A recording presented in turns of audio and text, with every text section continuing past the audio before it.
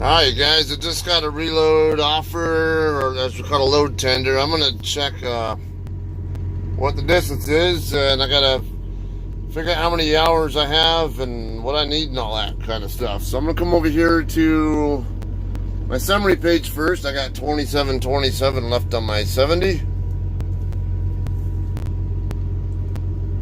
Okay, then I'll go to my, let's see, when did I reset? On the 22nd.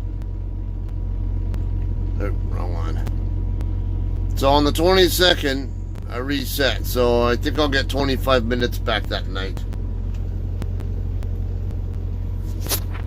So I'm going to put in these numbers, put two days of no recaps.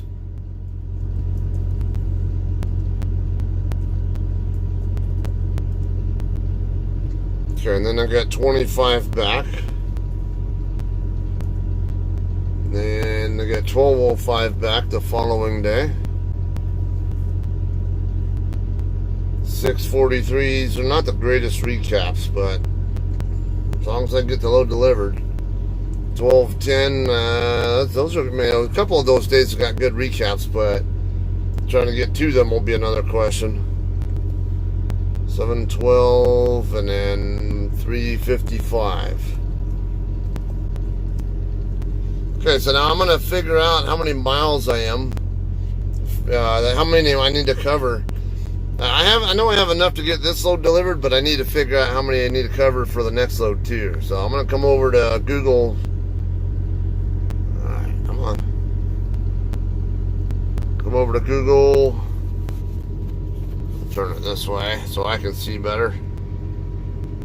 Alright, so we'll start off with Walmart DC in Harrisonville, which is where my current load is going. I'll pull up directions from my location. I am currently in Winslow, Arizona. That's pretty much the route that I plan to take. And then I'm going to hit add stop. I'll be going to Waterloo, Iowa. I don't remember if I've done any pickups over there before.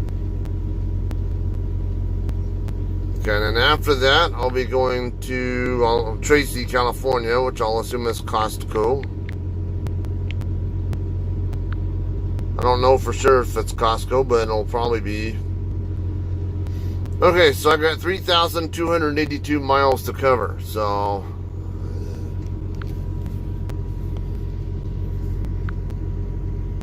now I'm going to put 3282. I'll just say 3,300 to round up.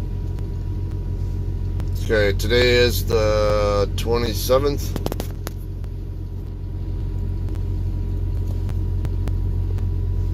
Oops. Why did I put a question mark there? Oops. Damn it.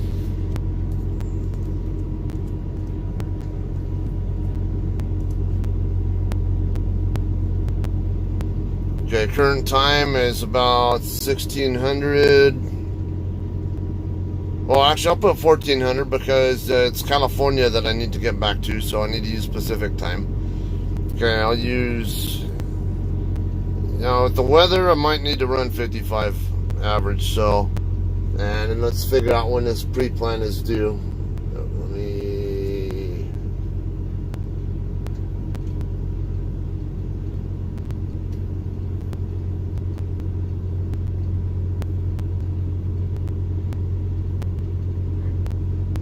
alright, come on.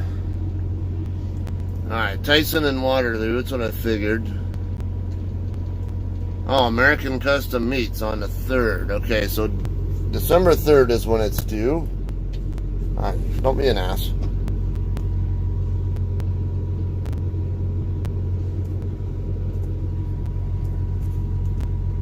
It's due at 6 a.m. Okay, it says that I can be there by the 2nd at 4 a.m., but I gotta see how many, I need 60 duty hours to get there, so I'm gonna be short, it looks like, because I need 60. I have 58.50 to work with. If I run 60 miles an hour, will that affect me? Okay, it's 55 hours if I can run 60 miles an hour, but Alright, so what I'm going to do is I'm going to let them know I'm going to go ahead and accept it, but I may have HOS issue if I can't run full speed on this particular load, and I'm expecting to get slowed down. So, at least I have an idea. I might have the hours to work with to get there. So, we'll take a look. I'm going to get plugged in over here, then do my reefer status check. I'll send my information in.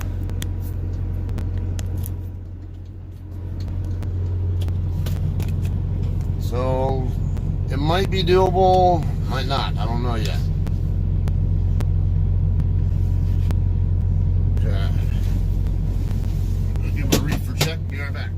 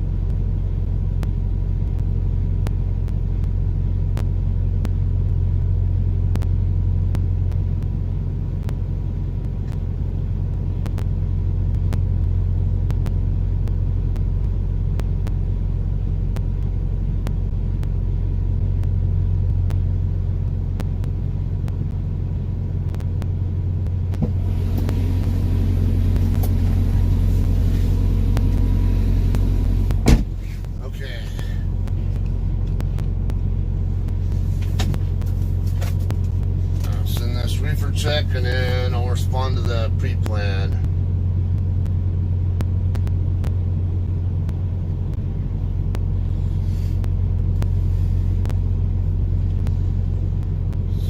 It's 6487. That's it. Next produce 34,932.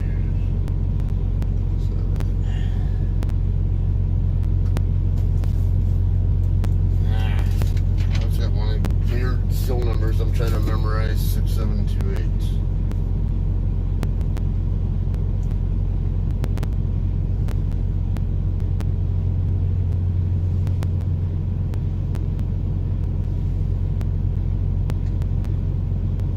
Come on.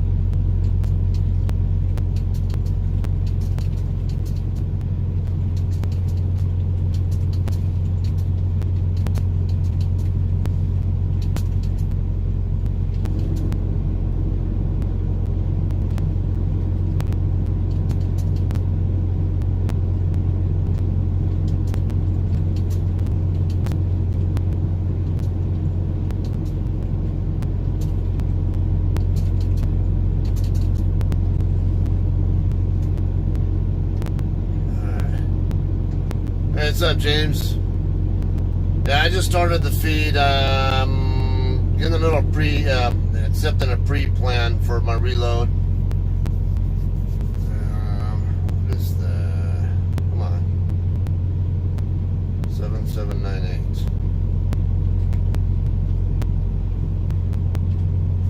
See, 29. I think I'll be okay for pickup. Yeah, should be fine.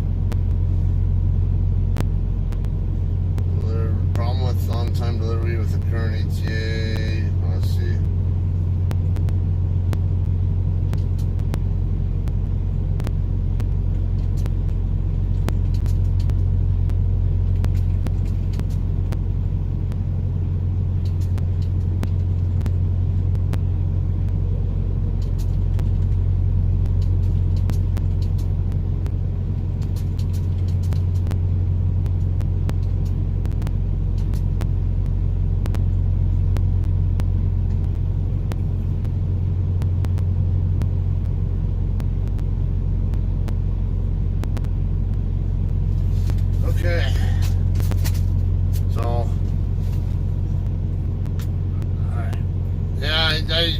was watching when he was just getting out of that nasty stuff.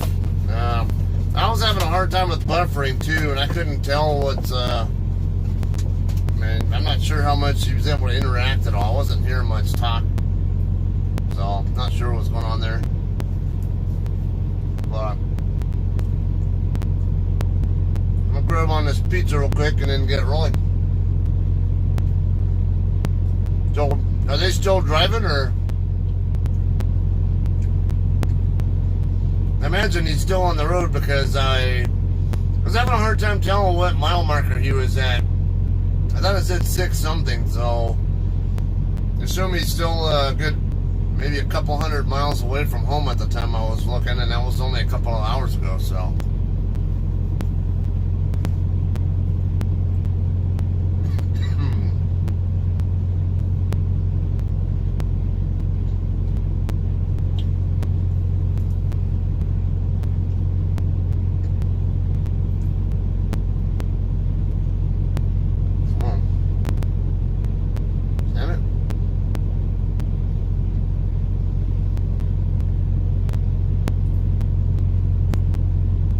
I have a delivery appointment set up for this load now. Be 5:35 a.m. on the 29th. I'll be there tomorrow evening.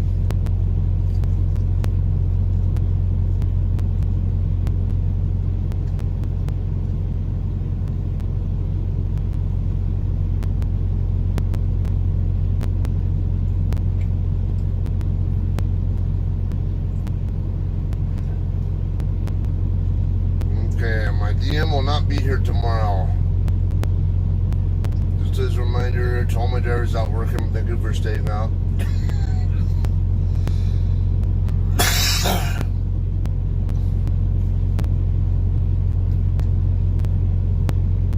Okay.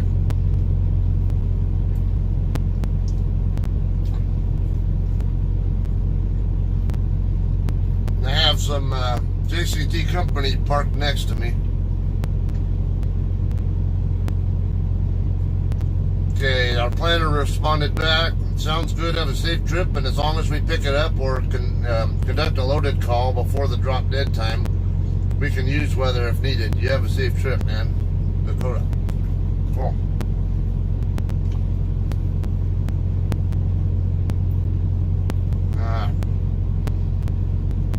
Yeah, I have the hours to work with to get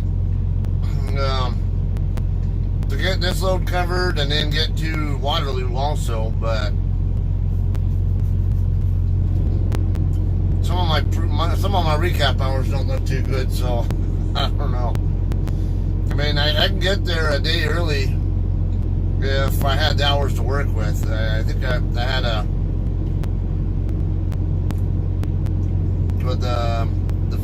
second at like 4 a.m. or something, if I were to just run straight through like that, but of course they don't get to slow down.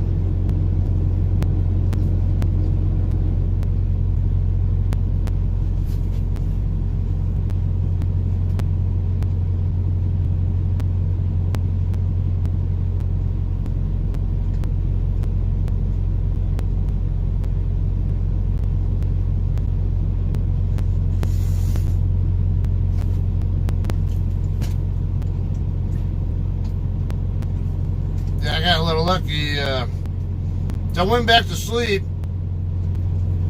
and my buddy John called me up right at the same moment when I was expecting my to go back on duty.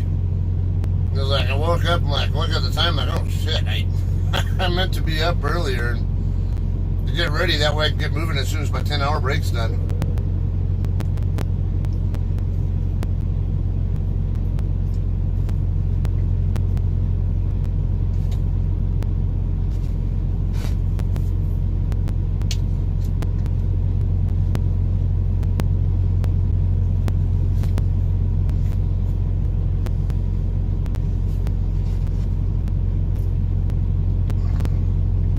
Hey, what's up, Corey?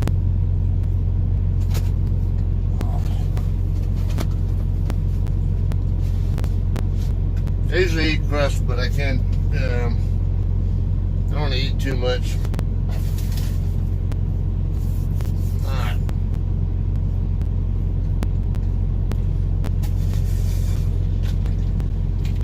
little wash down.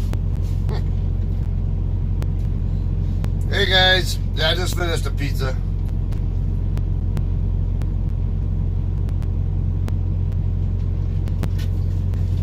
Just something quick, grab and go before I get rolling.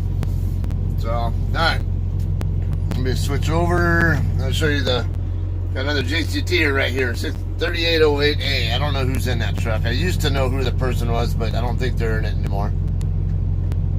Oops. Here, oh, you want to see?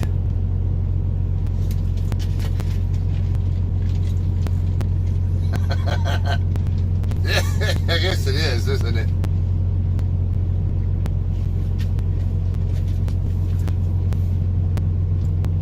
Alright. So what's Scotty doing? Is he still rolling?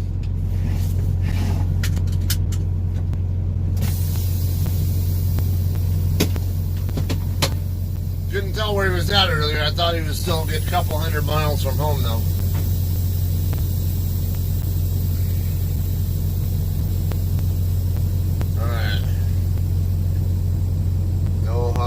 Is not just out of the dryer. Oh. Okay, wait, brothers, where are you going? Alright, well. I think he's trying to back into one of the spots next to me.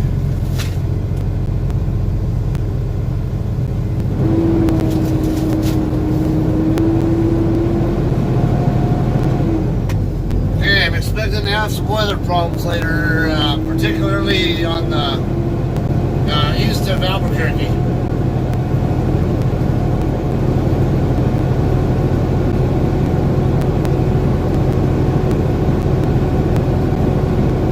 I think it's supposed to be alright for now, but I'm expecting it to get worse.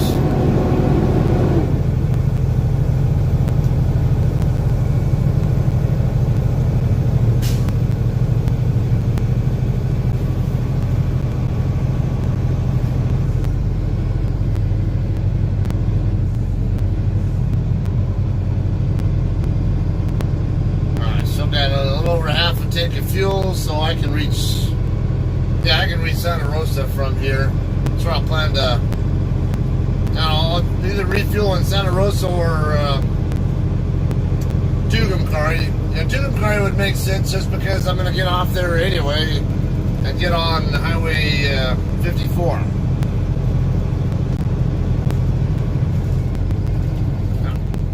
Let this lady go by first.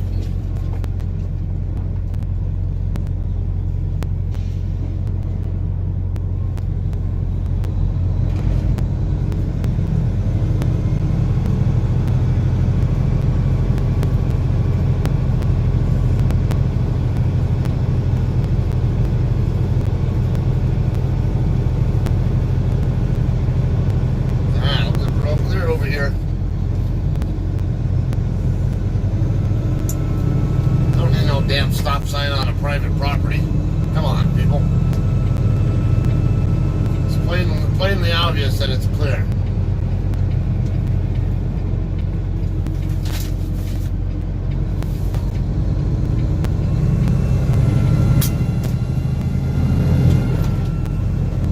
Just over 100 miles from here to New Mexico, and 160 more or so to start climbing Tierras Pass. And from Tierras Pass to Texas is where I'm expecting to run into possible weather problems. It's one of the reasons why I want to get it rolling right away, because the faster I get it moving, the better my chance will be of avoiding it all. It's a bit windy here though.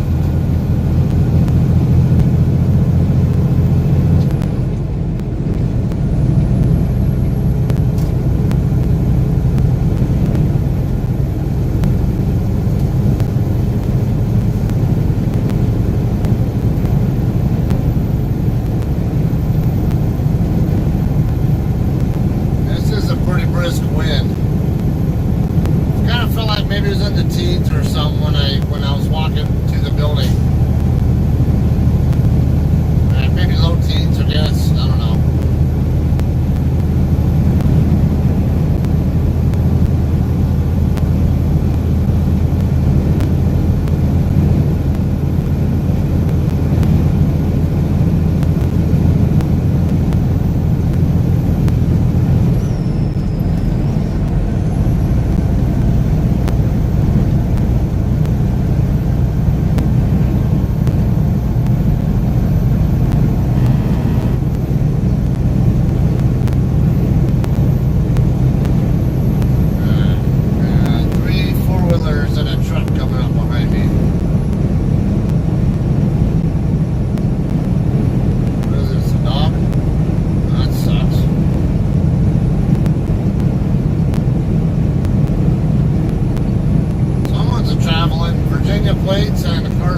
stuff.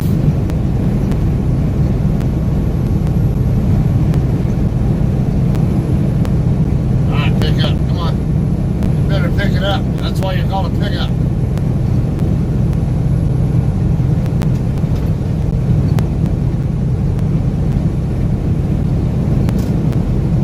First, you don't have enough sense to hit your damn throttle. Luckily, I was able to move over for you. Because I was going to say, I don't give a damn. I'll just stay there. You can't be bothered, why should I?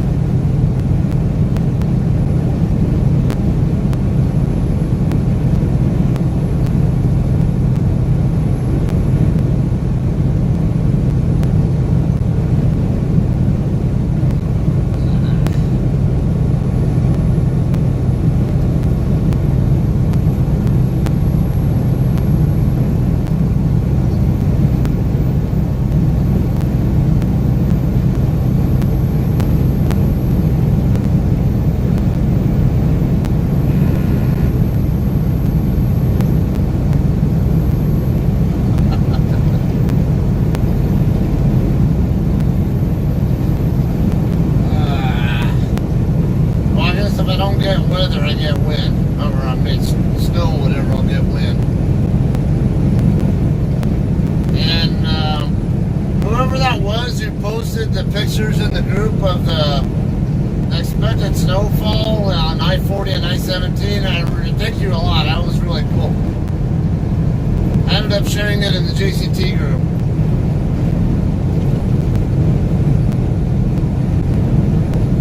I don't remember if that was Tara or Lisa or someone else.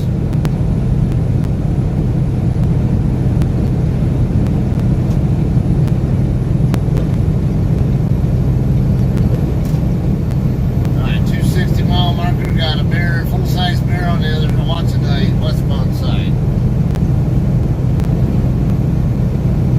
I'm not one to go alerting other trucks, but other drivers. They should know what they can and can't do. Not my responsibility.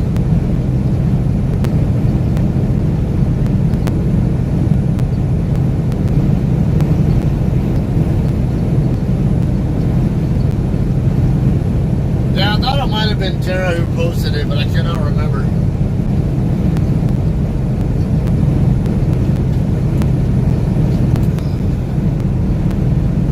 This truck's just inching its way closer and closer. It's like barely half a mile an hour faster than me. What do you want to bet he's going to try to go around me? Get that, yeah, and not be able to do it more than half a mile an hour better. Yeah. You got two four-wheelers coming up, but I got one on the right shoulder too, so your ass is going to wait.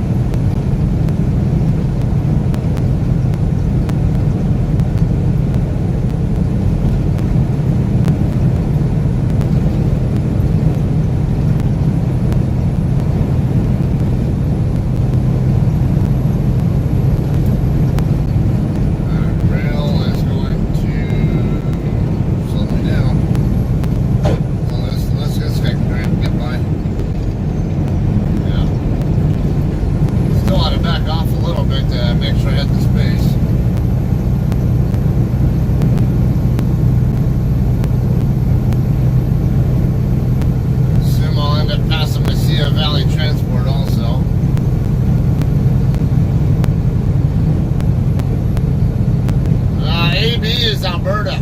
AL is Alabama.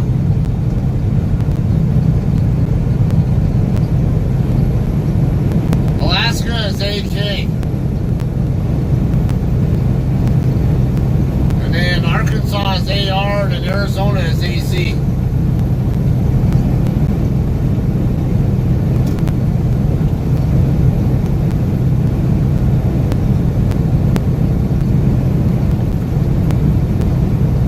Corey is correct. AB, there is no AB in America. If you see an AB on a truck, they're from Alberta, Canada.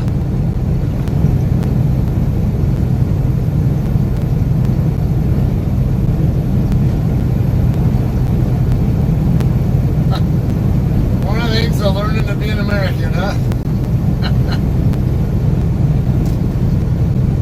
Us in our weird ways.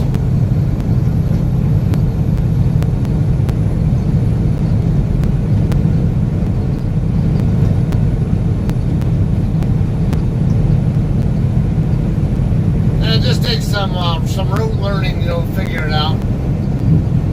Just like you probably got provinces there in UK. If I remember right, you're Cheryl. I mean, not Cheryl, but Lisa. If I remember right, you're the one that's from England, and then Tom, I think, is from Scotland or something.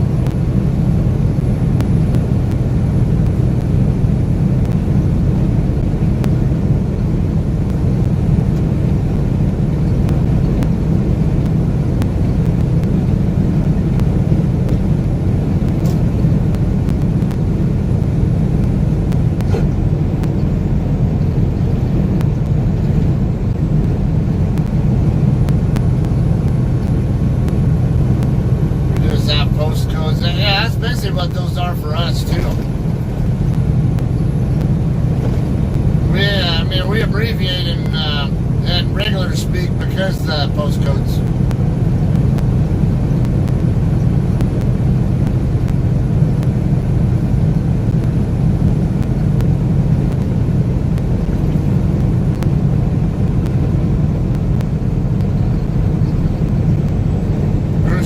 A big difference between American English and Queen's English. One, the way we articulate vowels, and then two, we use a lot more slang too, I think. And you guys are more traditional English, I call it.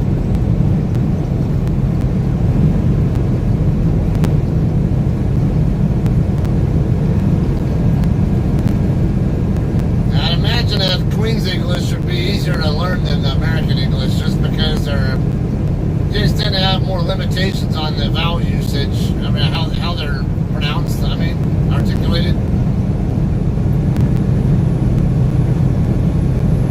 And on top of that, it's, then the terminology, like the fanny.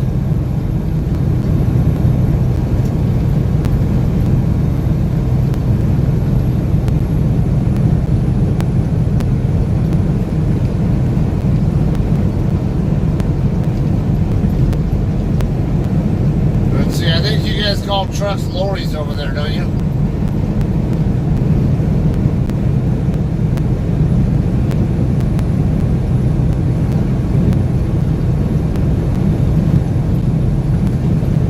Do you guys still call cigarettes fags, or do you just call them cigarettes, or what?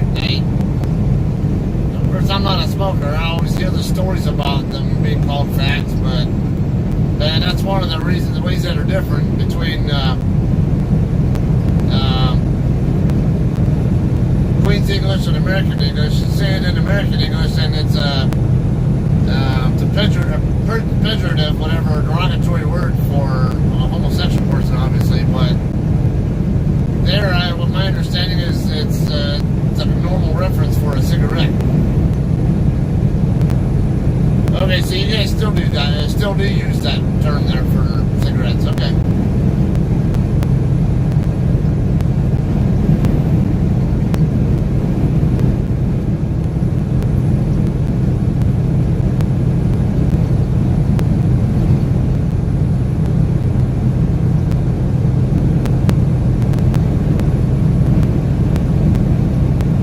269 Jackrabbit Road, 90 miles away from the New Mexico line. Doing 70, so should be able to get there in less than an hour and a half.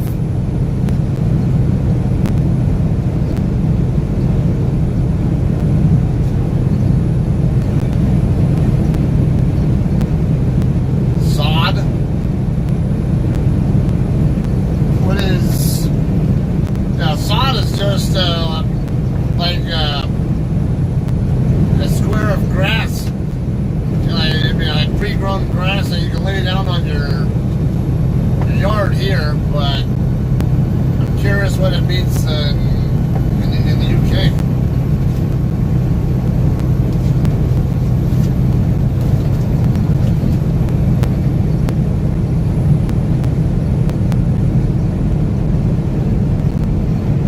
I should probably look that one up.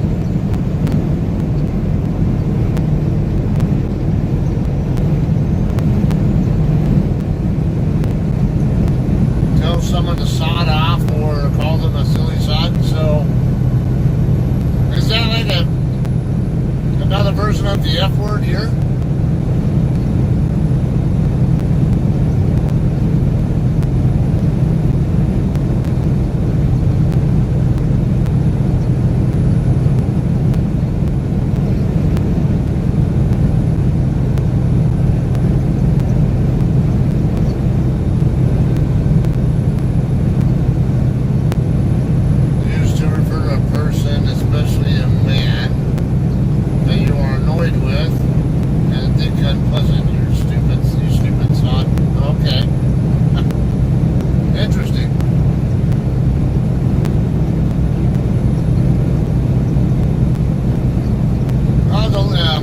About the etymology of that now.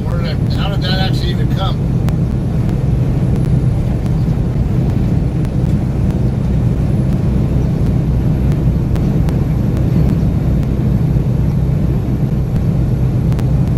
Uh-oh, just saw a Swifty going the other way. Yeah, it's probably like 2-to-1 JCT right now.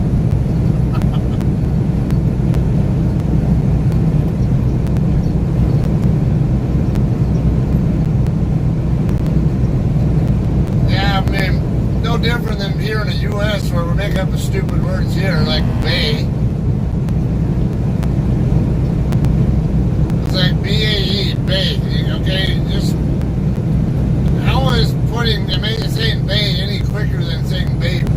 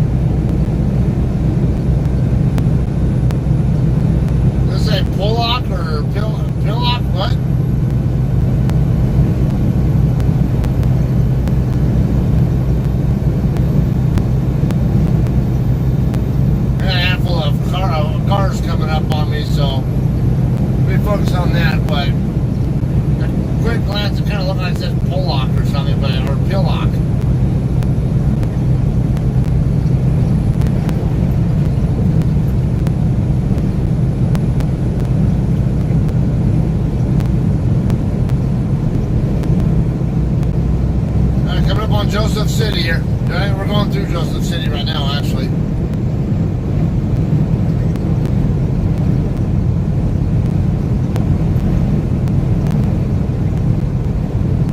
Yeah, I've heard people use bullocks a lot, mainly in movies, but pillock I've never heard of.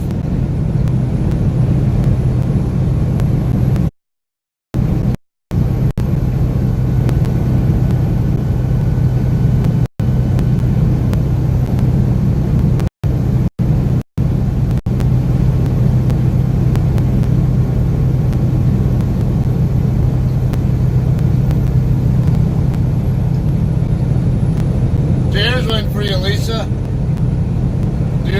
Does everybody in England make fun of the way American people talk, like American people tend to make fun of the way you guys talk?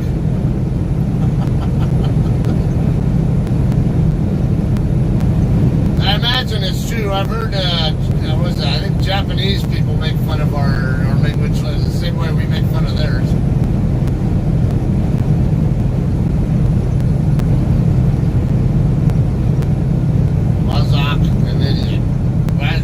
Was it?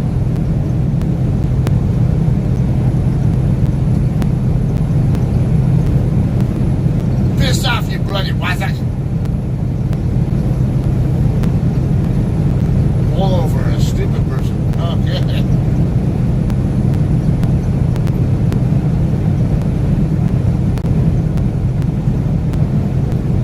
Now, then you get some talented Brits.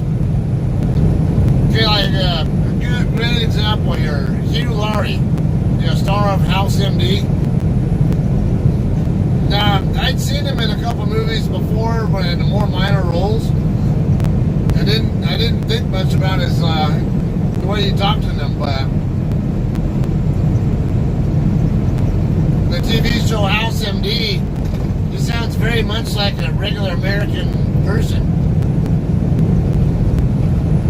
So I thought he was an American. Then when I started reading up on him, like, this guy's British, and he talks like that? Wow. This guy's good. Yeah, and then I see him in an interview, and turns out, yeah, in his normal non-acting voice, he talks in his normal British dialect and accent. Then later on, I went and looked up his IMDb information to see, because I know I'd seen him before, I couldn't remember what. It turned out he was in Flight of the Phoenix. And so I went back and watched that movie just to watch him. And I realized he's actually talking in his normal British dialect there.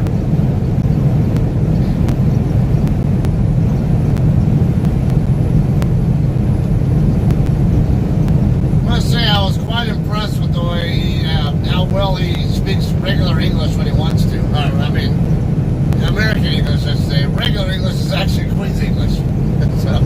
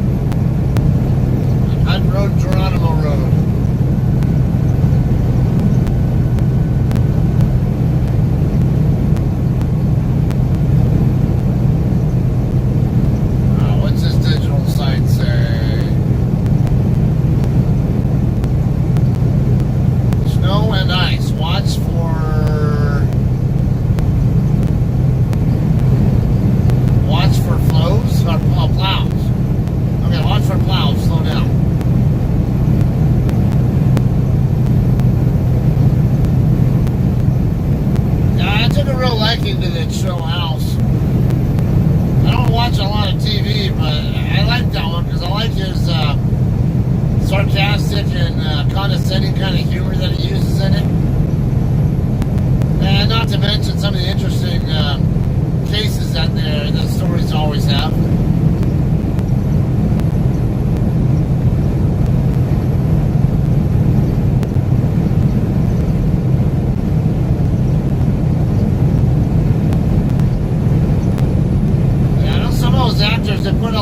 effort into making their characters believable. Speaking of medical dramas, The Good Doctor, you guys watch that at all? That's another one where what's it? I forget the kid's name. Who plays the Good Doctor? Sean, whatever his name is his character's name, but then I forget the name of it's not Freddie Highmore or something. I forget the guy's name. I want to say it's Freddie something or whatever, but I could be completely wrong. But there are some ways where I find his character a little annoying, but at the same time, I know that he spent a lot of personal time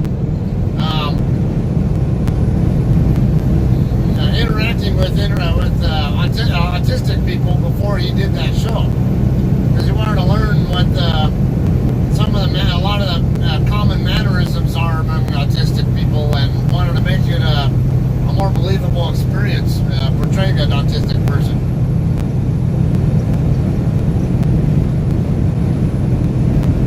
Okay, Freddie Highmore. Okay, that was right. I couldn't remember the kid's name, but for some reason that name was just sticking in my head. Which way are you going? Are you going eastbound? Yes, you are.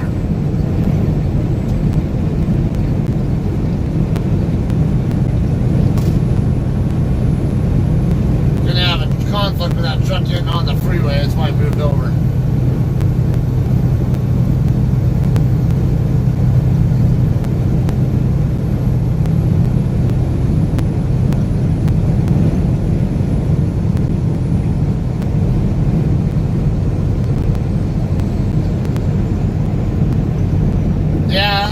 The writing on that one, because just some of the creative ways they make these basically these difficult cases solvable, kind of like similar to House MD, where it's not just it's kind of a little bit of a different twist, where House is more on the diagnostic end, figuring out stuff that people can't figure out with why is this person sick, or what's the real underlying cause or whatever.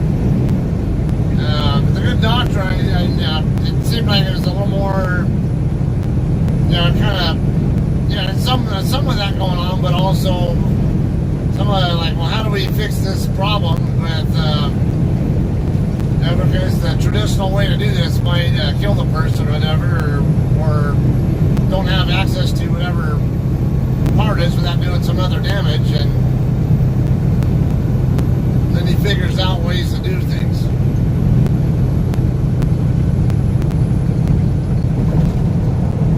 I never really watched, maybe more than like once or twice. I don't know why. I just at the time I was just not into medical dramas, and I guess it seemed like it's all that's ever on TV is medical and police dramas. So I don't know. I like Anthony Edwards. He's in that show, isn't he? If I remember, isn't that the one that he's in? And I forget. George Clooney also in it? I honestly forget. I don't even remember. Because for so long before I was a trucker, I spent so much of my active duty and dual status reserve aircraft maintenance time as working in the evenings when most of the stuff's on. So and when I was interested in TV, it was more for sports and movies.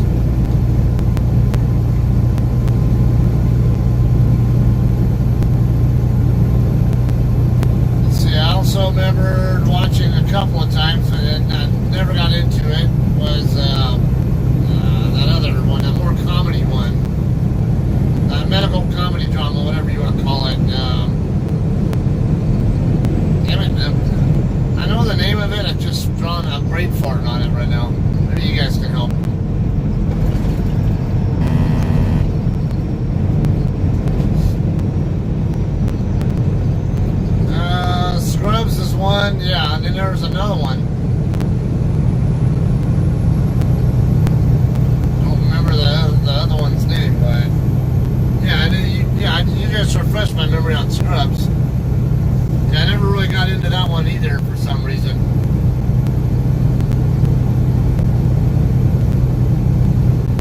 it's more because those shows are focused a little bit more on the comedy, which I like the comedy, but I also like stuff that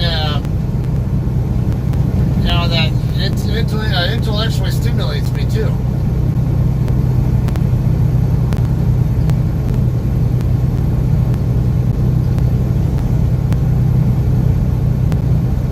Too much comedy in there. I don't know how much of it I can actually believe. It comes across as or more of the, if there is any reality at all to it, and it's more of a afterthought to the entertainment part. Which entertainment's great, but just I don't know, not my main focus, I guess, when I'm watching stuff. I feel like I want something useful out of what I'm watching. Oh yeah, Grey's Anatomy. That's the one I was trying to think of.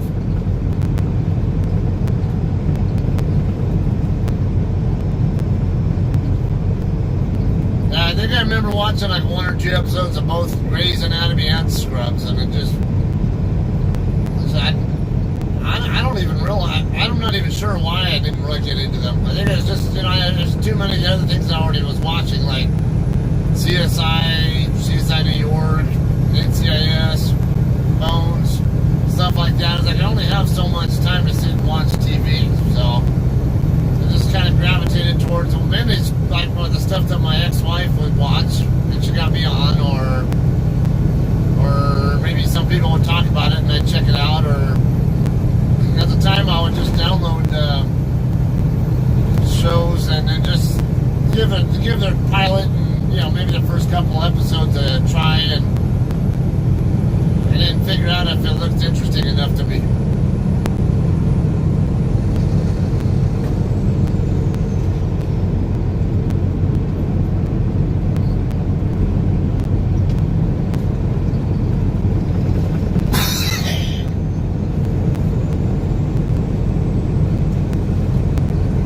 It's kind of weird that, speaking of kind of going to segue here, unless you guys have more you want to talk about with the medical drama stuff, medical shows. The comedy. I don't know why, but I kind of I got into watching Superstore. I never watched it until just like a few months ago. And I think they're already in season 4 or something along that line. But I'd never seen it before. I had heard of it, but knew very little about it. And it just happened to be on my Hulu account. Just, what's what I feel like watching. Just trying. And I tend to stay away from the regular series. I like movies more. But for some reason, I just, it sounds like it could be interesting, entertaining to watch. Why not? I'll just put it on. And there are some annoying parts about it, and unrealistic stuff. But I also like the. I guess some of the comedy that goes on there, or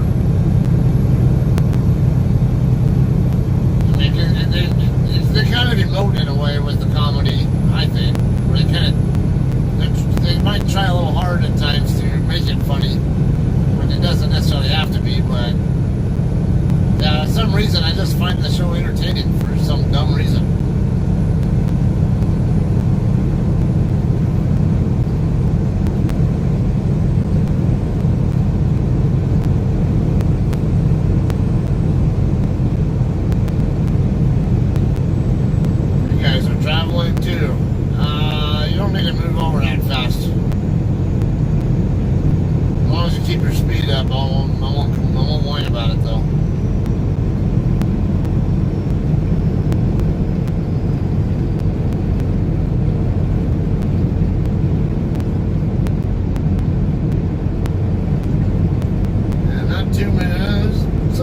Over here at Hopi Travel Plaza, not that crowded, but of course this time of day, well, I'm not surprised.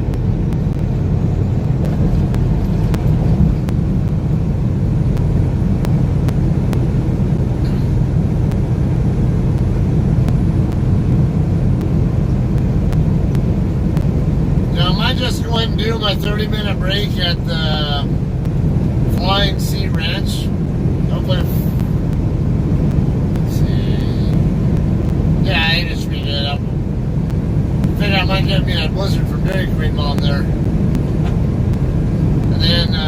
run it from there over to Tucumcari, get some fuel at Tucumcari, and then start my way up Highway 54.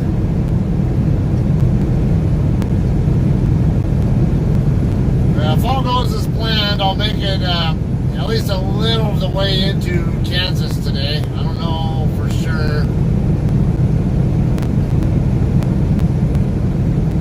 Let's see, 330, 430, 550. Or no, about Stratford's about 550 miles into the shift, so even Stratford will work, but I want to get further than that if I can.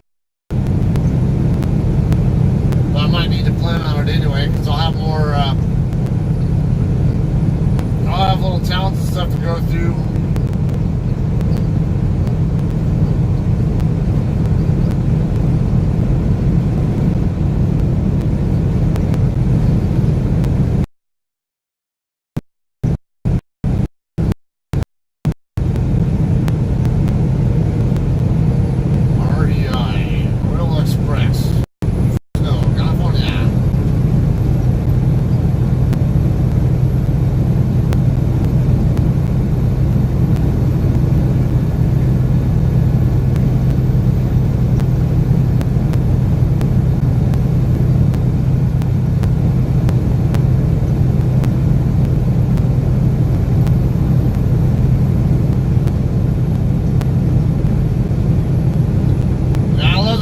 Towns when I drive through them at night when nobody's around,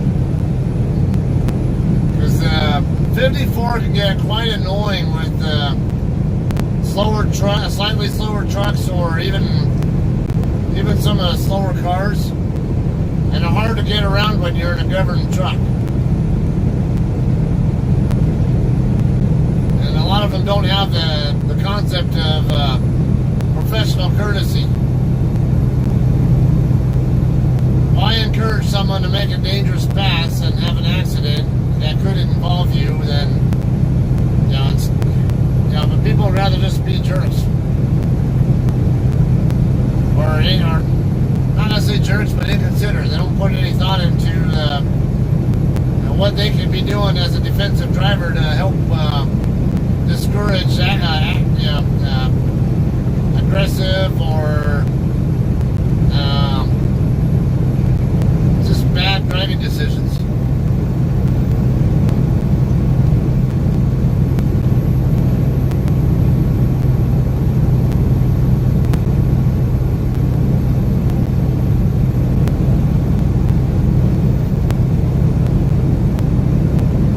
Let's hope we can keep the weather just like this all the way.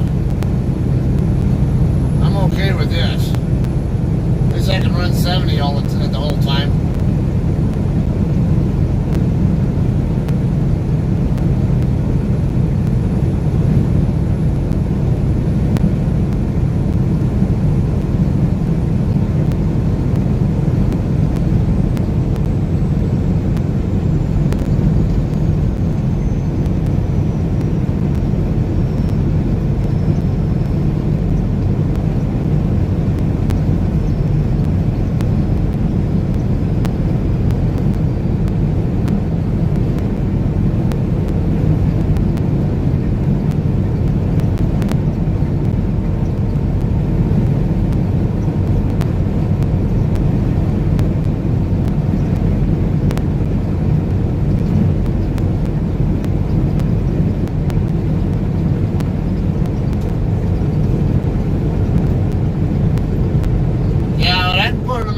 Up at my house, and if I catch anybody doing something to it, they're not gonna like the result.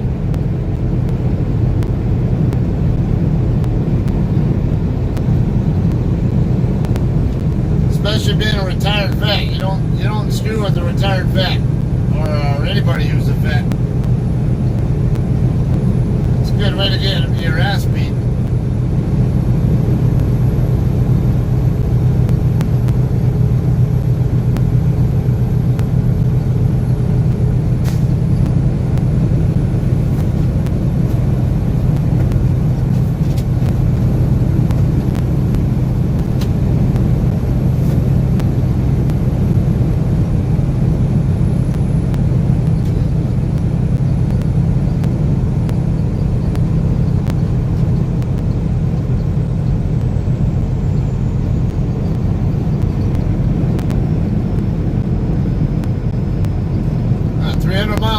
about 60 miles out from New Mexico now.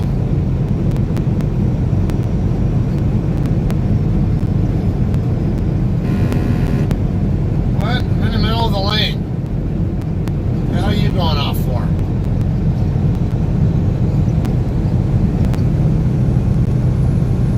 Alright, so I got 2 4-wheelers coming up now. Actually, maybe a third.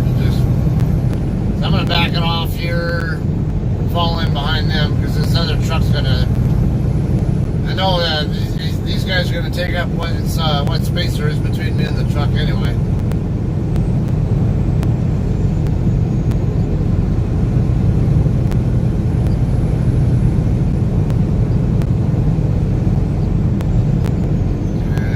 I'll wait on this third car to come up now because the guy's still not over yet. I don't like to... I tend to stay over here a lot of times if there's a truck in the left lane, and if I don't think I can get around the truck they're passing myself quickly enough, I'll just let the 4-wheelers go by first.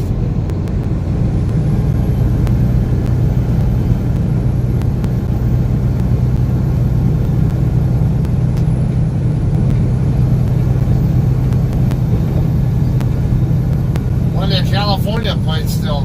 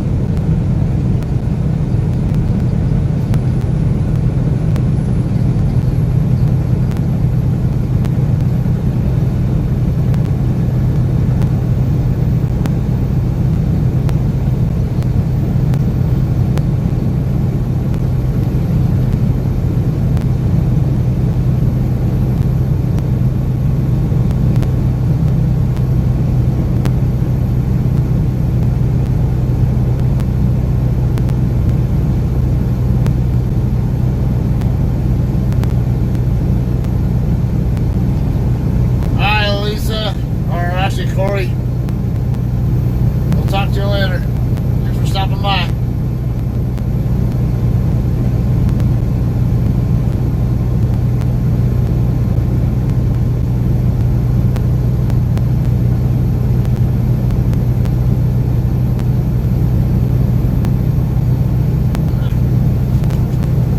Well, I guess we put some more voice aloud stuff on. I have plenty of articles still queued up.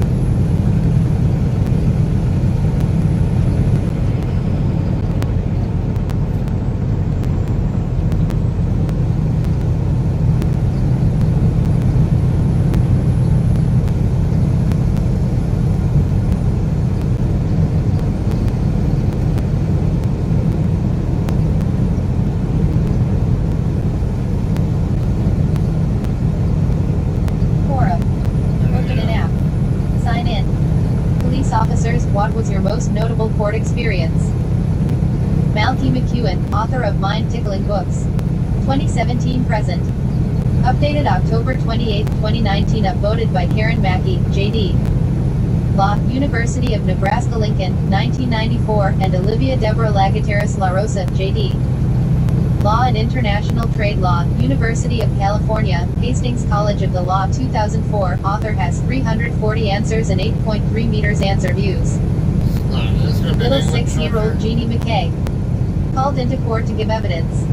She stood in the witness box with her mother to support her, but all eyes were on her. Her evidence was crucial. The sheriff took off his wig. He spoke to her, his voice soft and encouraging. He made sure she understood her oath to tell the truth. The defense lawyer was nice to her too. Nice to start with, at least. He had a job to do. His job was to defend the despicable rogue in the dock. And that meant using all means at his disposal. It meant putting pressure on little Jeannie McKay. It meant throwing doubt on her testimony. She had stuttered through the events of the afternoon. The afternoon she had been in the wrong place at the wrong time. She was nervous. A court is an intimidating place for adults, far less a little girl not long started school. She told her story, and she had pointed at the accused when asked to identify the man who had committed the crime. The defense lawyer asked her to clarify every point. His tone became more severe. Little Jeannie McKay was almost in tears. Then the lawyer played his trump card. Jeannie, what does your father do? He is a policeman. Ah, he is a police officer. And where does he work? He works at the main police office, as a detective. Oh, your father is a detective. This caused a ripple of murmurs through the court. Jeannie, it is important that you don't lie about this, do you understand? Yes. Jeannie, have you discussed this incident with your father? Little Jeannie looked up at her mother, then back at her feet and slowly nodded. You are nodding, Jeannie. Is that a yes? Yes, she replied. There was an audible gasp from the jurors. They made the inference. Her father had coached Jeannie, a detective police officer who works at the police station where all the officers who investigated this case worked. Collusion, deceit, connivance all construed in her one-word answer. Then the lawyer made his mistake. Instead of sitting down and leaving the doubt in everyone's mind, he asked one more fatal question. What did your father tell you? Jeannie looked the lawyer in the eye and with the innocence of youth replied, he told me to tell the truth. 91.9K views, view 10.1K upvoters, view sharers. Answer requested by Eric Lang. About the author. Malky McEwen. Creator of Charisman Games. Author 2017 present. Studied psychology at University of Aberdeen. Lives in Scotland 1964 present. 8.9 meters content views 561.5K this month. Scotland. Top writer 2018. Lisa. In other languages. In Spanish. Tom, actually. Para oficials de policía, qual fue su experiencia más notable en un juicio? View 29 other answers to this question. About careers, privacy terms, contact. Open an app. Article 16 of 132. Quora. Open an app. Sign in. As a police officer, what was your most memorable traffic stop? Johnny Austin, law enforcement agent and investigator. 1981 present. Updated October 31, 2019. Upvoted by John Marshall, J.D. Law, Fordham University School of Law, 1977, and Robert L. Lamoureux, J.D. Law, George Mason University School of Law, 1987. Author has 2K answers and 3.3 meters answer views. Sarah, great question. Thank you. Had to think back for something that impacted me as a law enforcement officer and as a person. About 2 years after my career as a law enforcement officer, I started on street patrol and I was working in a beach community. I absolutely loved my job, and what a great start in the world of being a civilian law officer. Interacting with so many interesting people and listening to some of the most inventive stories as to why they went through a red lights, speeding, or all the traffic safety violations. However, with this community being so congested as the city was, speeding was really difficult to do, let alone finding an excuse in doing so, and I just didn't have time for this. Children playing out of doors, people walking everywhere, and just city life. Traffic violations were to be enforced without leniency as per the upper brass. It was at the time, after supper, when families would go up to the boardwalk to enjoy times together, and mums and daddies taking their little ones to the ice cream parlor to get their favorite cones and banana splits. I was sitting a little off the corner to avoid being seen and looking for those driving unsafe speeds when I noticed a young child standing on the back seat and obviously unrestrained. No seat belt was on this little guy, and his car seats were not required. It wasn't uncommon to see children unrestrained back then.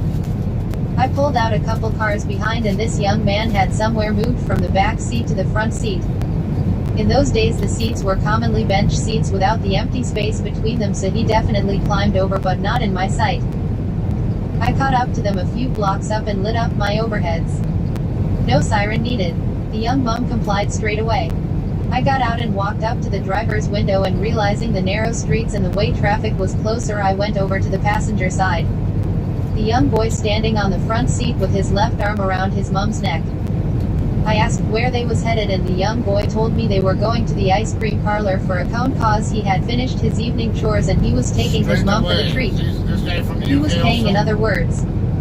I didn't have to even tell the mum why I stopped her, and she was crying, but not a cry of wanting to get out of her obviously warranted traffic ticket. She asked how much it would cost. I explained the $10 fine, and with this the boy reaches in his pocket and pulls out two $1 bills. Sir, my mummy told me to sit down when I was in the back seat, and I didn't listen. I moved up to the front, and if I put my seatbelt on I couldn't hug her. Curious, I asked why he felt it was more important to hug his mum right now. My mum works 2 jobs since my daddy died last year plus, and I don't see her all that much. She gets 1 night off a week, and tonight we were getting ice cream because I did my chores, and this is my allowance, so it's my chance to take her tonight, and I pay because she works hard. This is my fault, and if I give you the $2, will this pay for my mummy's ticket? I was floored. I had to stand up so they couldn't see me from inside, as I was now caught up and didn't want them to see my eyes water up. I asked to open the door on the passenger side and reached in and helped him find the middle seat belt for the front seat. I buckled him in, and now he's secured and next to his mum. She didn't even know there was a middle belt. I handed the boy back his $2 and asked where they were going. Which ice cream parlor? The mum told me, and I asked her to follow me. I got back in my patrol car and they followed me after I went around them. I got up to the front of the parlor and they parked. I knew the owner well and asked the mum and her son to wait. I went up to the owner and explained the story to him, and he said he'd take care of things. A couple days later I saw the mum and her son driving, and I pulled them over. I walked around to the young man and reached out and extended my right hand to shake his hand. He looked at his mum and she nodded it was okay. Then as we shook hands he asked why. I told him I got caught up and didn't shake his hand the other night. They were on the way to the girl's sister to drop him off to be watched while mum worked her night shift. If told him he was a true gentleman, and for taking his mum to get ice cream, acknowledging how much she worked, and for stepping up taking responsibility for violating a traffic safety law. I was proud of him. Not mentioning what the ice cream parlor owner did for them, the mum said the owner gave them both ice cream for any kind, any size until the next summer season. They only went once a week. So even after the free offer they never took advantage of the generosity of the owner. The young boy and his mum were really good people, with the mum teaching good morals and values to that young boy. As a law officer you see things, but they aren't always as they seem. Not always a bad thing happening, and sometimes a reasonable explanation with the best of intentions by a little guy looking after his mum and making sure she is appreciated for all she does for their little family. A memorable stop in the best way, and one I will never forget. Sarah, thank you for this memory recall. Made me smile, and I appreciate your question. I hope this helps with your question, and have a great day. 13.1K views, view 962 upvoters, view sharers. Answer requested by Sarah Harrell. About the author. Johnny Austin. Law enforcement agent and investigator. 1981 present. Studied Bachelor of Science in Criminal Justice, graduated 2013. Lives in the United States of America. 3.3 meters, content views 129.5K this month. Because he said straight View away. 40 other answers to this question. In the US. About careers, privacy terms, contact. That's usually Open an app. Article 17 of 132. Quora. Open an app. Sign in. As a private investigator, what is the best gotcha you've seen? Linda Strickland, former private investigator. Updated November 17, 2019. Author has 223 answers and 31.8k answer views. I was in court on a domestic matter. The husband had hired me. And, for once, a client followed every instruction I gave him. Very few clients accomplish that, by the way.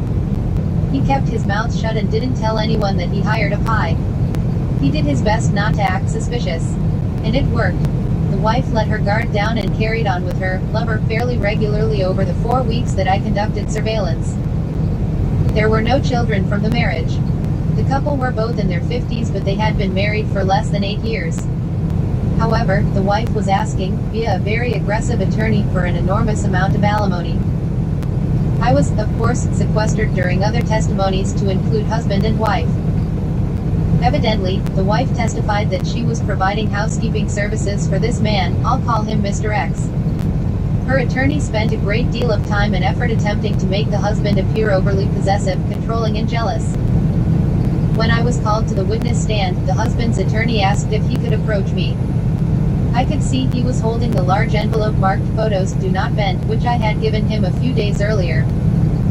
The husband's attorney would place one photo at a time in front of me and ask me to describe the details of the photo. The wife's attorney would regularly object. After one such photo, I explained, this photo was taken of Mrs. E coming out of Mr. X's apartment. The wife's attorney had tried several times to discredit the photos, attempting to paint a picture of an innocent cleaning lady who is being accused of an unreasonable activity. The attorney's performance was actually pretty impressive, albeit overly dramatic. He was becoming defensive and angry. I should point out that the wife had not been honest with her attorney. Evidently, that poor attorney actually believed she was cleaning Mr. X's apartment and nothing more. He had no idea of the frequency she went to Mr. X's apartment. After I had explained the photo showing the wife leaving Mr. X's apartment, the wife's attorney literally jumped from his seat, causing his chair to loudly slam into the banister behind him. He was pointing at me angrily, yelling, "Will you please explain why Mrs. Y is carrying cleaning supplies if she is not there to clean?" I examined the photo and calmly said, "That's not cleaning supplies, that's actually a cooler." Just as the attorney was preparing to challenge my testimony, the husband's attorney presented an 8x10 color glossy enlargement of the cheating wife and her lover at a picnic table with the lid off the cooler, the word "igloo" in bold blue letters on the side, while the couple kissed passionately. The look on the judge's face and the wife's attorney's face was priceless. I almost felt sorry for the wife's attorney. The judge's face was beet red. He looked pissed. The judge did not award alimony at all. He pointed his finger at the wife and lectured her on consequences of lying under oath. To answer your question, finally, this was the best gotcha I could have hoped for. Thank you. P.S. This was by no means the only gotcha I had on a case. But it was one of my favorites. Edit, I just want to thank everyone for your interest and upvotes. 18.2k views, view 1.6k upvoters. Answer requested by Vincent Pisano. About the author. Linda Strickland. 30 years in law, ENF, criminal justice and private investigator. Former private investigator. NDGA. From School of Hard Knocks. Lives in Southern Colorado. 32.6k content views, 29.8k this month. View 2 other answers to this question. About careers, privacy terms, contact. Open an app. Article 18 of 132. Quora. Open an app. Sign in. What is the most clever thing that you have seen somebody do in an emergency? Sandra Needs Brown, former EMT, former senior dispatcher, KY Street. Police at Kentucky State Police, 1998-2012. Updated November 14, 2019. Author has 82 answers and 355.4k answer views. Many years ago, when I first became an EMT, two boys came into the ER. They were about 13 years old and best buds. They'd been out in the woods, hiking, talking, just hanging out. One boy fell on something and ended up breaking his forearm. The broken bones poked through his arm and in the process, severed the artery Ouch. running down to the wrist. That's not good. He was bleeding profusely and would have bled out if his buddy hadn't acted. He had an old ink pen, the kind that comes apart in the middle. He took the pen apart, stuck one end over the top part of the artery and threaded the lower part into the bottom of the pen casing. Then he pushed them together as best he could and applied a tight bandage handkerchief to hold the pen ends in place. Then he applied a rough splint made from big sticks on the arm and the other boy's handkerchief. They walked out of the woods to one boy's house where the parents took them to the ER. When the doctor entered the exam room and saw what the uninjured boy had done, he asked, "Who made this bandage and splint?" The boy answered, "I did, sir." The doctor asked him where he'd learned to do that. The boy replied, "Boy Scouts, sir." The doctor then said, "Good job, son. You saved your friend's arm and most likely, his life." If the boy had just applied a tourniquet to the arm, it would have most likely have had to be amputated, but because the boy put the pen over the artery, it allowed for blood flow to the hand, keeping it alive and viable. Asterisk, asterisk, asterisk, asterisk, asterisk, asterisk, asterisk, asterisk, asterisk. This happened back in the mid-70s before all the cool TV shows. Asterisk, asterisk, asterisk, asterisk, asterisk, asterisk, asterisk. 54.8K views, view 3.9K upvoters, view sharers. Answer requested by Peter Creed. Suggestions pending. About the author. Sandra Needs Brown. Former EMT, former senior dispatcher, KY Street. Police at Kentucky State Police 1998-2012. Associate medical transcription, graduated 1996. Lives in Western Kentucky area 1996 present. 355.4K content views, 355.1K this month. View 19 other answers to this question. About careers, privacy terms, contact. Open an app. Article 19 of 132. Come on, speed up, 'cause I can't move over so easily. Got a car updated on Quora. there. Thank Open you. an app. Sign in. Do drill instructors ever break bearing? If so, what is a memorable moment you have of this instance? Yes, it happens. Dennis Petrinick, former airborne combat medic, drill SGT, private pilot, 1972-1985. Answered January 2, 2019, upvoted by Stephen Smith, former aviation electronics technician at United States Armed Forces, 1997-2006, and Joe Francis, sergeant in Marine Corps, officer in U.S. Army, 26 years service. Author has 87 answers and 472.8K answer views. Originally answered, do drill instructors ever break bearing? If so, what is a memorable moment you have of this instance? As a drill SGT, I was on 24 hours charge of quarters, CQ. This particular training cycle we had female recruits. At about 03:00 a.m., I was trying to stay alert and fresh, so I went into the drill SGT latrine to take a shower. One of my female recruits that was on fire watch comes knocking, banging on the latrine's door, screaming that female recruit Jones, not her real name, may have died in one of the upstairs platoon latrines. I jump out of the shower and put on my fatigue trousers while still dripping wet, leaving my boots and the rest of my uniform behind. I run up the stairs barefooted and get to the third floor platoon's latrine. There laid Private Jones unconscious in front of two of her squad members, one with tears running down her face. I asked if anyone saw what occurred. Her buddy said she just dropped and wasn't responsive. I quickly checked for her vital signs and felt a pulse and shallow breathing. My original MOS was Airborne Combat Medic. I was the only drill SGT in our company and battalion cadre with those medical qualifications. I continued to monitor Private Jones' vital signs while waiting for the base ambulance to get there after ordering one. Private Jones came to find out had a defective heart condition which wasn't known. She recovered and was later medically discharged. Now the fun began. News of me wearing only my trousers spread through the platoons. Rumors later flew throughout the company and the battalion that I ran through the barracks naked or half naked while on duty. I was called into battalion headquarters on Monday morning with my first SGT and senior drill SGT. In tow to face charges and assertions. I was asked why I broke several codes and my military bearing was questioned by the battalion CSM, Command Sergeant Major. After I explained and it was researched, I was cleared of any wrongdoings in saving a life in an emergency.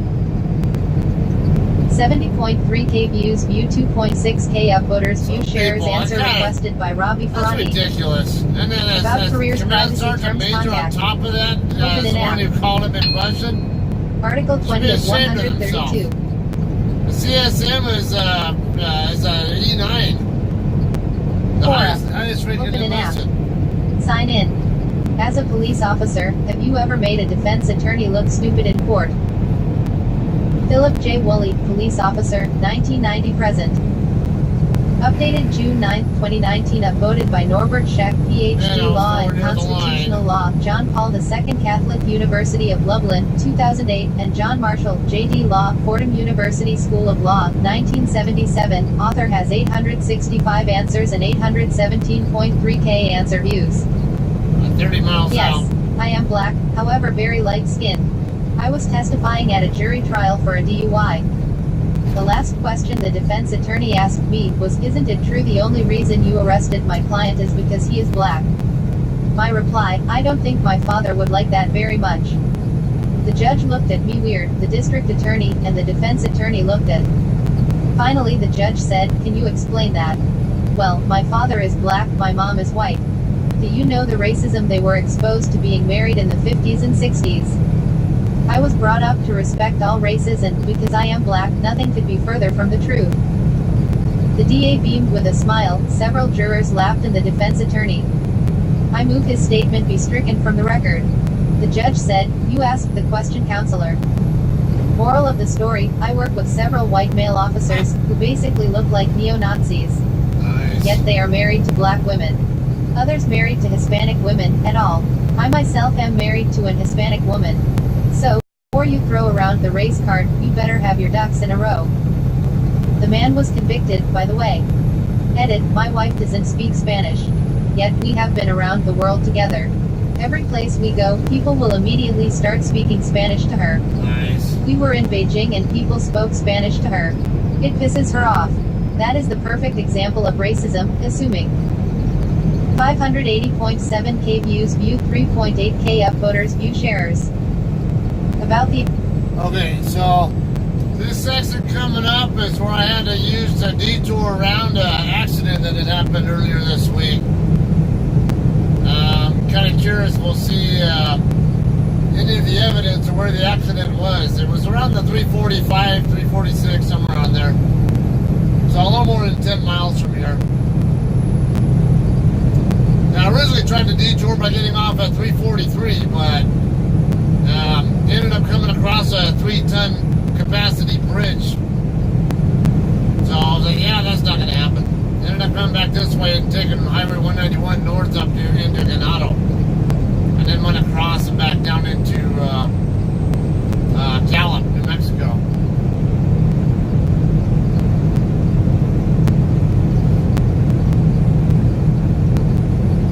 And I was going to put that on my... post that, but the audio didn't record, and then I guess I'd only saved a portion of it, not enough of it to retain. So I just gave up on that one. Empire Free, Lancaster, California.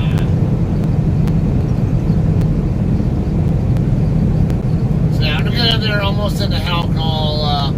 Probably stop the audio stuff here, and then we'll take a look for like skid marks or anything else that is resembling evidence of two trucks hitting each other.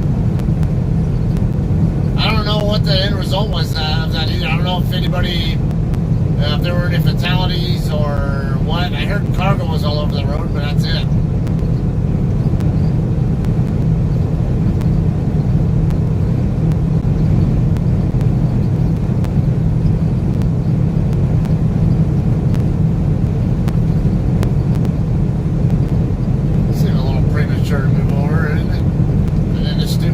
Doesn't know why. Everyone's going to move it over. Yeah, I wonder why, dumbass. The truck moved over for a reason. Don't go trying to go around them. You stay hang back. The truck's not going to stay there longer than it has to be.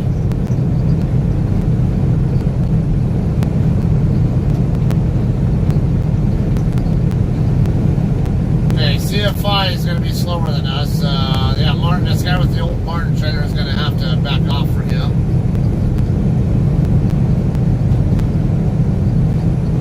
The CFI trucks are, yeah, they're usually like 65, 67 mile an hour trucks, whatever they are.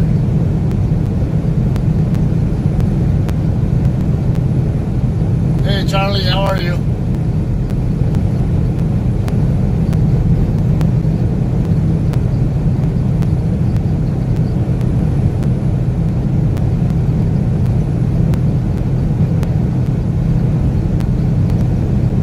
Can't jump fast enough.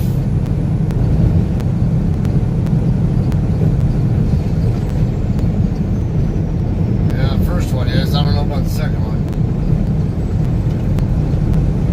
I'll probably wait for the first one to go by and one with the headlights on back there, you can wait. You're not gaining fast enough.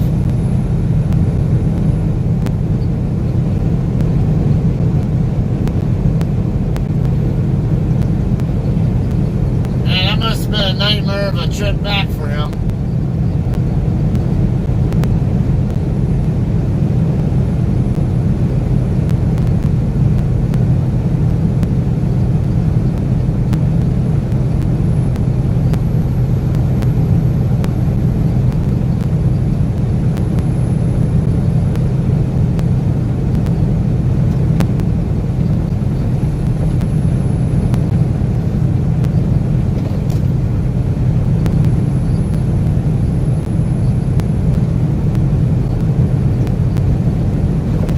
CFI trucks, they're governed by the company yet. I don't know if it's 65 or 67, one of the two. Somewhere on there. I always pass them up, so anytime I see them, I know I'm going to be getting around them.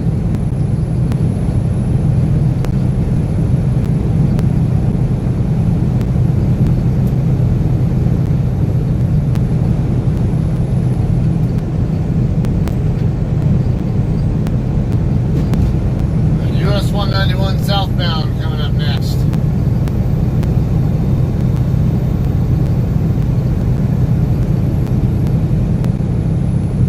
Right around 20 miles out from New Mexico now.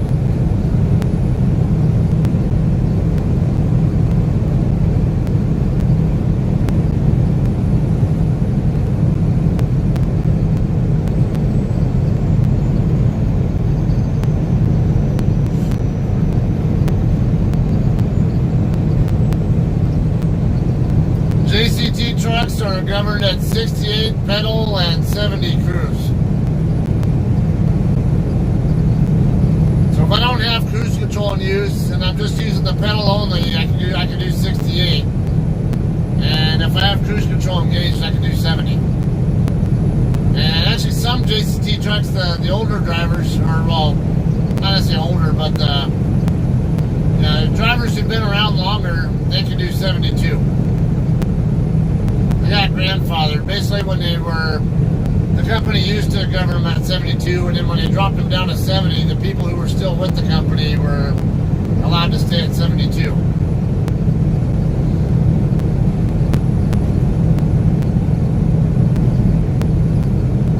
And the drivers with paid off trucks, they can remove the governors if they want them removed.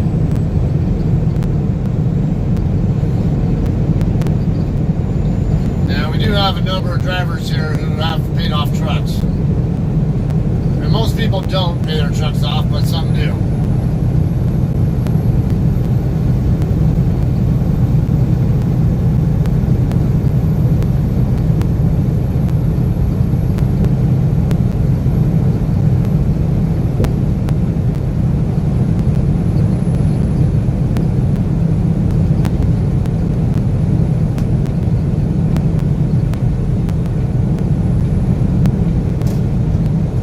Stevens is usually slower than me also, so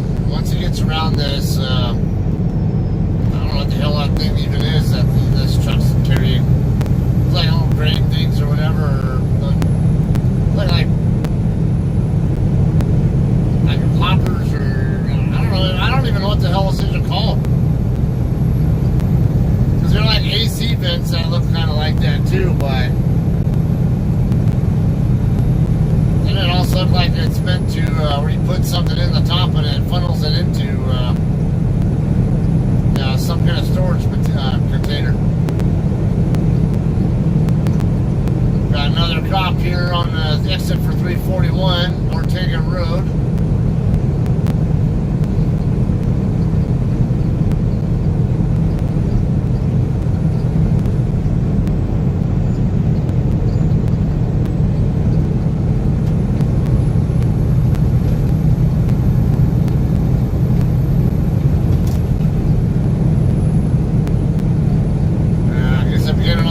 Too. I thought this guy was running as fast as I was, though.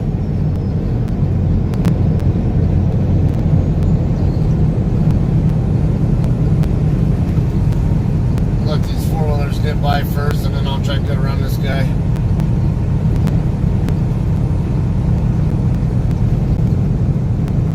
On second thought. There's a gap there, and it's kind of like an endless sea of cars coming up back there now.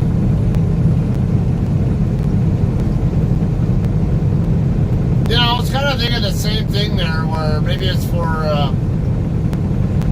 some, I don't know, some food or beverage processor or whatever.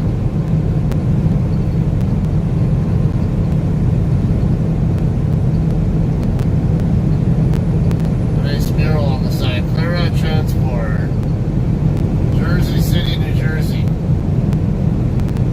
You're a bit of a way from home, aren't you?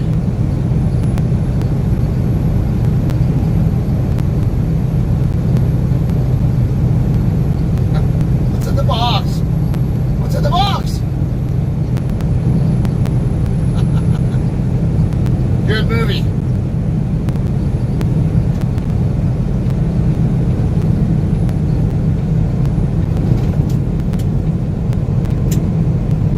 Seen that one in a while, actually.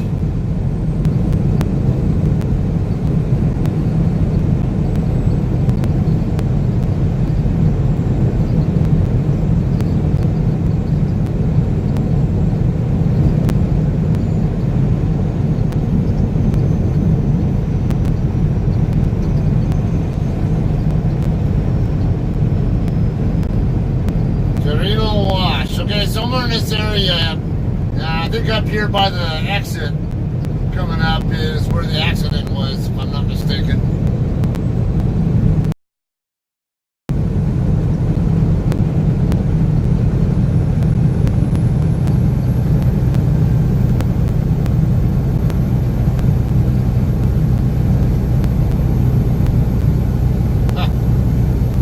Yeah, I think it was my end there, what you just dealt with. Little ravine thing here was part of it.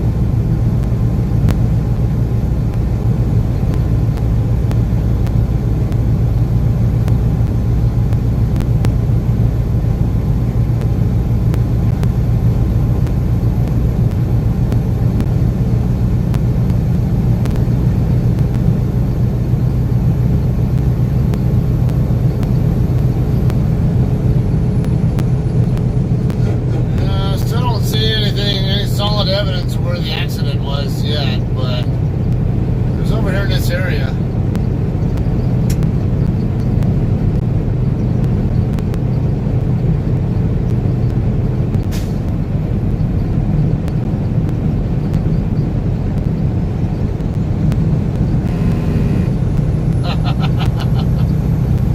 Yeah, I need a few of them here.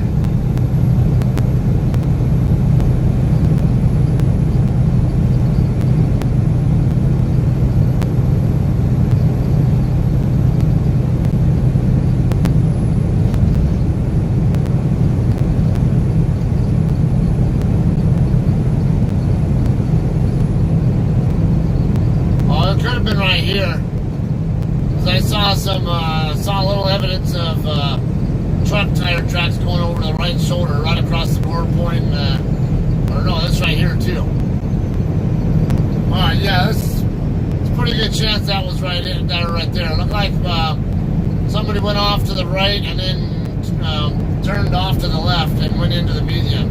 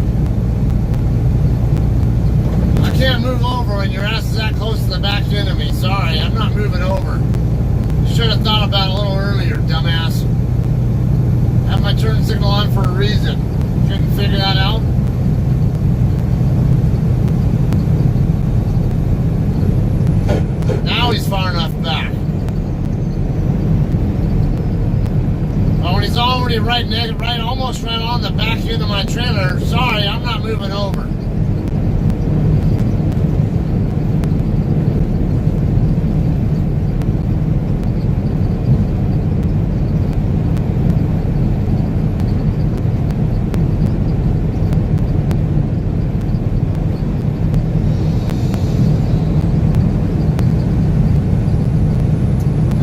Let's see, I got 6:22 left on my clock, so a little over an hour and a half ago. Almost an hour and 40.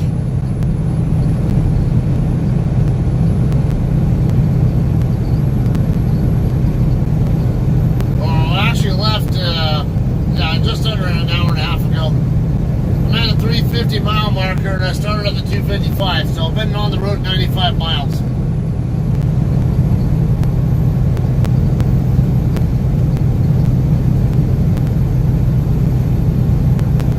10 miles to go to get to New Mexico.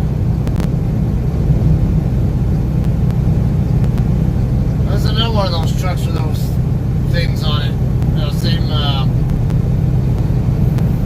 diffuser, funnel thingies, whatever the hell you want to call them damn things.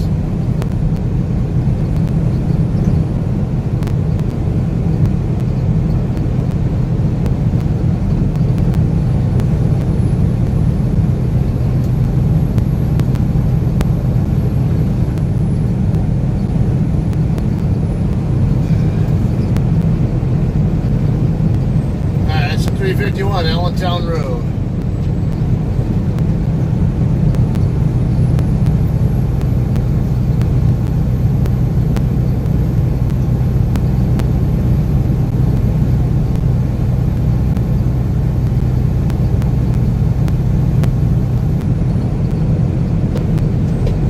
Alright, got another article on.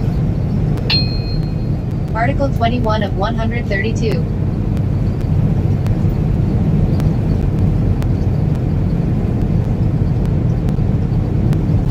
Or not.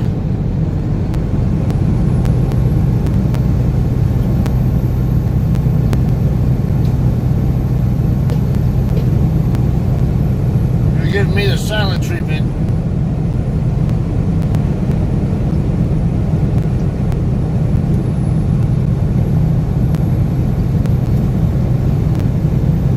I don't know what the hell's going on there.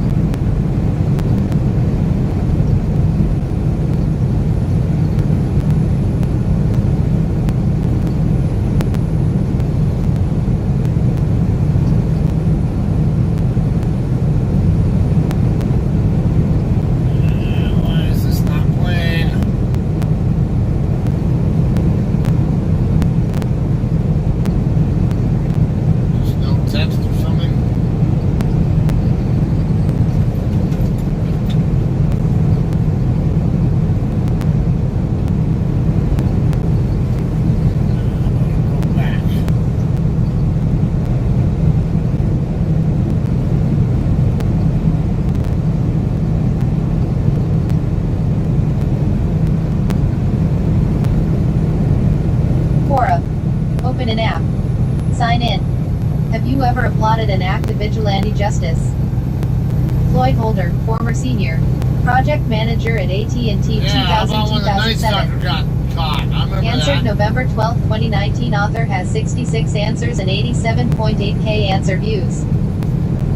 Yep. Back in the early 80s, a girl I dated in HS had a younger sister that was 12 years old at the time of this incident. The younger sister was home alone one day when their insurance agent called her mother's house. The parents had been divorced for several years. When the insurance agent found out the young lady was at home alone, he began asking her inappropriate questions and offered to teach her about sex to sum the conversation up. The young lady told her mother about the phone call, and the mother told the father, who verified the story with the young lady. The following week at the junior high football game at which the young lady was a cheerleader, her father observed the insurance agent ogling the cheerleaders from the stadium fence. The father was a rock player by trade all of his life, and though he wasn't very tall, he was built like a gorilla with huge biceps and shoulders to match. The father observed the insurance agent for several minutes, then approached him and asked if he had spoken to his youngest daughter during the previous week. I guess the insurance agent's reply was enough to set the girl's father off, as it took 6 guys to pull him off the insurance agent. The insurance agent was rushed to the ER with severe bruising on his throat and deep lacerations around his eyes, where the father had tried to gouge his eyes out with one hand while choking the pervert with his other hand. Yeah. After the sheriff's deputies interviewed several witnesses, the girl's father, the insurance agent told the he turns out that this wasn't the insurance agent's first foray into obscene phone calls with underage females. Oops. At least 2 other young females had told their parents about their phone calls with the insurance agent, but since the insurance agent was known and respected by most people in town, and both of the 2 previous females had less than stellar reputations for honesty, their stories were discredited as being overblown, or just made up for attention. The 3rd young lady had never missed being on the honor roll and had never been known to lie or cause trouble in any manner, either with her parents, school, or other adults that had coached her in sporting events or been around her for her entire life. Huh. The insurance agent left town that night without his family and was fired from his job within 24 hours. And yes, there were a lot of people that felt bad for blowing off the other 2 girls' stories. 24.3K views, 647 upvoters. Okay, so I remember a thing, a bit of vigilante justice that happened back in the 80s also, back when Night Stalker Richard Ramirez got caught. I mean, he was terrorizing a whole bunch of people throughout California. If I remember right, it was always people who lived near the freeway and they had yellow houses, whatever, and then his MO, I think, was raping the wife and killing the husband. Most of his killings were in the LA area, but some of he did a couple of them up in San Francisco.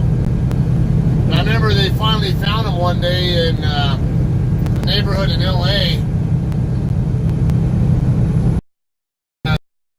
from getting killed by the residents there. Not at that. You gotta get your speed up higher than that.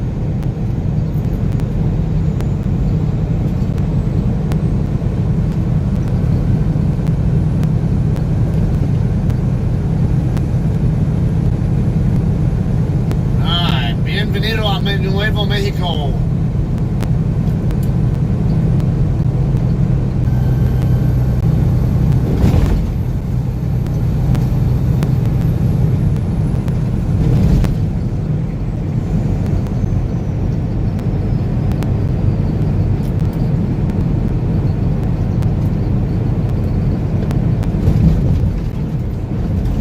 Article Quora. Nap. Kurt Hylisted Sr., former police officer, 1973-2014. Updated November 10, 2019. Author has 6.6K answers and 1.2 meters answer views. Originally answered, as a police officer, who was the scariest individual you met? I passed a suspicious vehicle parked in a residential area one night. The guy took off after I passed by blowing a stop sign, so I went after him. He calmly tried every trick in the book.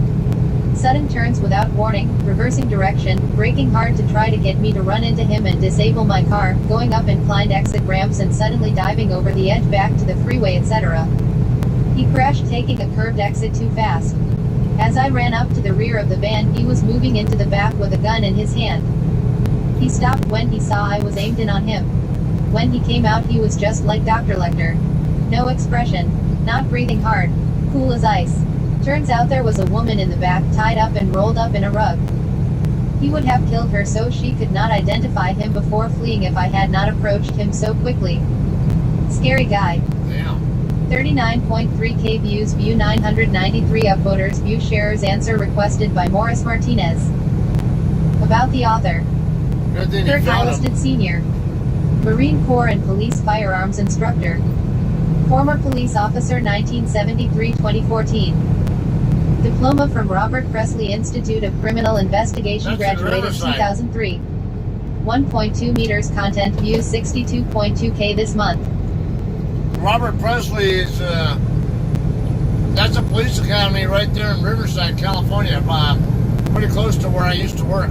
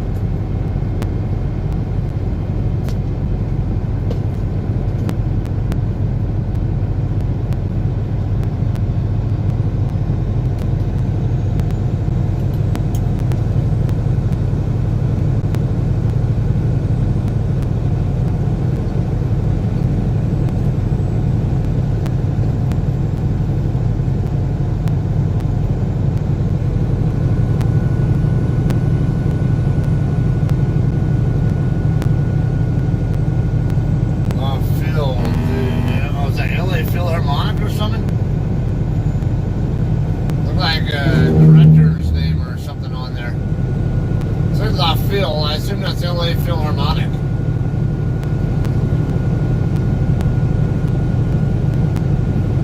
Gustavo something, I think it said.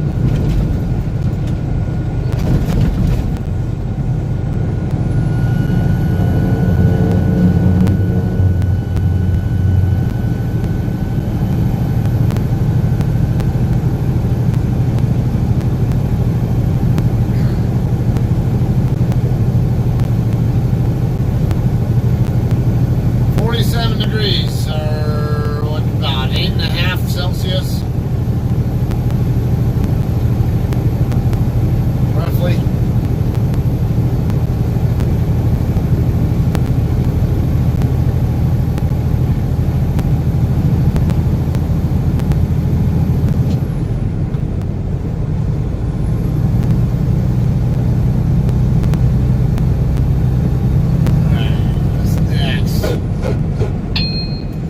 Article 24 of 132.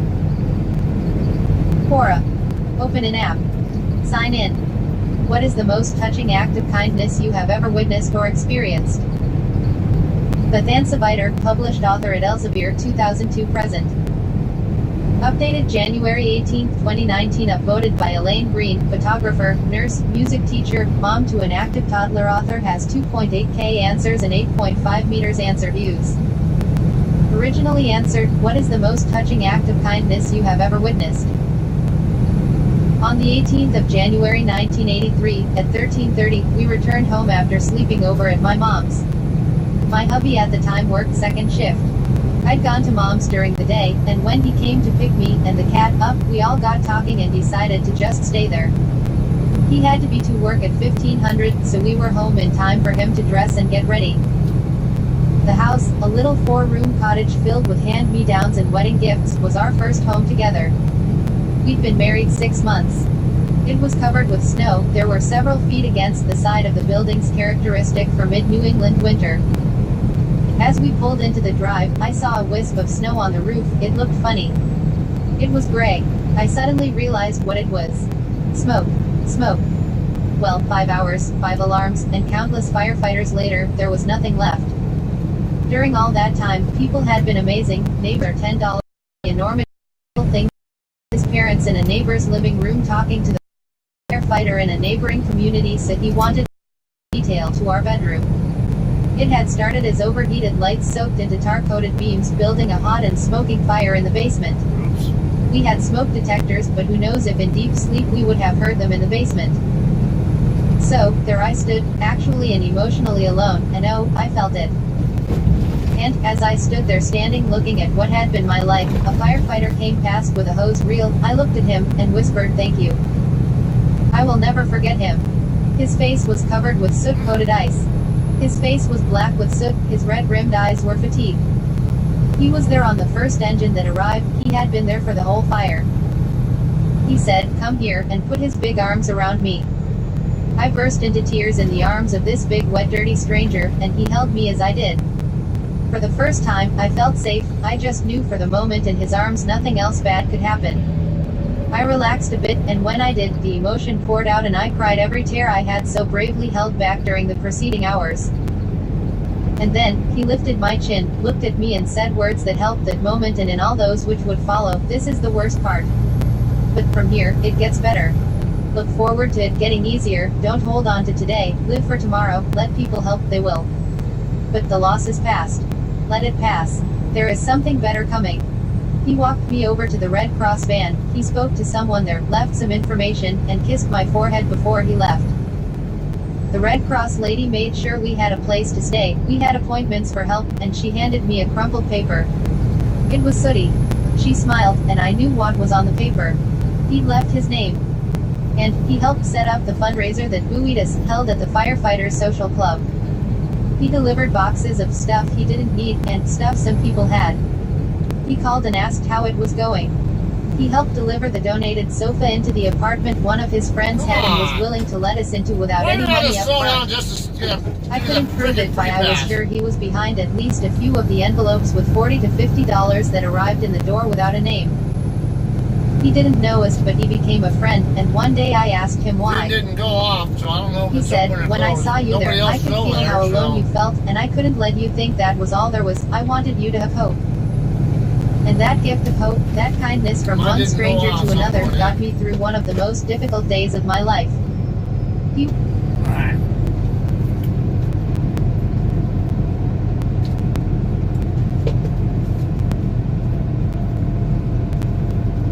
I don't know why truckers insist on doing that. There's just no reason to slow down just because of a pre-pass thing going by.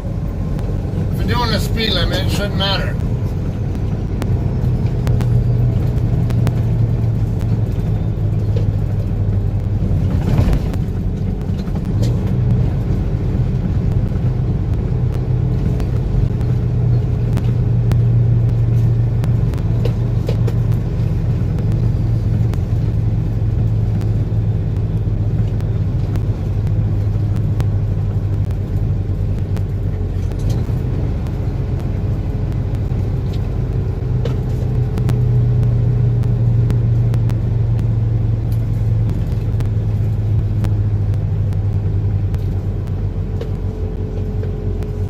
Nice dragster, or is that like one of them tractor pull kind of cars or whatever?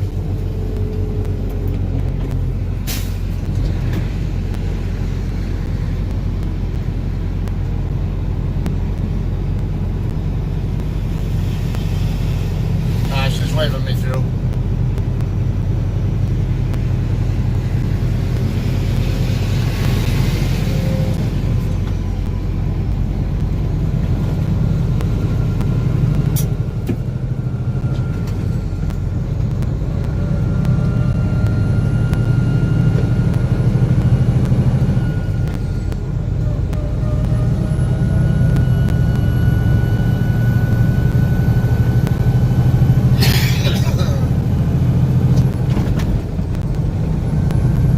Be in Gallup just a couple minutes from now.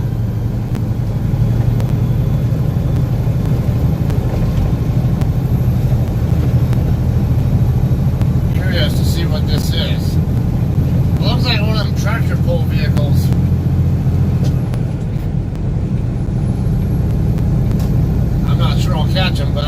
pretty sure it is.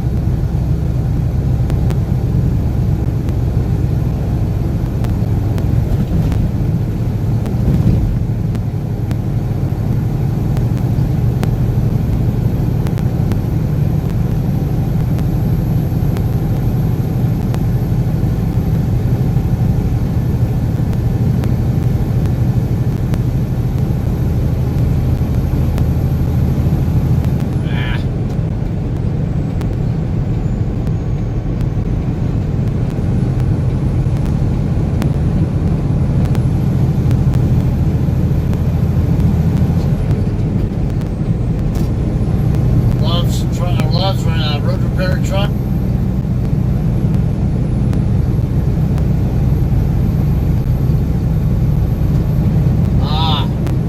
Kind of ran out of gas. Well, that wasn't a very smart move.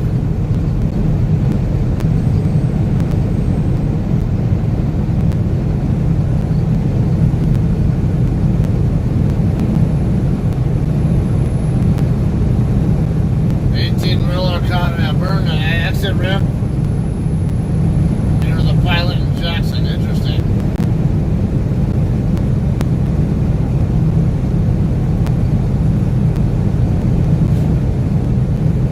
Wild horses here. I assume that's what they are. Pretty common out here.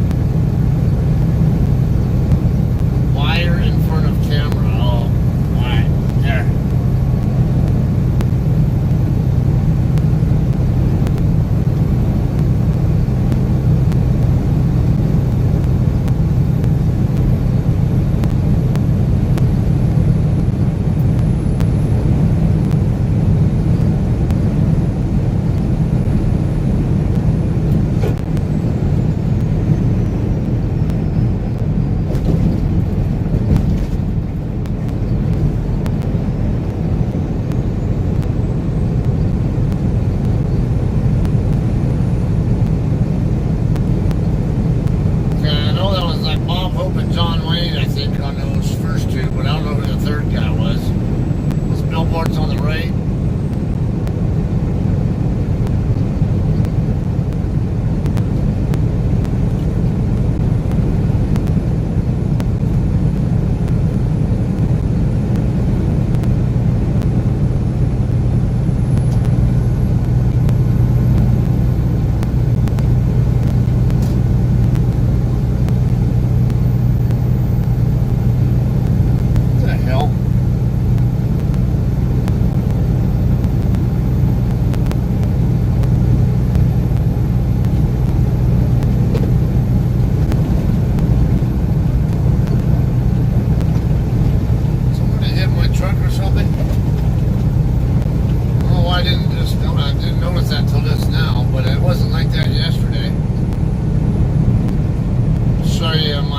Convex mirror on my driver's side. Looks like it's cracked.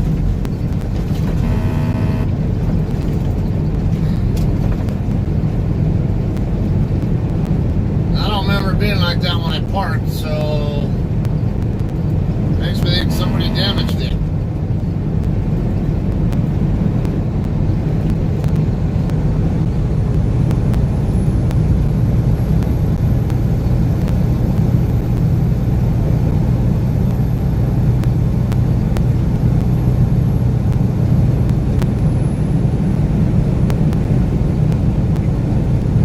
Up on the top right corner of my convex mirror. Now I'm really wondering what the hell happened there.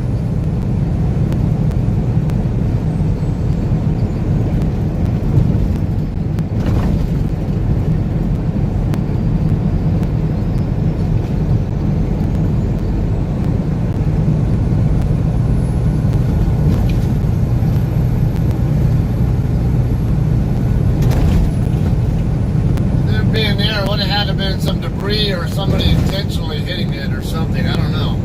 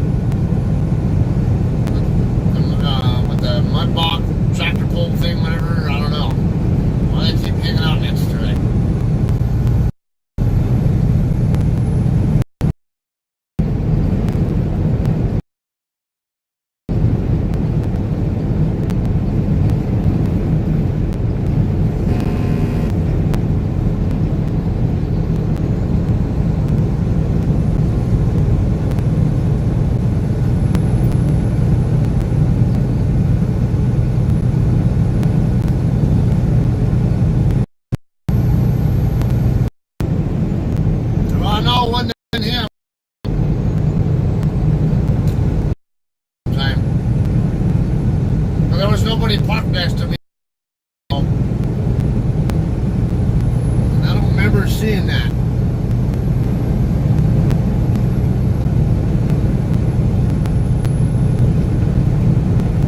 Now, I decided to stop for my break. I'll show you. Yeah.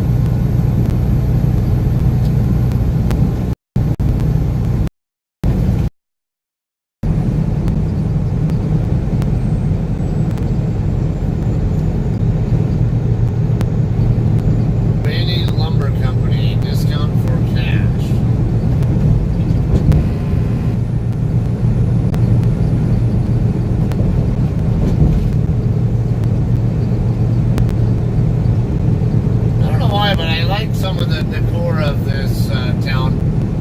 It's got kind of a mix between like a, I guess like a regular industrial town and maybe a taste of Mexico in it also.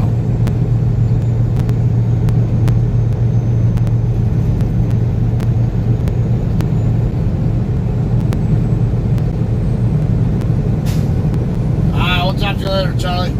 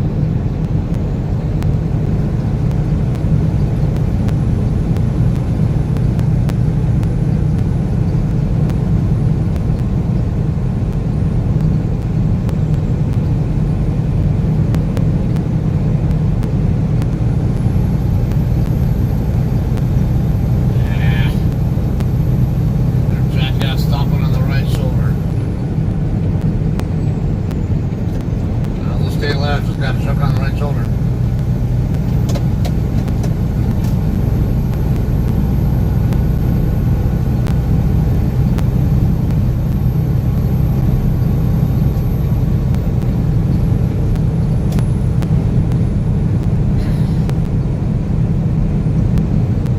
That's what you get for not paying attention.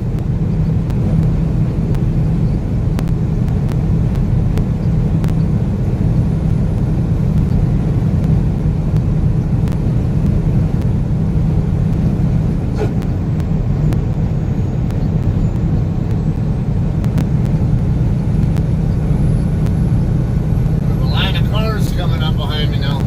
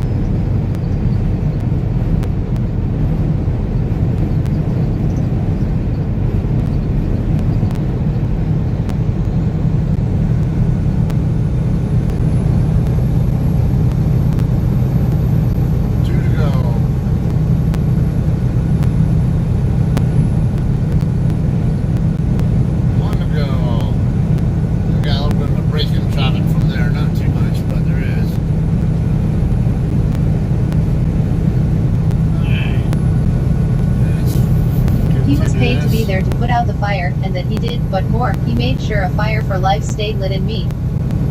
His kindnesses extended beyond those words, but that in his exhaustion and after working so hard he still had the heart to reach out to me to make sure I want afraid still stuns me, and has been in my heart when I have been the one standing by someone else with their life in ruins in front of them. He died years ago, and I attended his wake in open casket visiting hours affair. There was an honor guard from the fire department. He had been there for so many, and you know what? His wife never knew. He never told her. He never told his kids, 3 daughters my age who looked on numbly at the body in the casket. His wife never knew how he helped people rebuild. She sat in front of the casket, her brave eyes holding back tears as she too stared at what was once her life, and little by little all of us who he had helped encircled her, and we all told her how much he meant to us. And one of the others, one of those he had helped, said, "Your husband once told me, this is the worst part. But from here, it gets better." His kindness to me, to so many, will never be forgotten. Edit, I can't believe this has reached 15K in upvotes. I'm stunned. Thank you so much for reading. It was such a horrible time, and I don't think I would have survived it without his wisdom and kindness. I'm so glad other people can appreciate the life of kindness and love this man lived, and that others will have his inspired words in their hearts. This is the worst part. But from here, it gets better. Look forward to it getting easier. Don't hold on to today, live for tomorrow, let people help, they will. But the loss is past. Let it pass. There is something better coming. He was right, people helped, and better things came. 248.8K views, view 21.8K upvoters, view sharers. About the author. Bethansavider. Nurse, disabled person with assistance dog, big heart pinned to sleeve. Published author at Elsevier Publishing Company, 2002 present. Studied Birmingham City University. Lives in the Black Country. 8.5 meters content, views 194.5K this month. Top writer 2018. View 100 plus other answers to this question. About careers, privacy terms, contact. Open an app. Article 25 of 132. Quora. Open an app. Sign in. As a police officer or correctional officer, what's the wisest thing you've heard an inmate say in prison? Tom Martin. Updated January 19, 2019. Author has 8.5K answers and 27.1 meters answer views. As a police officer or correctional officer, what's the wisest thing you've heard an inmate say in prison? Many years ago, I was dealing with an intelligent, inner-city inmate. Unlike most of his peers, he'd some education, and his family had some social standing, but as he explained, the temptation to move drugs became too great. The amount of money he could make, having the ties, but having the advantage of his gift of intellect was too much. Then he bit off more than he could chew, greed caused a stupid lapse and he got caught. Well, one fascinating thing he had was a theory, decades ago, regarding an area in Tacoma called Hilltop. You'll hear that name in the news, usually with a report on drive-by shootings, drug busts, and other bad news. Repeatedly. He suggested that in certain rundown, urban areas, there's a deliberate program of deterioration. He said you can spot it in certain ways. You'll see a lower level of enforcement of laws. You'll see fewer grocery stores, and the mom and pops in the area will be corrupt, less inspected, and you'll see something interesting, like the lowest prices ever, for things like cold .45 and malt liquors, fortified wines, yet hamburger and milk will be the highest prices in the whole city at the same shops. There will be individual efforts at improvement that get verbal support but get crushed. You'll see slow walking on building permits and businesses in the area. The whole time, if you really watch, you'll see some consortium, syndicate, investment group buying up the land, the abandoned buildings. Then when they're posed, you'll suddenly see real law enforcement. You'll see permits being applied for and granted. You'll see urban renewal statements from city officials. You'll see a taxpayer-subsidized renewal combined with tax breaks to the investors who bought low. Suddenly, as if ordered, the media stops using the term hilltop or whatever the negatively associated term for the area is called, and it's not in the news in a negative sense, only positive. Photographs of new restaurants and businesses in the revitalized area show up prominently in the paper. That investment group will make tens of millions in allowing an area to become even more rundown, block developments and corrections not of their making, and then suddenly, there's tax breaks, tax dollars spent in the area, the name with negative connotations drops from the media, and there's more expensive homes, trendy places, medical and university buildings overlooking the bay there.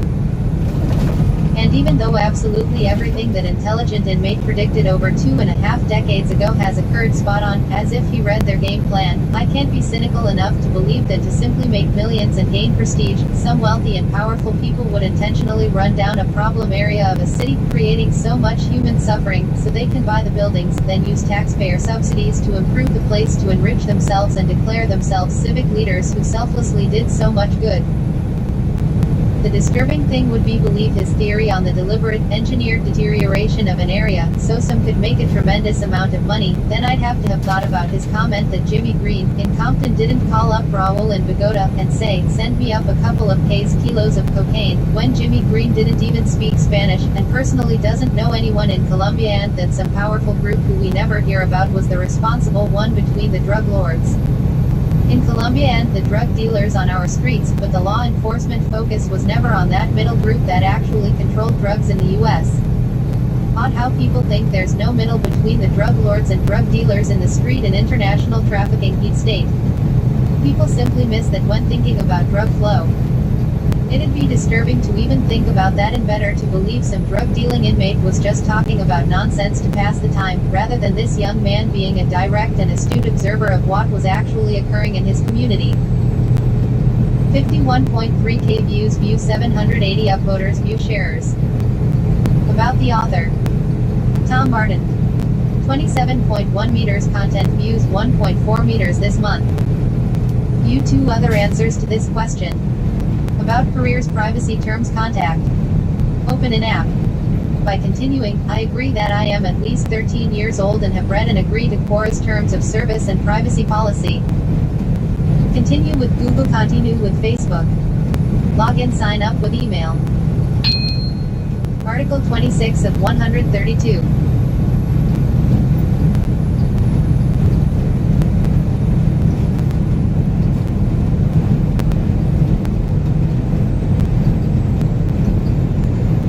Quora. Open an app. Sign in. What is the best case if you just picked a fight with the wrong person that you've witnessed? Rich Henderson, Phoenix Specialty Films. Updated July 7, 2019. Upvoted by Smith Hassinger, J.D., MBA Law, Loyola University New Orleans, and John Marshall, J.D. Law, Fordham University School of Law, 1977. My brother-in-law, let's call him Pete, just came back to the south side of Chicago from California. He took his future wife on their first date together. It was memorable. After the typical dinner and a movie, they parked near a lake and walked down a hill to sit on a blanket and talk. After 30 minutes they heard his car alarm go off, and saw two men breaking the windows of his recently purchased vehicle. Pete took off running up the 300 yards to his car screaming at the thieves. They took off running in separate directions. Pete veered after one of them. Even with a large head start, Pete chased him down and eventually tackled the thug in someone's front yard. In a matter of seconds Pete had removed the guy's belt and hog-tied him. Hands and feet were bound together. The homeowners came out and called the police. The police arrived and listened to the thug screaming, "I want to press charges, this is inhumane, free me now." The police conducted their interviews of what happened and quizzed Pete about why he did what he did. He explained it was the safest thing he could do given the circumstances. His date, and future wife, had shown up earlier to get the keys and drive his car back to the neighborhood where the police cars were now located. As the police were taking the thief away in handcuffs they passed by Pete's car, and the cop said to the detainee, "Let me give you some advice, see that sticker in the back window that says Semper Fi? You never want to break into those cars." Yeah, Pete had just returned from the Marines. 63.2K views, view 6K upvoters, view sharers. About the author. Rich Henderson. Phoenix Specialty Films. 66.1K content views, 825 this month. View 100 plus other answers to this question. About careers, privacy terms, contact. Open an app. Article 27 of 132.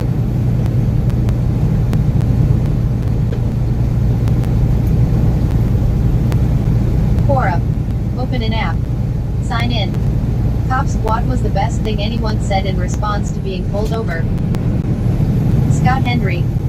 Answered November 12, 2019. Author has 752 answers and 221.1K answer views.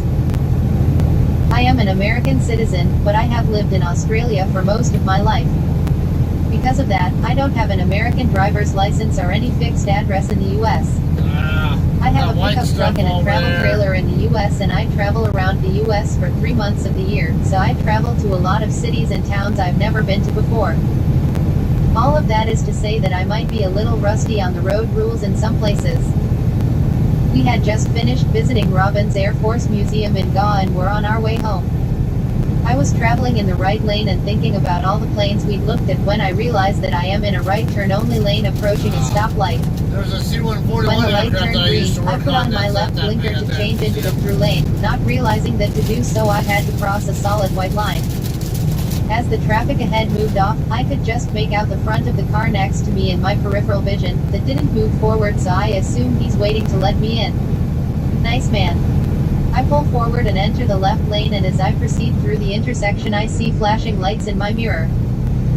Oh crap. I pull off the road right away and roll my window down and put my hands on the wheel as not to make the cop nervous. I'm thinking, I'm in a truck with Texas plates, driving with an Aussie driver's license, and the only paperwork I have for the truck is in the name of the person I've just bought the truck from. This is going to be a long stop and explanation. I hope I don't end up in a cell here. As I look at my mirror, the cop is out of his car and running up to my window, with one hand on his gun. I sit very still, and as he approaches my window, I shout out the cheeriest, "Good afternoon, sir." I can muster. When he gets to my window, I don't even have time to speak when he says, "I don't know what the laws are where y'all come from, but what you did back there is illegal here." I barely get time to say something like, "Yes sir," before he continues, "So just so you know. So be careful not to do that again. Have a nice day." And he's off back to his car. WTF. Either I was in for an expensive ticket or maybe worse. Best I could figure out, there were a few factors in my favor. There was a humongous thunderstorm that we had just driven out of that was catching up to me standing in the pouring rain writing a ticket for a minor offense. We had out-of-state plates, so I think he gave me the benefit of the doubt. I have a sticker on the back window of the truck that says U.S. Air Force Retired, and with all the gratuitous "thank you for your service" that is customary these days, that may have been a factor. I have a clean-cut haircut, flat top, and I'm white. As much as I hate to say that the last part does factor in the minds of some cops, I believe it does. Anyway, it was a pleasant surprise that could have come out worse. 15.5k views, view 261 upvoters, view sharers. Well, About retired the Air author, Force can go a long way. Scott just Henry. itself, regardless of what your 221.1k content regardless of what views, your ethnic 46k background this is. month. View 39 other answers to this question. About careers, privacy terms, contact. Open an app. Article 28 of 132.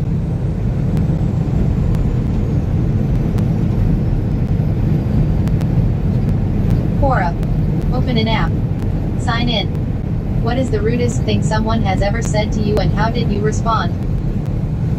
Jacqueline Adams, manager at Self-Employed 2001 present. Updated February 26, 2018. Upvoted by Dan Robb, Spactruts, and J. Prof, PhD, Grutzert Fornsci, USMCOFC and ENL, Pi. I am Mexican and an American citizen. I went into Walmart just the other day and I saw this older, Hispanic lady. She was trying to ask an employee for help but her English was not very good. I went to go help her translate. I speak English and Spanish and everything was solved. The lady thanked me and so did the employee. I smiled to myself because it felt good to help people in need. Suddenly, this white, for lack of better word, lady pushed her shopping cart in front of me and said, angrily, "You're in America, speak English." I was in shock. I just stood there, trying to take it in. Then she continued to say, "Go back to your country, no one wants you here." I sort of calmly responded, "I am an American citizen." I was shaking and I was on the verge of tears. This lady then scans me head to toe and says, "You don't look like it." She said it with such disgust. I got very ticked off. I said, "Well, not everyone's a racist white B***TCH. And turned on my heel and walked away. I went to the bathroom and cried because it really hurt me. I forgot to mention that I am 16 years old and this lady, I would say, looked like she was maybe 40 to 50. I do think that I could have handled it better but I felt attacked. However, I was pretty proud of myself for finally defending myself. I usually just run and cry. Edit. Hey guys. So the amount of support and love I have been getting is incredible and I love you all so much. It's so rare for me to receive compliments and encouraging and thoughtful words. I feel much more confident in myself and in the world. Maybe this world isn't as bad as I thought in some aspects. I read some of these comments every morning just to smile and start my day off loving myself instead of wanting to hit away from the world. I owe it all to you. Thank you so much. I love you guys. Thank you. 542.1k views, view 36.3k upvoters, view sharers. That reminds me, I read a similar answer on there a while back where someone got that same treatment. They were speaking in their native language and where someone basically said the same crap, go back to your country. And it turned out they were Native American Indians speaking their tribal language. It's like, yeah, okay, so maybe America is their country, and then, who the hell are you to talk? Now, I don't think anybody's really native to America, but of course, Native Americans or Indians, whatever you want to call them, tribal Indians, they have the longest actual history in the U.S., so, I mean, they're heritage here in the U.S. So, I just thought it was ironic that somebody was trying to tell these people to go back to their country, and they have more of a right to be in this country than anybody else, and if you really want to put it that way.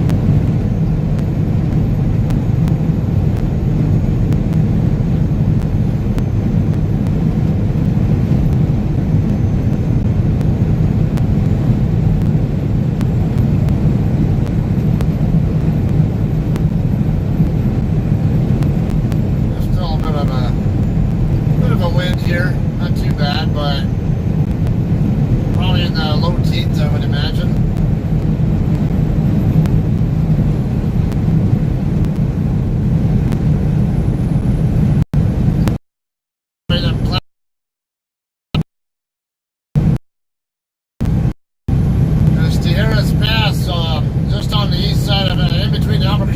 Moriarty and Edgewood, whatever. Those are, from there on, the east is where I'm expecting to have the most problems.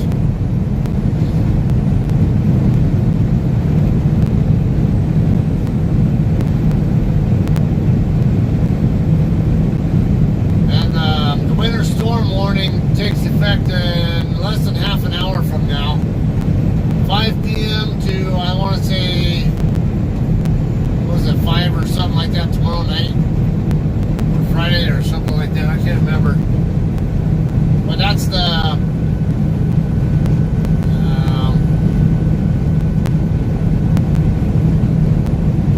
what would I call it? That's the time when it's most likely that we're gonna get dumped on with snow.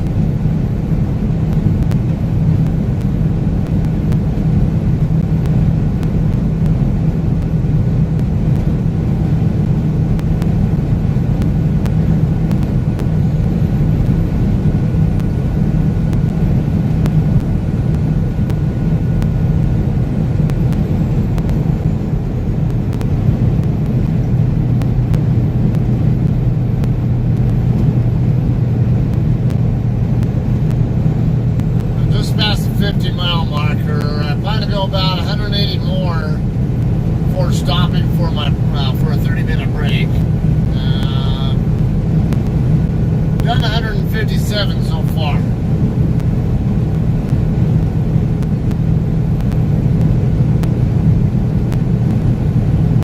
Probably stop at Flying Sea Ranch, which is off exit 234.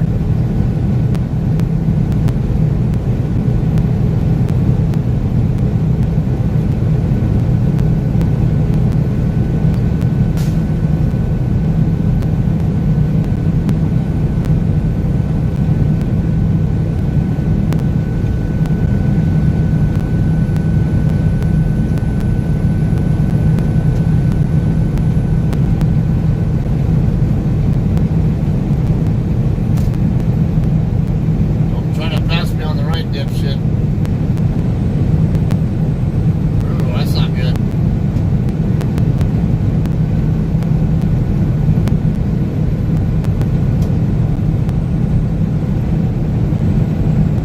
Hope they don't mess up their rim trying to get wherever they're going.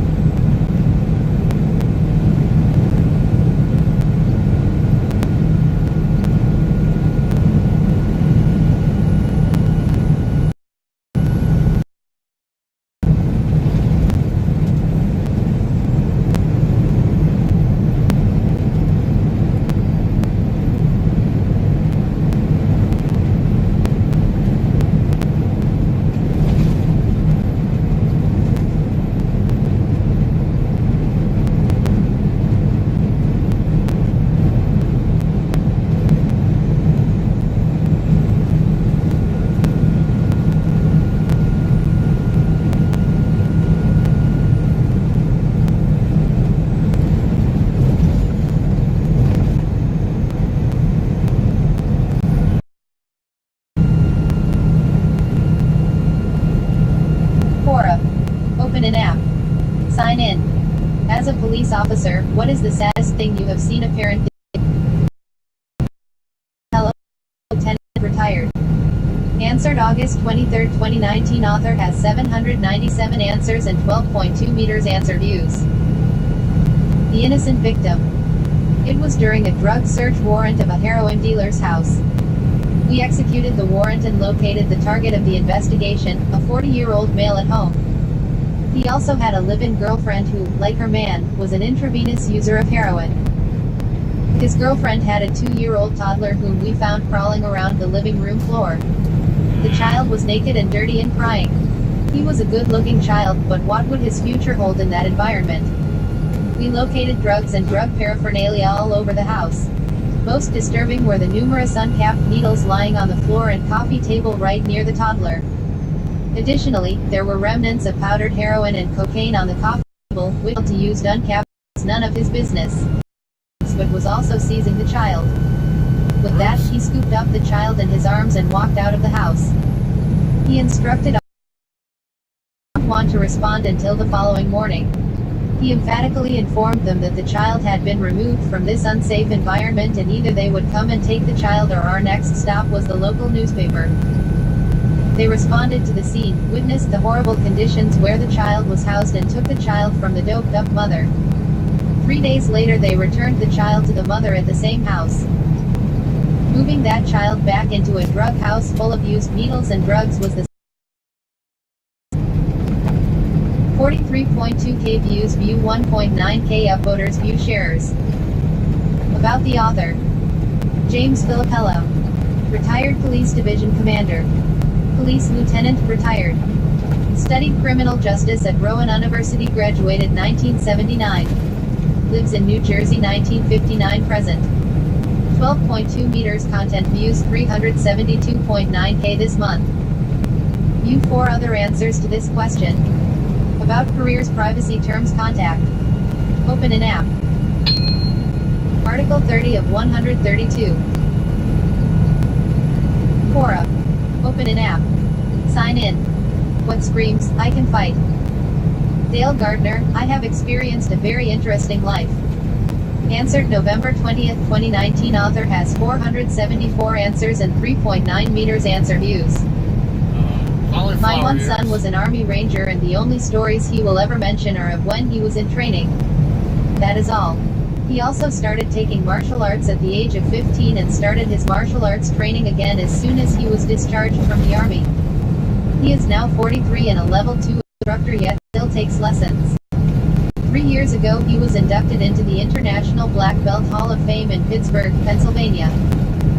One that doesn't personally know him will never know that he was an Army Ranger.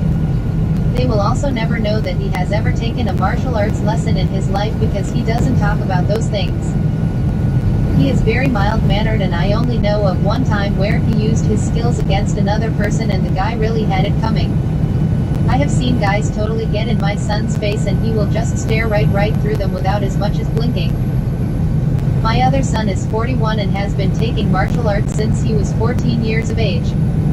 To this day he still takes private lessons from the guy that is number 2 in the world in Jiu-Jitsu. He is a bodybuilder and so is his son. If the two stand side by side, they look like a freight train. My son frequents various clubs and is often challenged due to the way he is built. To this day I can't understand why some people challenge a person that is built like a bull, but they do. This son does not have the same temperament as my other son. Often when he is challenged, he will just ignore the person, but if the person is persistent, the shit is about to hit the fan. My son will always offer the other person to take the first punch. After that first punch, all hell breaks loose.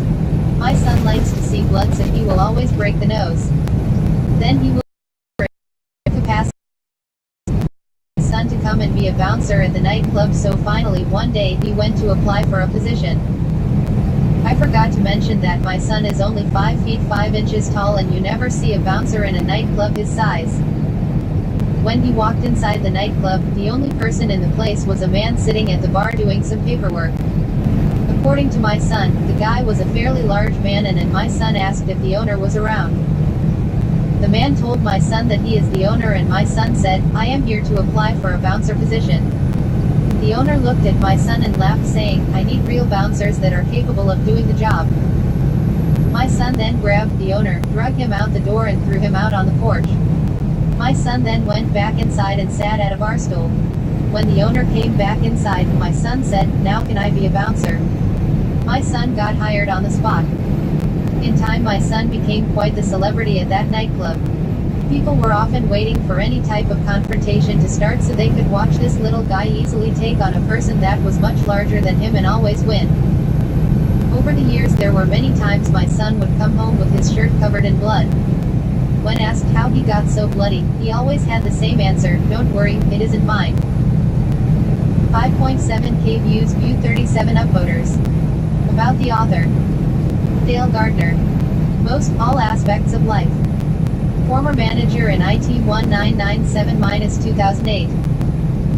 Studied specialized associate in business data processing, networking technologies, graduated 1997. Lives in Tennessee, 2009 present. 3.9 meters, content views 242.1K this month. View 25 other answers to this question. About careers privacy terms contact. Open an app. Article 31 of 132.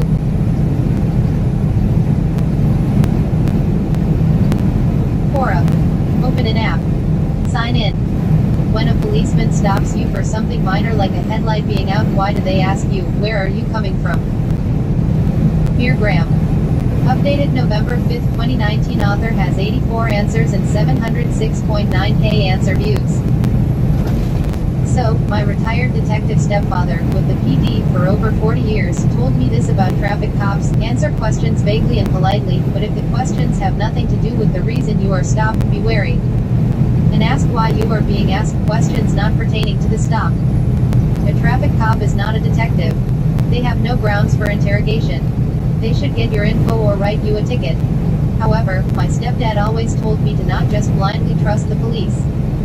Perception is everything, and they do not view things the same as others. That is why we have no idea why police ask that question. The reason could be different every time. He told me to always be careful of what I say. Edit. Thank you so much for all the views and those that took the time to reply or upvote. Hopefully this response helps someone one day by way of guidance. 672.7k views, view 1.2k upvoters, view sharers. About the author. Beergram. 706.9k content views, 350k this month. View 38 other answers to this question. About careers privacy terms contact. Open an app. Article 32 of 132. Quora. Open an app. Sign in.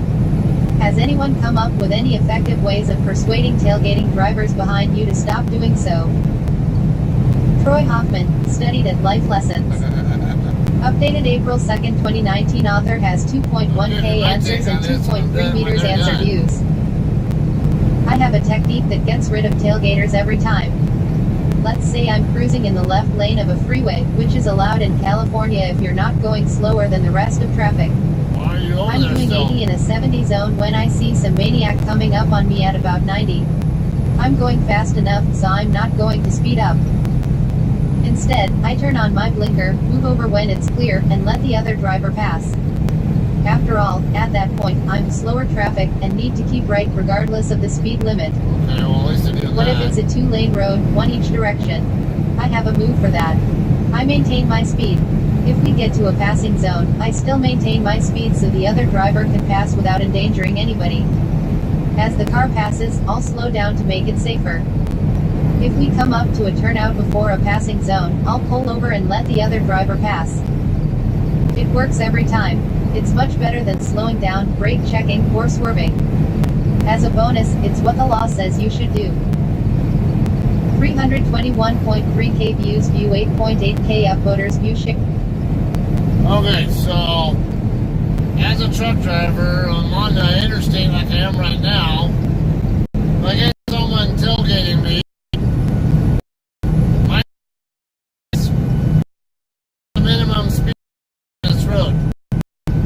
If it's 45, 50, guess what? I'm slowing down to 45 or 50. I'm not going to hit my brakes, but I'll let off my throttle and cruise control and not keep slowing down as long as as long as I have to until your stupid ass either backs off or goes around me.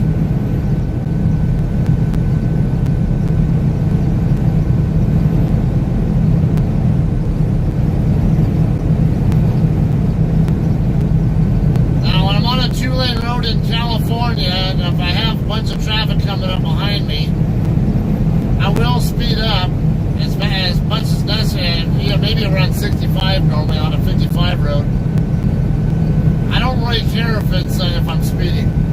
I care about having people making dangerous attempts to pass me, when it's not safe to, and I'm not going to be a contributor to them doing that. So, if any cop has a problem with me speeding, they can go to hell, and I'll talk to the judge about it. And show exactly what kind of crap I go through when I do drive the speed limit,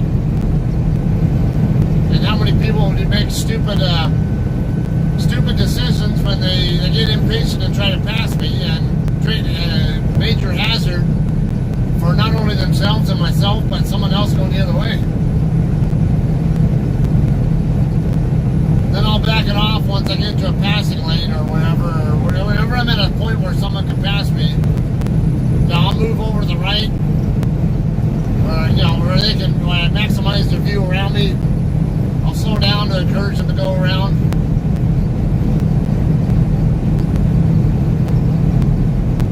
It's a lot easier. It's a lot easier to just let the traffic go around you when they can. Not worry if they're speeding or not. That's not my problem. My problem is that they're going to try to pass me in a dangerous way. And possibly get me mixed up in their stupidity. That's where my problem is.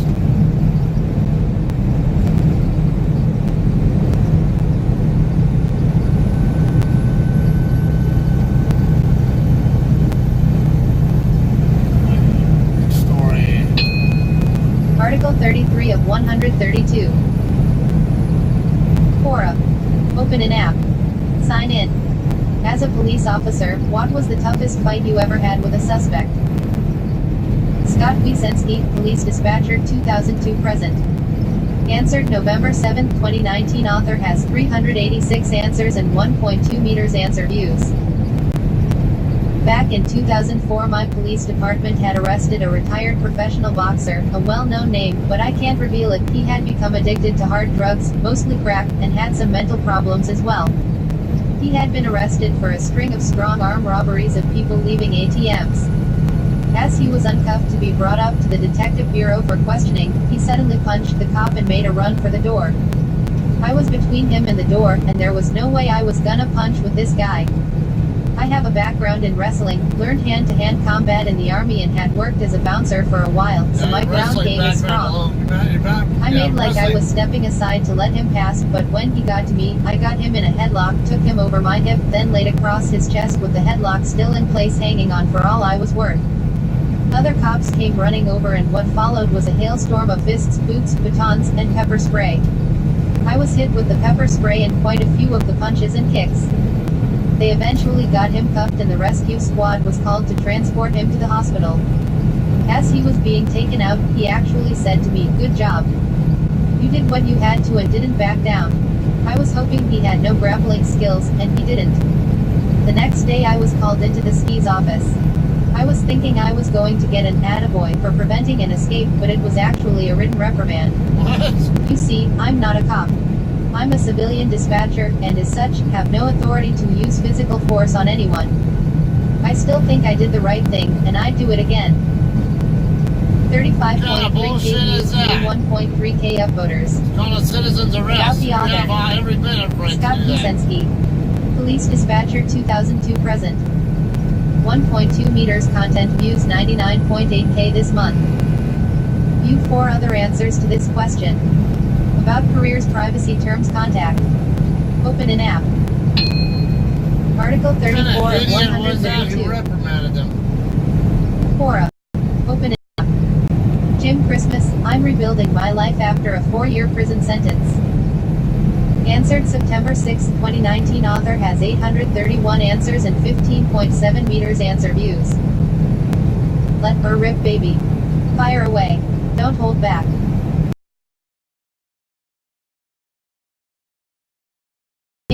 Want to write to me because you're angry. I did something stupid, got my dumb ass tossed in the cooler, and you're livid. There is no better time to write. I'm a sitting duck. I've got nothing better to do than read your letter. I'll read it again and again. Write out your rant, become my personal troll, and flame on old school from afar. You might have 6 months worth of rage pent up, waiting to be unleashed on the page. Get it off your chest. Toss open the hatches and let loose whatever foul demons you've been harboring below deck. Let me know the full depth and breadth of your wrath. I would much rather deal with this now through letters than during our first face-to-face encounter years later. We can discuss everything, get to the heart of it, and maybe even move on.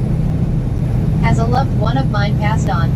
Are you afraid that telling me will break my heart? Released, a day meant to be full of hope and new beginnings, you finally hit me with the bad news. No thanks. Tell me now. Toll that bell and let me grieve here in this hellhole in my own time and way. Some of the hardest time I did was when it was clear that my girlfriend was breaking up with me. She She stopped writing, stopped answering phone calls, stopped caring. I knew what was happening, but without her black and white confirmation, it was a glacial band-aid ripping. It lasted months. A simple letter could have put it to a swift and final conclusion. I wouldn't have gotten out 2 years later wondering, where is everyone? What subjects should you avoid? None. Don't waste any time worrying about my psyche. I'm a big enough boy to find my way into prison. Your letters aren't going to push me over the edge, but maybe they'll push us closer together. 29K views, view 2.5K upvoters, view sharers. About the author. Jim Christmas. I've walked the banks of all 5 rivers. Former software engineer 0 to 0. 15.7 meters content views 558.7K this month. View 3 other answers to this question. About careers, privacy terms, contact. Open an app. Article 35 of 132. Quora. Open an app. Sign in. What is the most clever way you have seen someone respond to road rage? Mike Block, Systems Engineer at Government Contractors, 2017 present.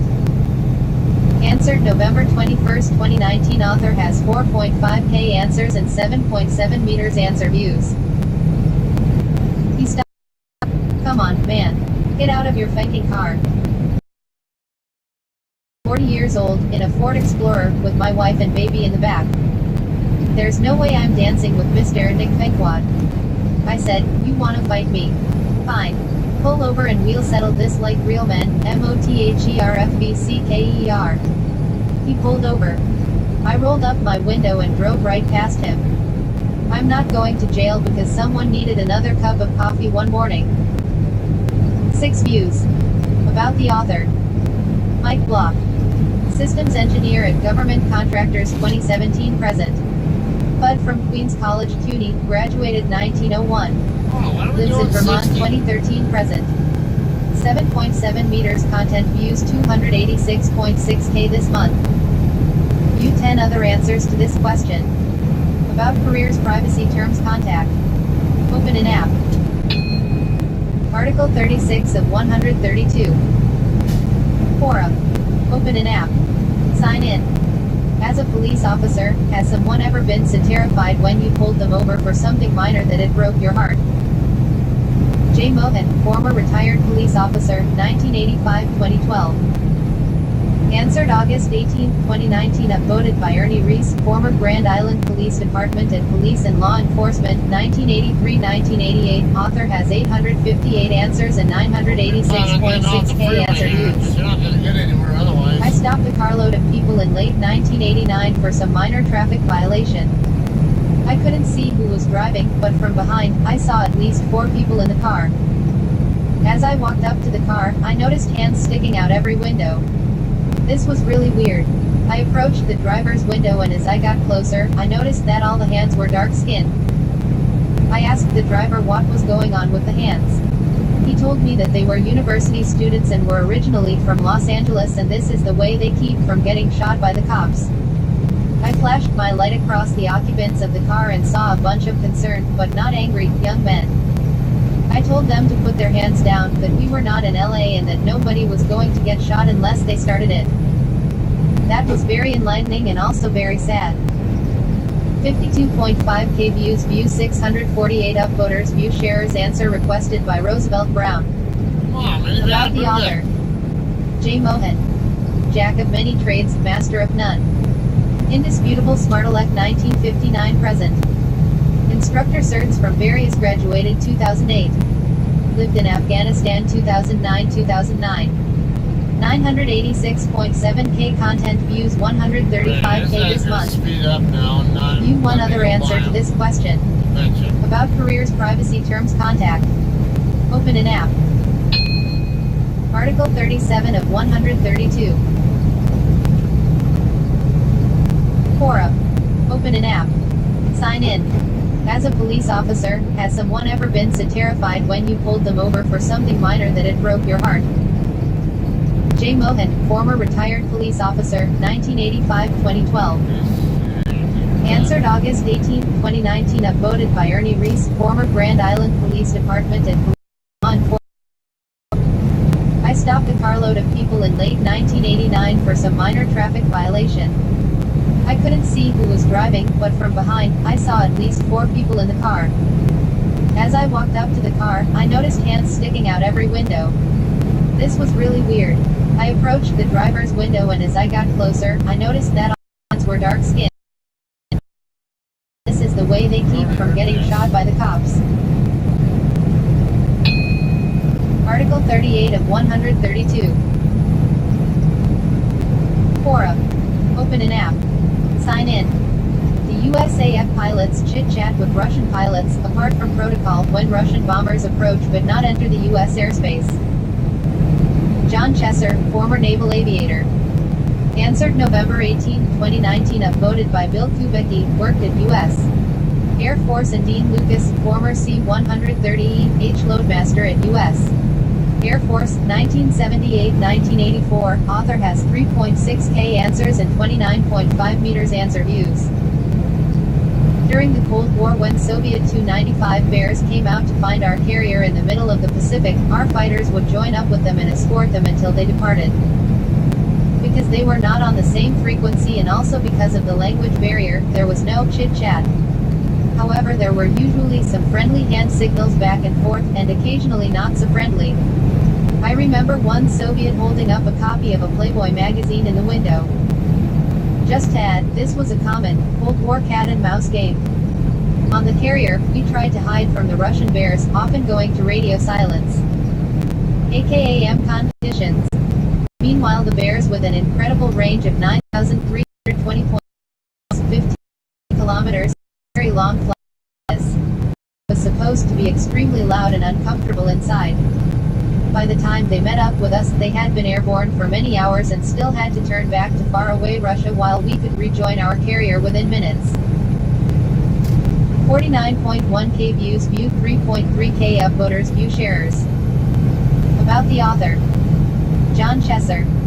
Former fighter pilot, current Opsimath top writer.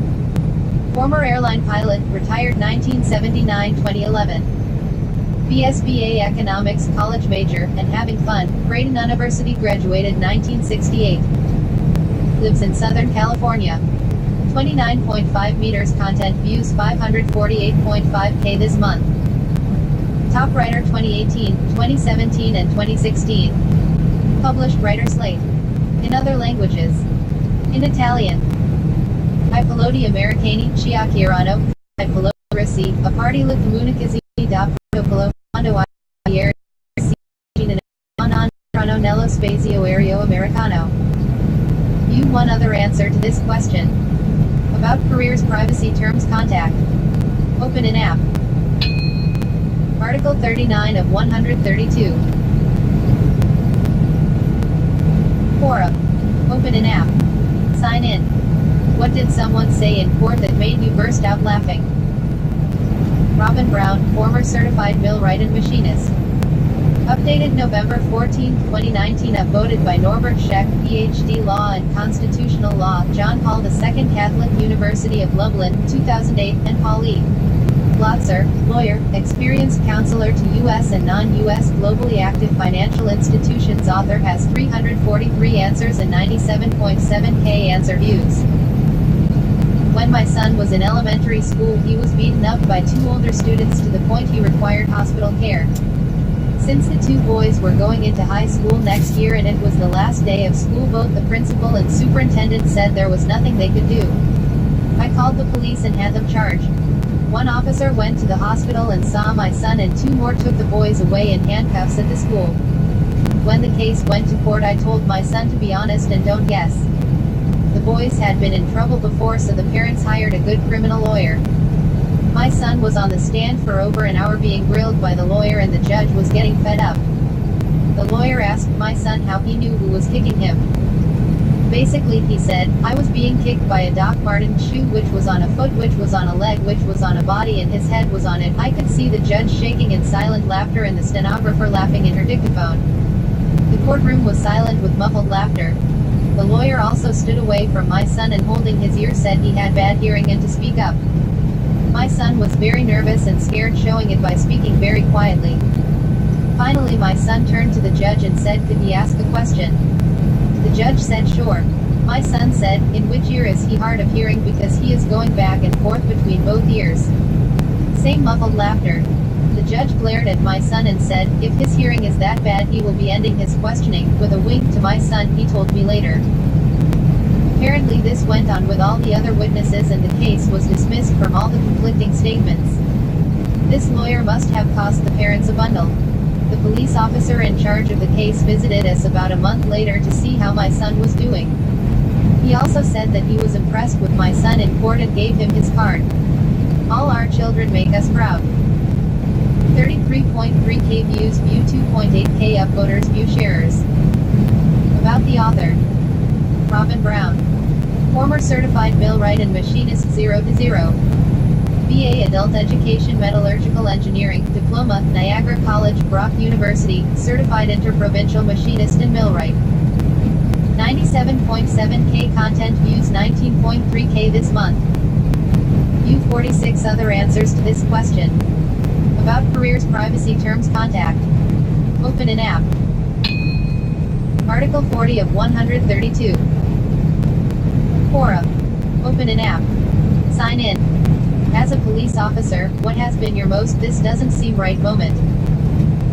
Edwin Harris. Answered August 19, 2019. Upvoted by John Marshall, J.D. Law, Fordham University School of Law, 1977, and Niklas Olofsson, M.S. BA Law and Informatics, Umeå University, 1999. Author has 644 answers and 229.4K answer views. One night, while riding my motorcycle, a car pulled up alongside of me. The driver was yelling something I could not hear because of the helmet. He kept pointing toward a red light on his dash and vehicle with some kind of badge in his hand that he quickly put back into his pocket. He demanded my DL and ranted myself and pulled a flag that says, "Slow down." I got this little green guy from a lumber store. The speed in particular left your driveway. Get off the phone. One day, a used stroller for somehow, the stroller rolled out into the street as she was passing by and she ran right over it. Never even saw it. She did stop immediately upon running over the stroller, and she was crying when she got out of the car. I just stood there watching her as she gripped her phone, staring at the stroller under the car. Then I walked back into the house, nonchalant as F***K. She was in the middle of the street, as is her driving habit, and her car was positioned over a crumpled baby stroller. She knew she was in deep, deep trouble, so she called her folks, my neighbors. They came in less than a minute and assessed the situation. Nobody called 911. Nobody knew if there was a child in the stroller or not, but nobody called 911. I watched this whole "parents on the scene and nobody called 911" scenario unfold from the comfort of my dining room window. I made a mental note to dust the windowsill. After a full minute had passed, an eternity if your car is positioned over a crumpled baby stroller, I walked back out through the garage door, carrying my cleaning supplies, and looked around for my stroller. I pretended to notice the commotion out front for the first time. I walked toward her car, looked under it and said, "Oh, I see you found my stroller." I just took it out of my car and went inside to get something to clean it with. I guess it rolled out into the street. Good thing it didn't have a baby in it. With that, I turned and walked back toward my house, nonchalant as F***K. The dad was offering to pay for the stroller while the girl and her mom stood there crying in a pitiful embrace. Over my shoulder I told him, "Don't worry about it, I'll get another one. No big deal." Nonchalant as F***K. She does not speed by my house anymore. 43.5K views, view 4.2K upvoters, view sharers. Answer requested by Jordan Gambrell. Well, that's definitely effective. About the author. Donna Smith. Licensed private investigator and security consultant in Orlando, Florida. Consultant and security consultant, female bodyguard and close protection specialist, 1986 present. Lives in Orlando, FL. 272.2K content views, 250K this month. View 100 plus other answers to this question. About careers, privacy terms, contact. Open an app. Article 42 of 132. Quora. Open an app. Sign in. What secret did you learn about your neighbor that made your jaw drop? Ray Hart, digital nomad, world traveler, polyglot dude, 1990 present. Updated November 9, 2019. Author has 2K answers and 780.3K answer views. Back in the early 90s I was in high school and did yard work for my neighbor, a woman in her 60s. One particularly hot day, she brought me out a can of Coke while I sat in the shade resting, and she asked was what I was learning in school. I told her we were studying World War II, and she told me she remembered it well. As I knew my AP history class was going to make me do a paper that included an interview, I asked her some questions and got some more information. She declined to be my interview subject because she didn't want to be on record with what she was about to tell me. First, she had turned 12 the day the Nazis rolled into Paris. The next day, her father was sent to the wall, and when her mother tried to stop it, they clubbed her down, raped her bent over a bench for the world to see, shot her in the head, and then her father was shot up against the wall across from their apartment. Her 16-year-old sister had kept her from running out into streets to save Papa when Mama ran out. They hid in their apartment for 3 days with their dead parents laying out on the street, visible from every apartment windows. The next day, the two of them joined the resistance. A week later, she and her sister were serving drinks in a nightclub when a Standartenführer took a liking to her by sliding his hand up her skirt. She took him to the back room, got his pants down, took his dick in one hand and kissed him so he never saw the dagger slit his throat. She went out the storeroom window. She was very matter-of-fact about many other escapades she had performed, including she and her sister machine gunning down a group of Gestapo ladies that had arrived in Paris. I did eventually help her write down her memories, which also included having to watch quietly from the shadows while some Nazis caught, raped, and executed her sister. She remembered watching her sister shake her head at her as they had her bent over the fender of a car. In the end, she married an American soldier and came to the States with him after the war, but had been a widow since the early 1970s. While I only knew her as Mary Adams, apparently both the French resistance and the Nazis had many other names for her that ranged from heroic to demonic. Asterisk. Wow, thanks for so much love. Here is another gem she told me about asterisk. Oftentimes the resistance organizers and commanders in Paris were just as brutal and just as reprehensible as the Nazis. She told me that when she and her sister first joined, the man she met with had met with them and 6 other orphaned girls between 8 and 16 and forced them all to submit to him sexually, or he would turn them into the Nazis. This, he explained, was to keep the Nazis from wanting them, as no self-respecting Nazi would want a girl who had been with a pied noir, i.e. a half-black Frenchman. It wasn't this sort of behavior or even him raping an 8-year-old girl that had been with them that shocked me. It was the very blunt way she talked about hunting him and more than 30 men just as bad down during the height of the occupation and murdering them, leaving a note as to why such an honorable Parisian fighting for their freedom had to die by the hands of a little girl. She told me that her new husband made her leave Paris with him before she was a third of the way done with her list. He was brave man to marry a girl who had a reputation for ice-picking men she had just fucked into unconsciousness and then cut off their dicks. She laughed when she told me that. Asterisk. Pied noir has many modern polite definitions you can find on Wikipedia. Those differ from the early 20th century pejorative used among Parisians to refer to French citizens with some black African ancestry, especially the sort they were trying to hide. Asterisk. 169.9k views, view 3.1k upvoters, view sharers. Answer requested by Mohit Rathore. About the author. Ray Hart. Ghostwriter 1998 present.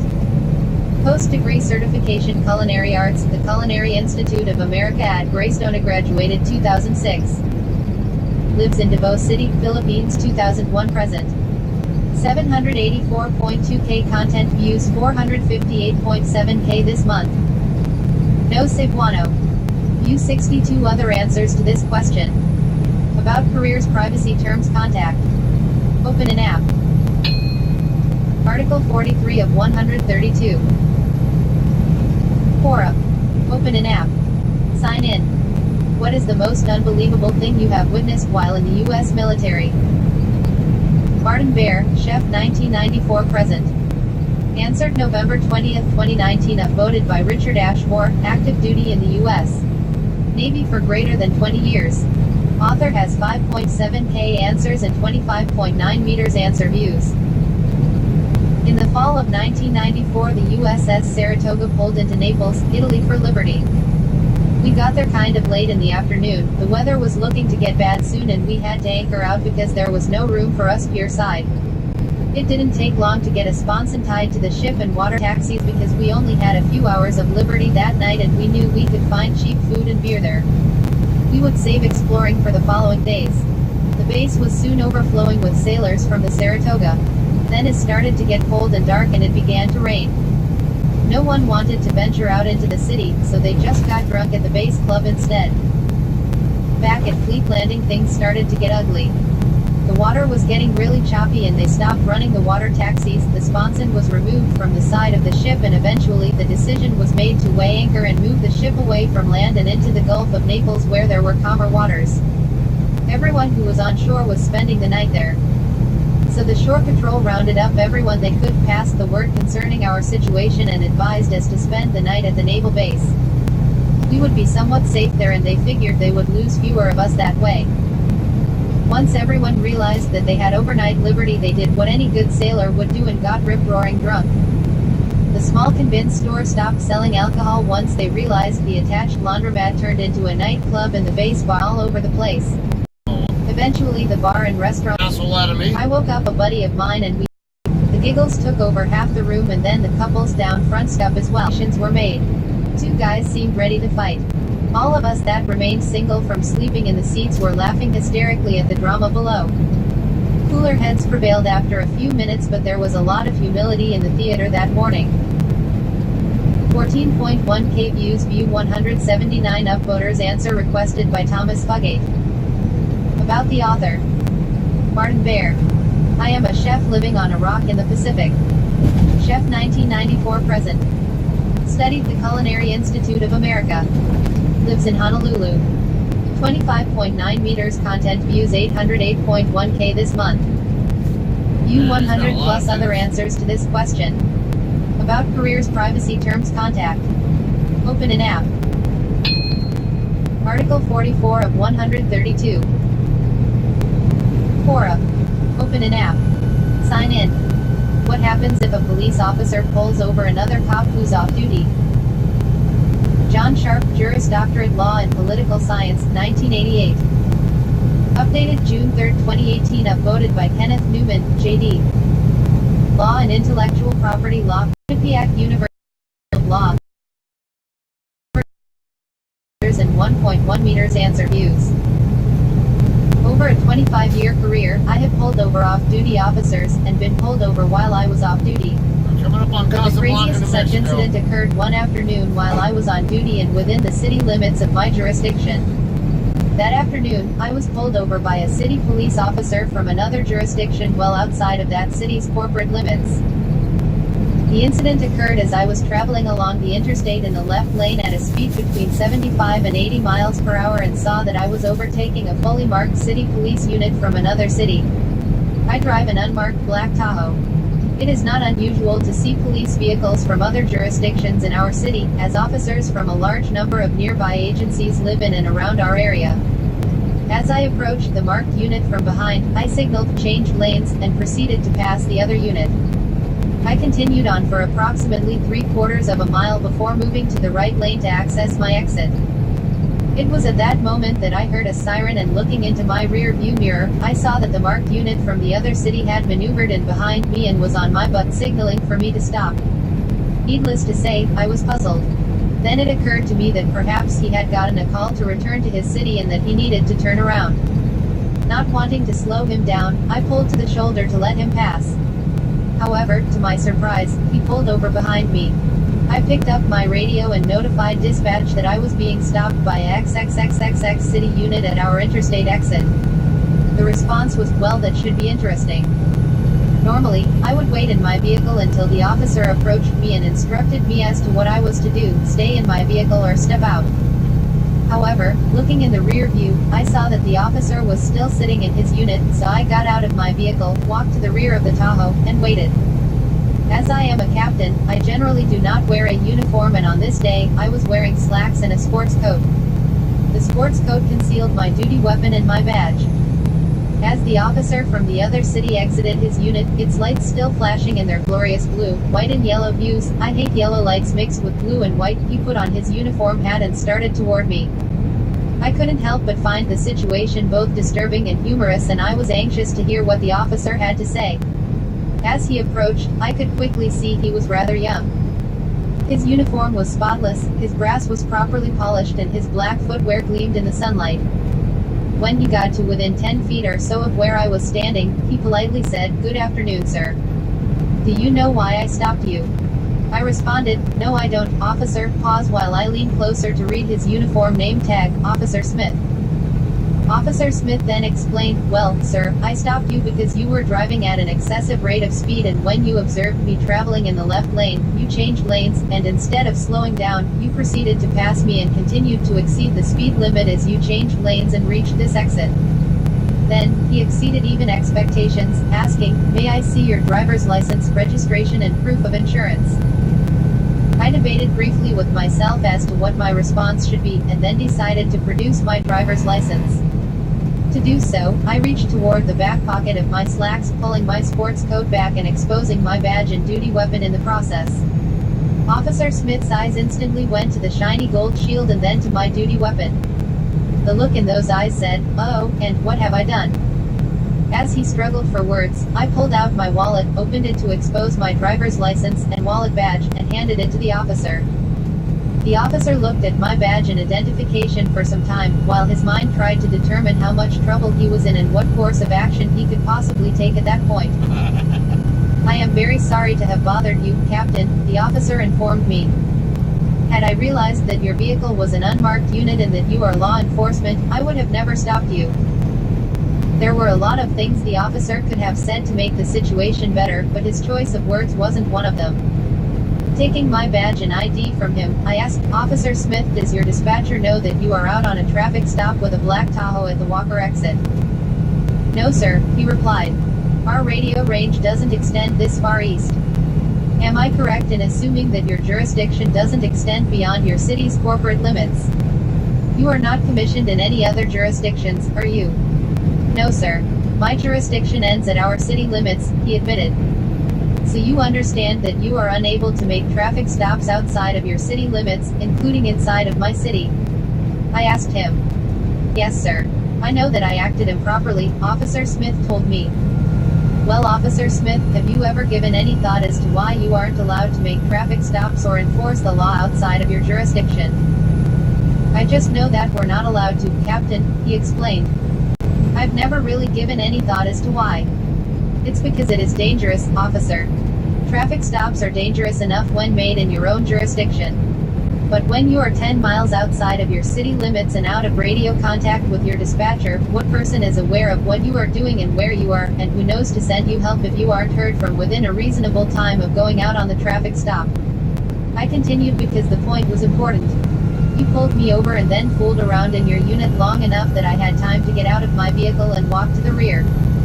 What do you think would have happened if, when you finally got out of your unit, I pulled my weapon and popped you a new asshole in the center of your forehead, before casually driving off?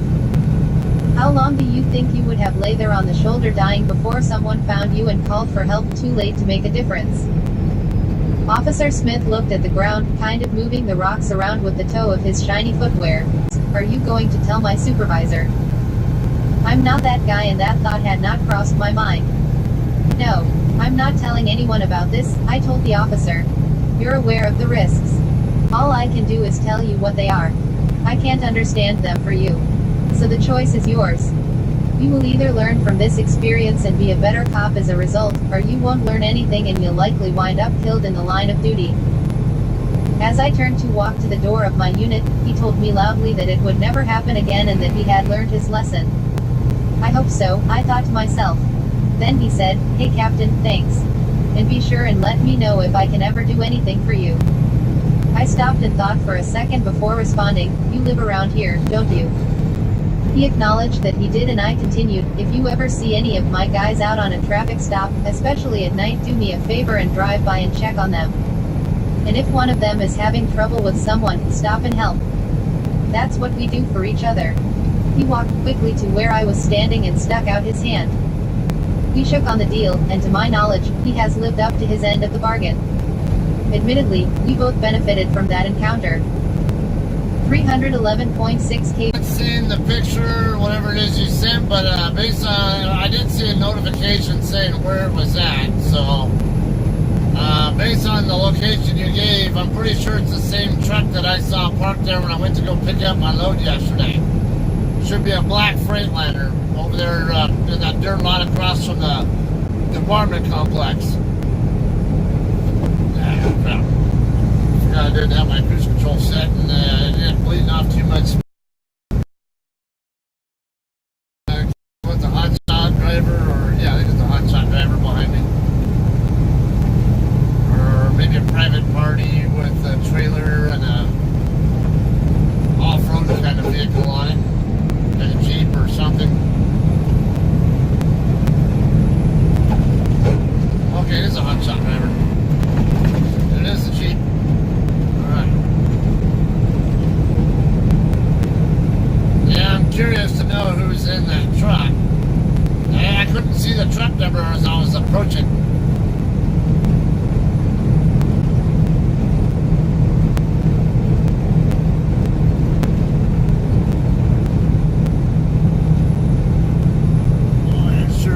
Dark fast. Let's see, 5:35 p.m. local time.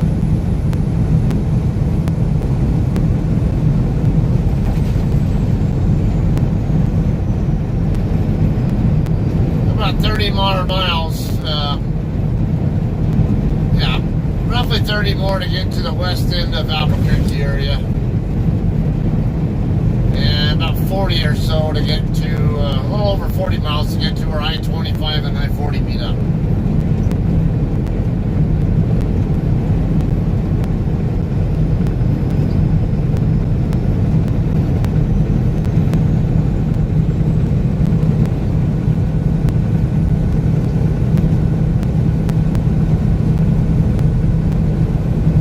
Down to just under a quarter of a tank left, but I don't know if it's just an indication or something else, because I had over half a tank when I left, so let's see, driven 225 miles. I find it a little bit hard to believe that I went through that much fuel for 225 miles. But I might, just as a precaution, maybe get fuel in Moriarty instead.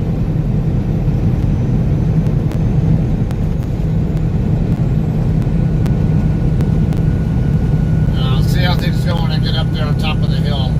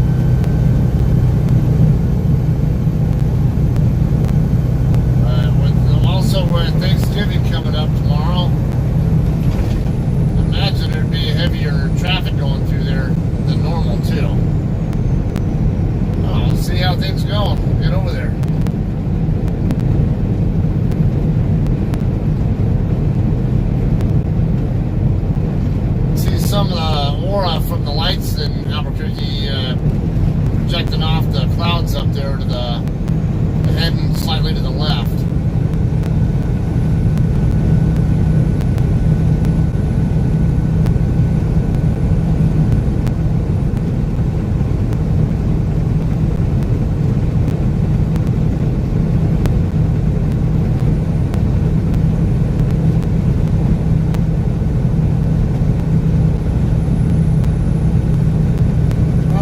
Down to about 34 degrees earlier. It's back up to 39 now.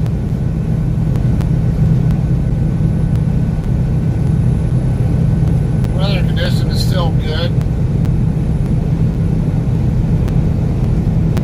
But we're definitely inside that danger zone as far as when the snow should be starting to fall, so really want to get up there on the Highway 54 before get a chance to get dumped on.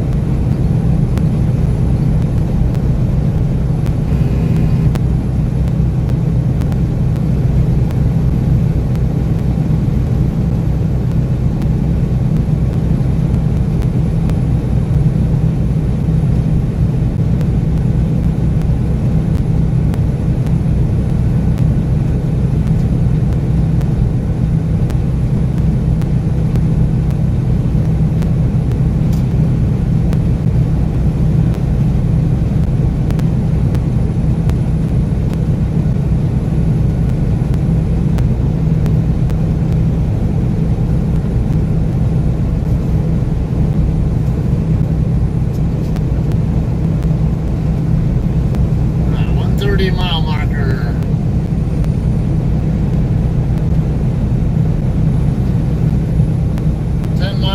To Route 66 Travel Center, then 30 miles to I-25.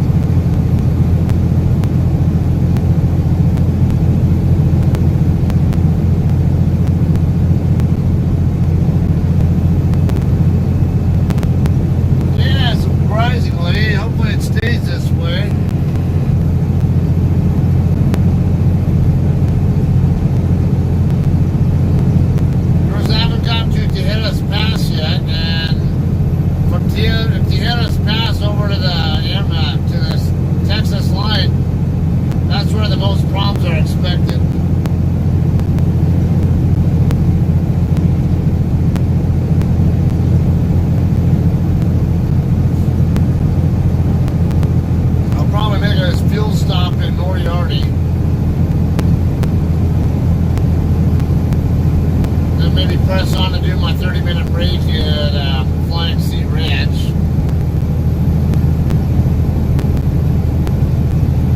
Then I'll run it from there to hopefully into Kansas. Not sure I'll reach Kansas. I can at least try to get to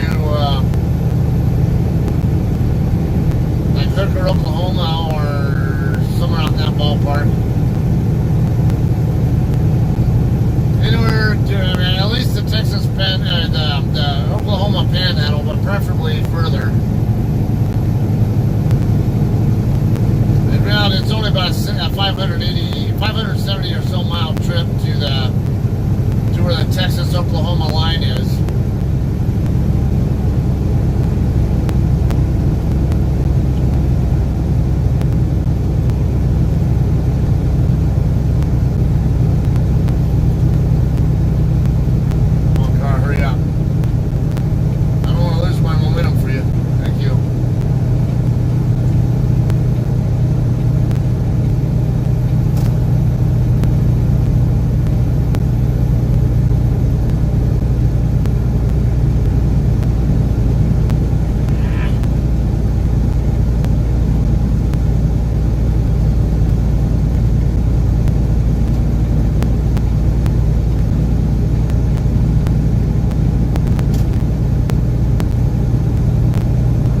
Ideally, I want to be able to get a good 650 miles or so. Anywhere 600 plus works, so that'll put me at least partially into Oklahoma more than likely. If I can get all the way to like at least Liberal, then even better. Liberal, Kansas.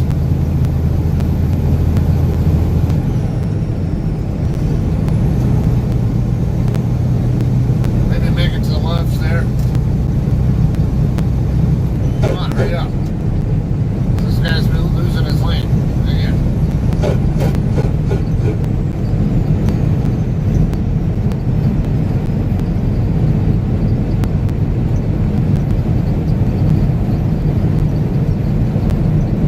This guy might pull on me in a second. 21 Trucking Incorporated.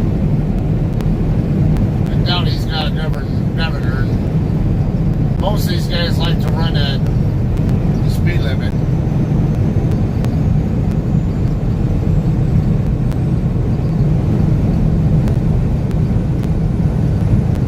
Hey, Yolanda. Come on, dude. You back off and let me get around you, or speed up and pass me. Something so I can move over.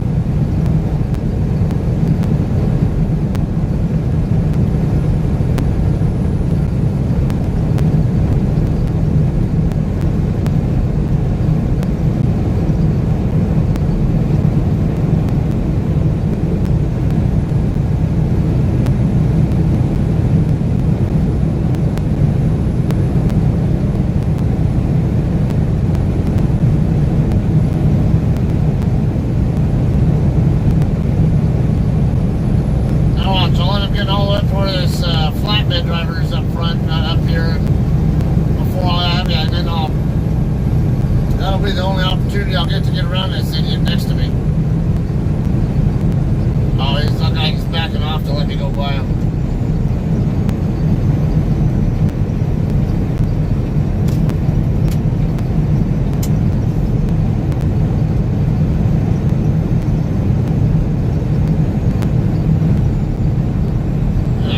Kidding me?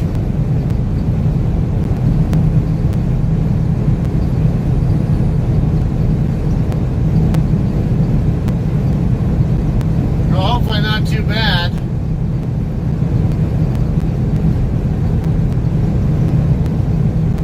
But I can't say it surprises me. I'm inside the time window when I'm expecting it to happen in that area.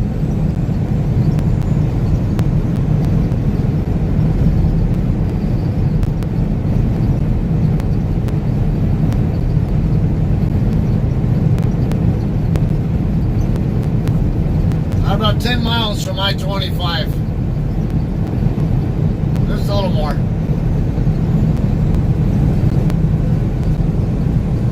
Getting ready to pass by the Love's truck stop on the far west end of Albuquerque.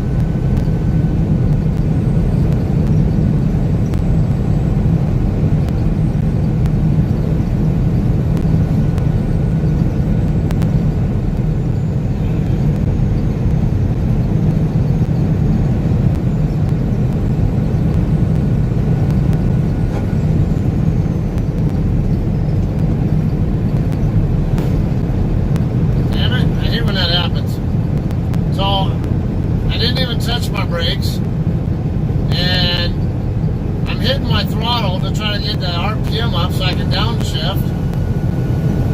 And the thing just wants to sit there lollygag at the RPM that it was already at, and have to sit there and hold my pedal all the way down for a good couple seconds before it even responded.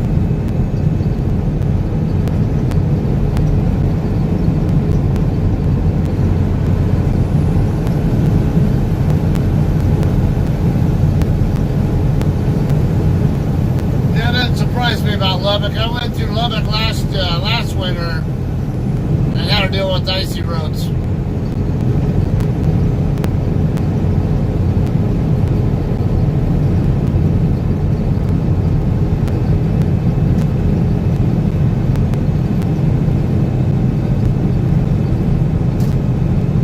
You wouldn't think a flat area like that would be so prone to getting ice and snow, but oh yeah.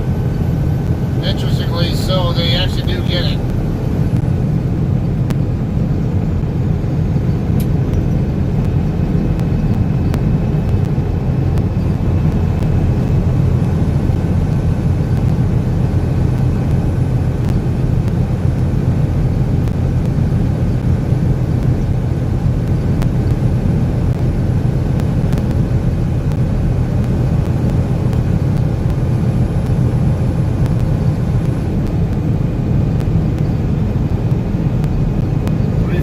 A gallon here at this Flying J.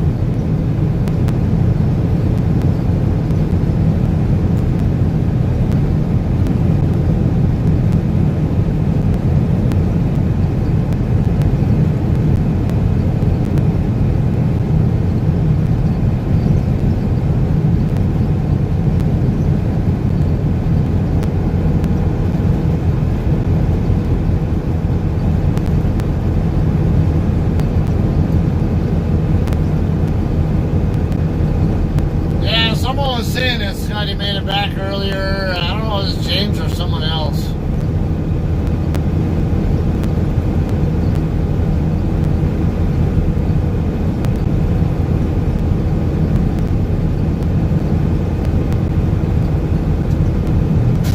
Hope you're staying over there to get up.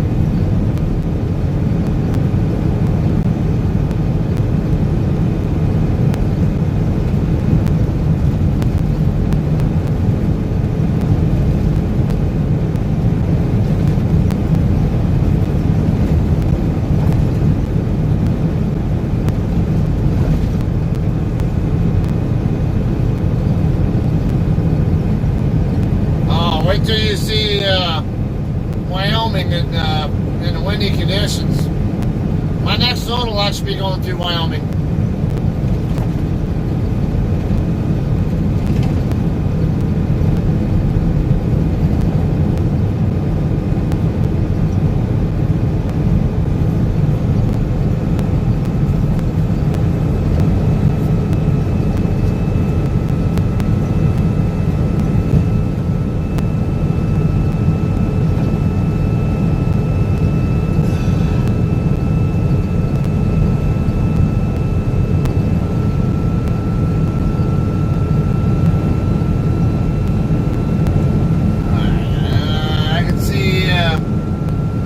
Changes from like somewhat of a whiter color to a darker color. I don't know which side is which though. I don't know which side's a cloud and which one's not.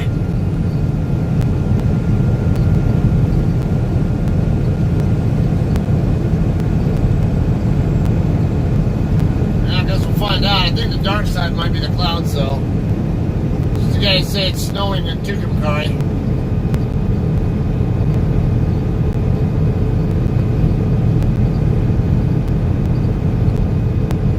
Everybody just fine here in Albuquerque though.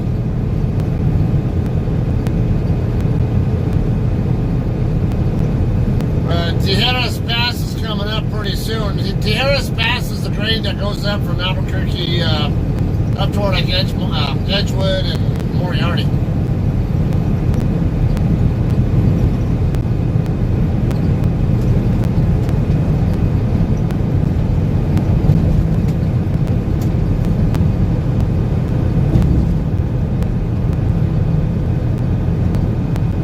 That's not good.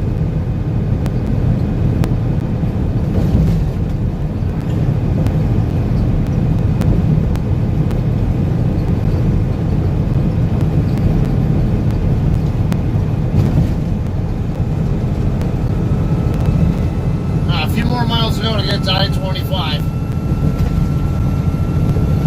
Rio Grande Boulevard coming up next.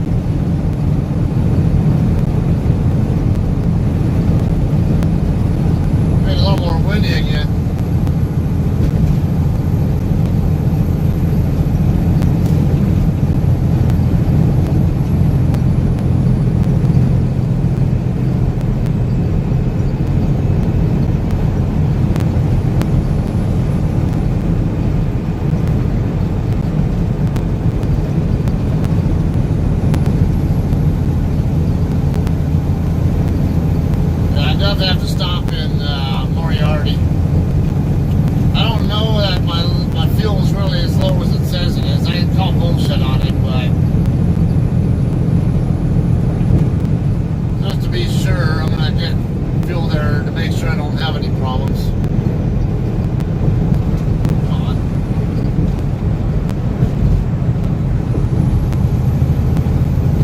You know, for a Wednesday night right before Thanksgiving, I was expecting worse traffic coming through here. This is nothing. This is just a normal night here, I think. Minivan, come on. I'd like to move over, but I'm gaining on minivan and I don't want to move over.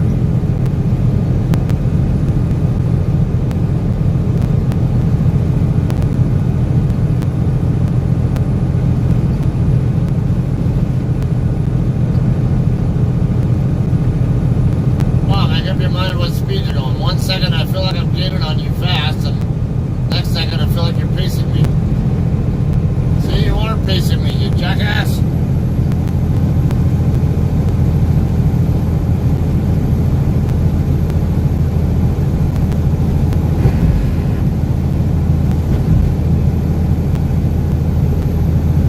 Glad nobody's right behind me.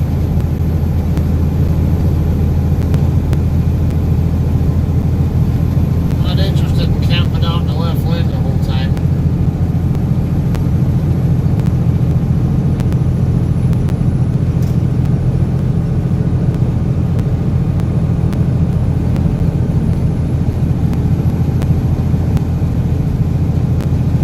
Nice taillights, bro.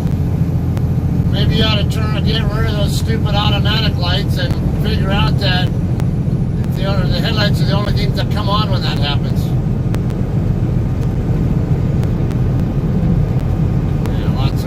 Left activity going on here.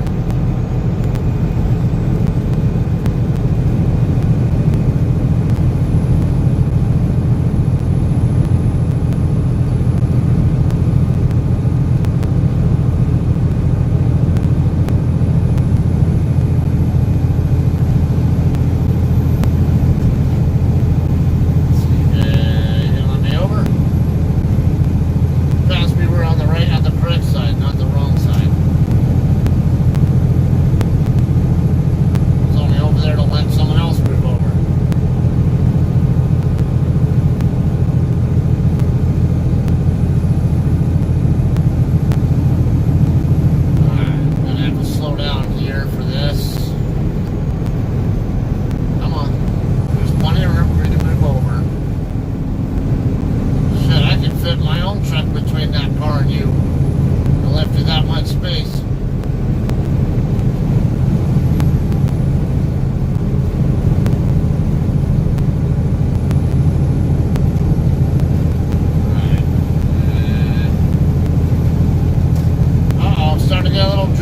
rain. It's 42 degrees though, so I don't think I'll be getting snow, but it's not good when I got Harris Pass up ahead of me, and it's gonna cool off when I get getting up there. So I might start getting some snowfall up here. Edgewood, 24 minutes. Okay, so that's normal.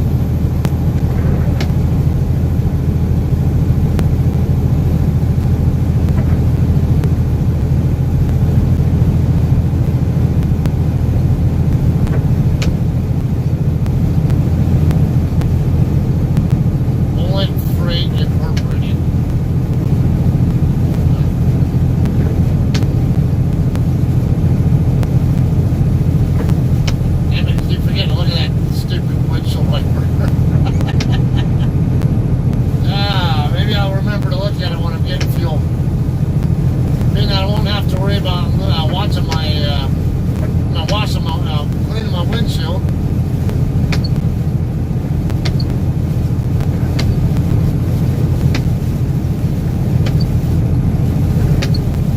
Starting to rain pretty good here. 41 degrees. Let's see, it's about 5 degrees Celsius.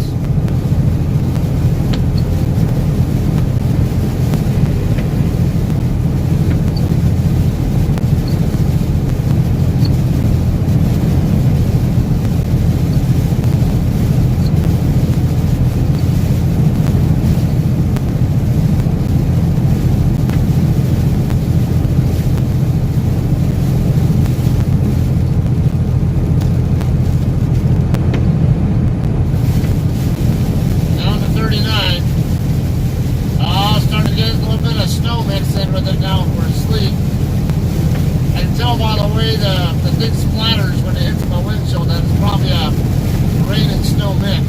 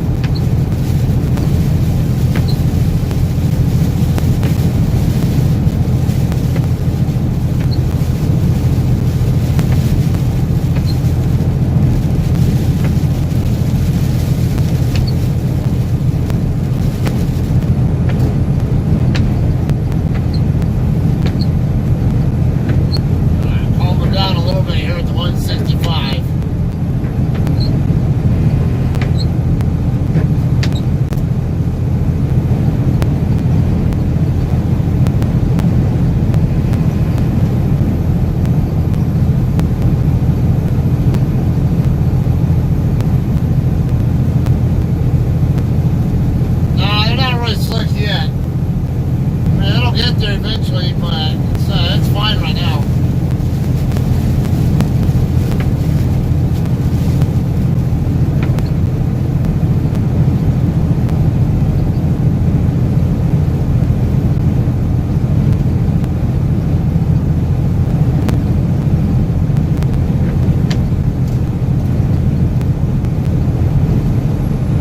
A little bit off and on here. It's there's some spots where I'm getting some rain, somewhere it's not anything at all. The road still looks dry though.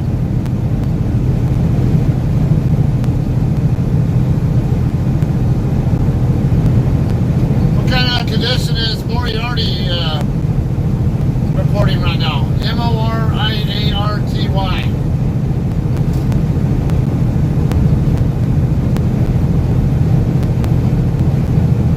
Still got 39 degrees at the moment. And nothing falling on me either.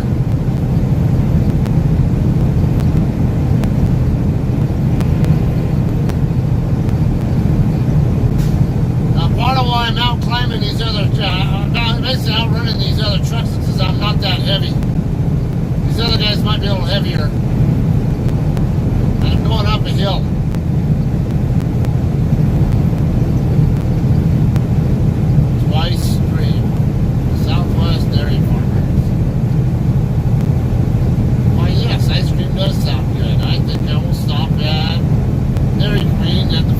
Ranch and get me some.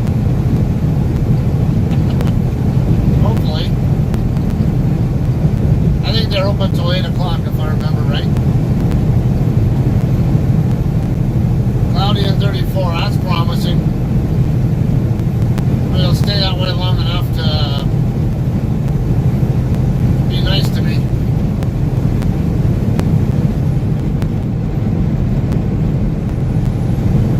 Alright, here's the four-wheeler that's causing all this.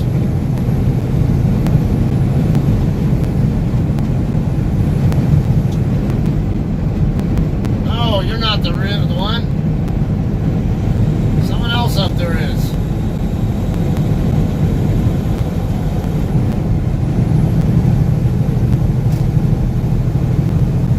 No, if you're gonna camp out there at that speed, maybe I'd move further right.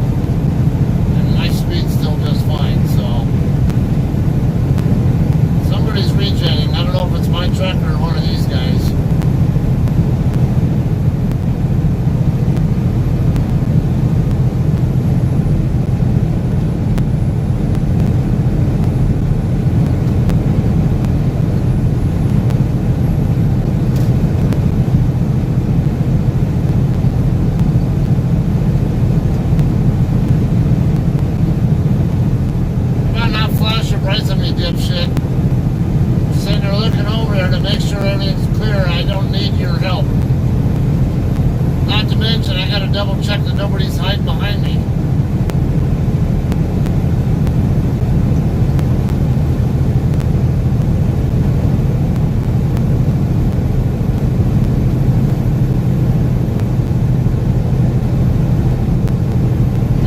There are other states where trucks are not allowed in the far left lane, but California is one of the only states that has a split speed limit. A lot of places, if there's 3 lanes, we're not allowed in the far left lane, but we can use other lanes, which is still stupid because a lot of these states we can run the same speed that everybody else is running legally. So I-15 in Utah, for example, or a big chunk of that, it's 80 mile an hour speed limit. If your truck's capable of doing 80 miles an hour, you're totally allowed to do it there. Now right here, there are signs saying trucks can't be in the left lane, but that's only because we're climbing a hill. Now when I'm down there in the Albuquerque area, where there's not a hill to climb, I'm 100% legal in any lane I want. Of course, naturally, I'm going to stay as far right as practical. Arizona's another place where if you see 3 lanes, generally speaking, trucks can use any of them. Okay, this guy's getting ready to move over. And there's an opening here, so now I'm going to come on over because this tanker's going to want to come over too, more likely. There's a car coming up in that middle lane, I don't know.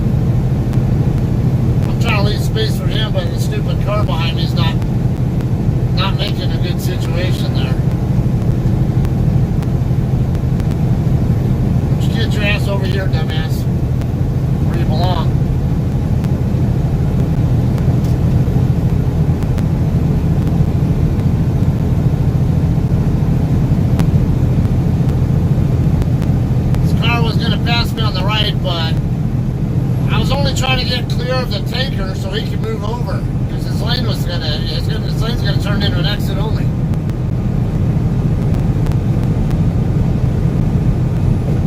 And I wasn't sure how long it was gonna take me to get around him.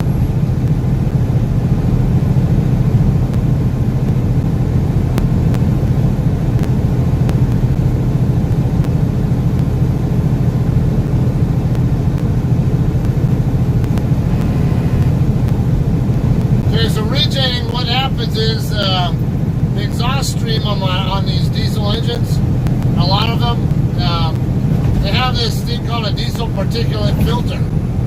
What it does is collect soot,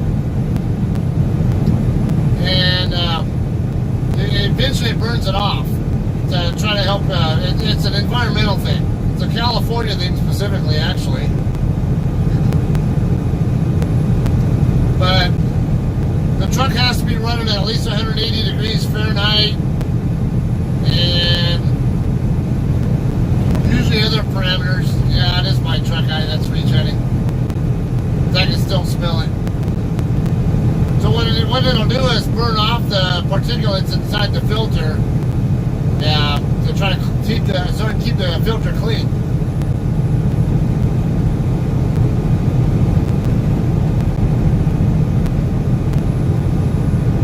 Normally it'll do it automatically while I'm driving, but there are times where I might have to manually do a parked regen.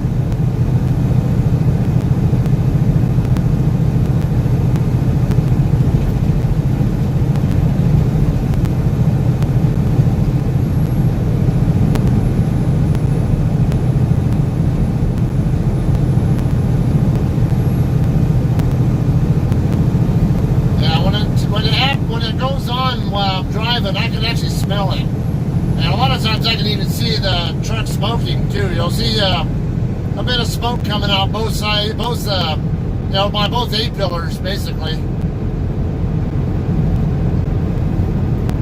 Or you might also, if you were in the back, you'd see it coming out behind the truck too, because that's where the exhaust is hidden behind the frame, back behind my tractor.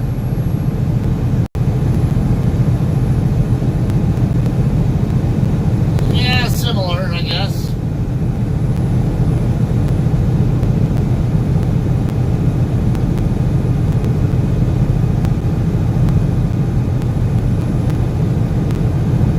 Okay, so now my fuel gauge is back up to almost a quarter of a tank, so let's see, I'm at the 177, I think, what I have then. In that case, I'm not going to bother stopping in Moriarty. What am I seeing here?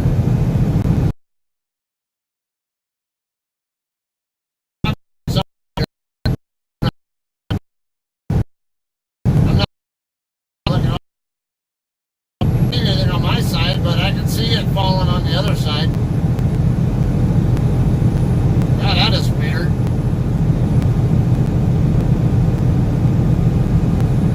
Not even a single drop here. And temperature's down to 33 degrees now.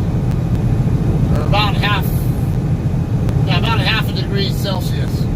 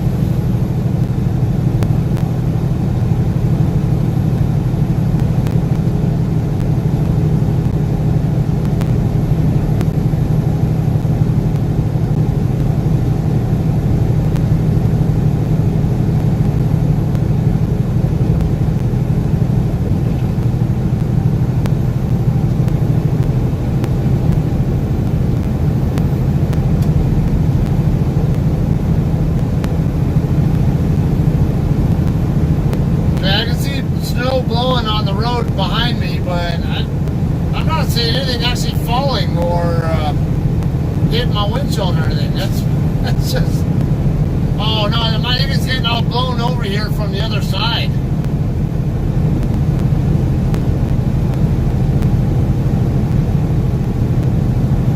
Man, this is wild.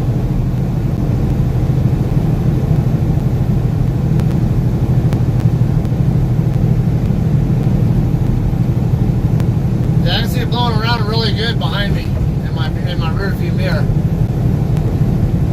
It's so weird, I see nothing at all here in front of me.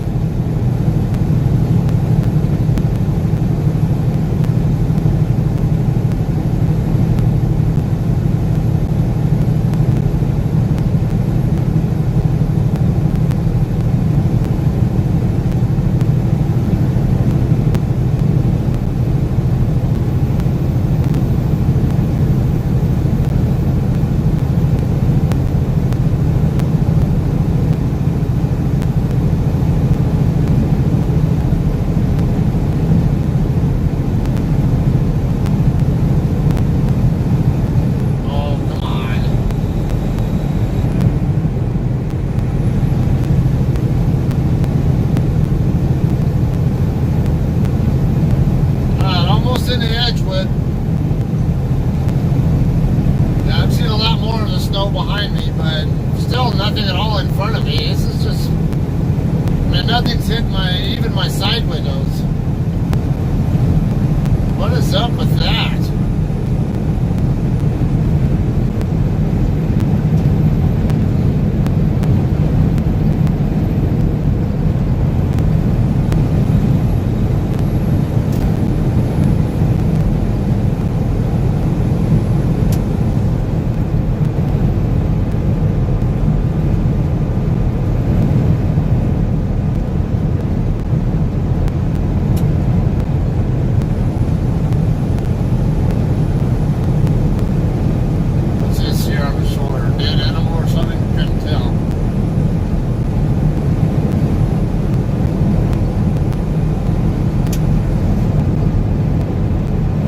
Camp out next to my trailer. So like right here is a 75 zone. I can legally do 75 if my truck was capable of it.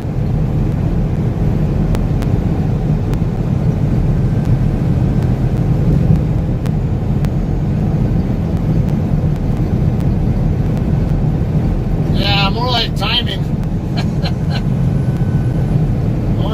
Dude, what are you doing, man? Don't fucking come over like that. The hell were you thinking?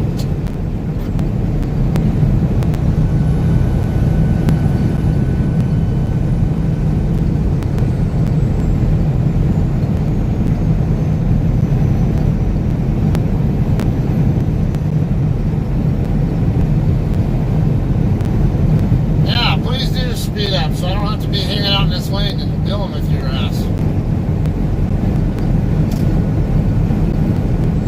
Don't freaking get in front of a truck like that close and do the same speed as them. Moron.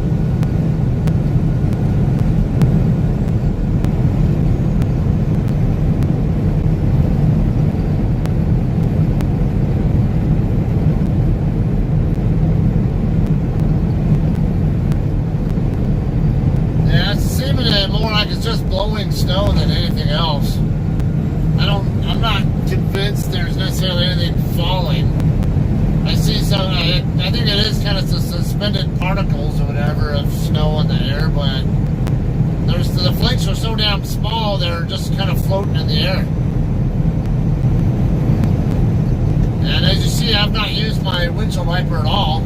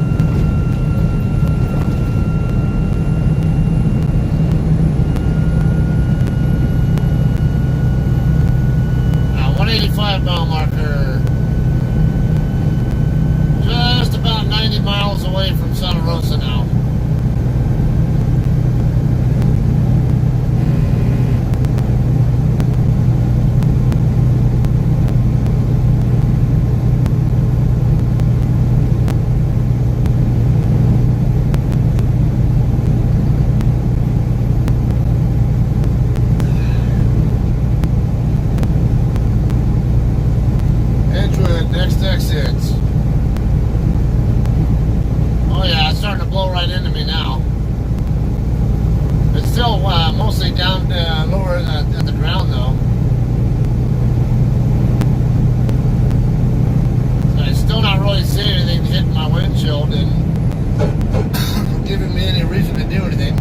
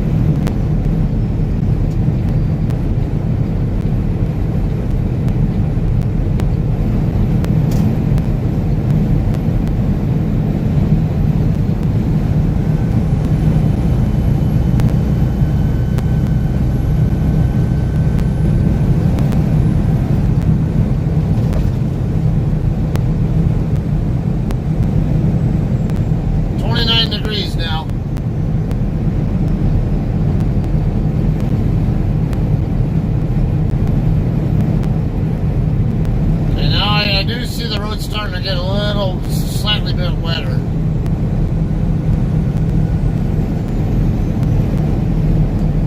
So I went backing off a few miles an hour, just that way I'll have at least have the ability to put, to power out of stuff if I need to. So a lot of times if you have a loss of control situation, like say my drive tires kick out or my trailer kicks out, you actually need power. You don't want to hit your brakes. You want to actually maintain steady throttle, maybe even a slight bit of acceleration to recover from it.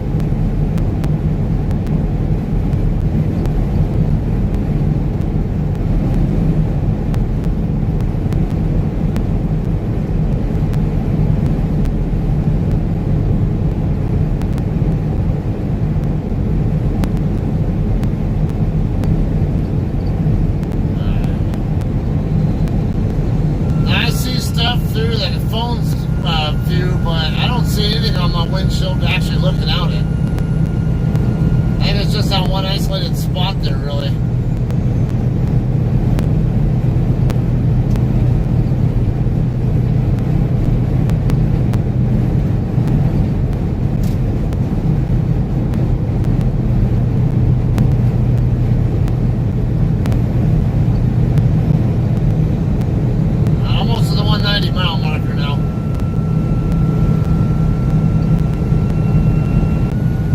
Chase me. I've been playing back and forth with that hotshot driver, so or not saying that's not the same guy.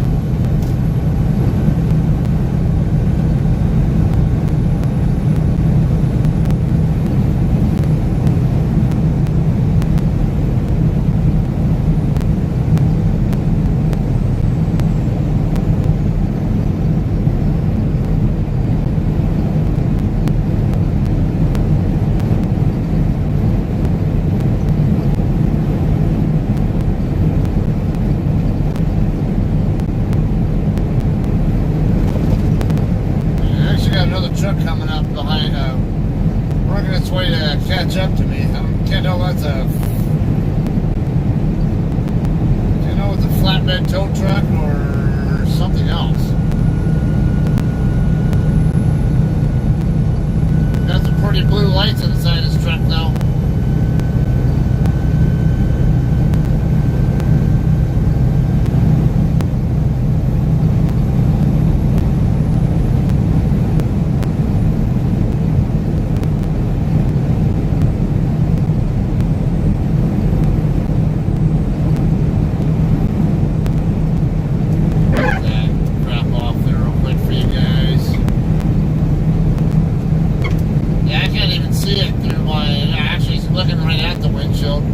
I have to have light reflecting off it to see it.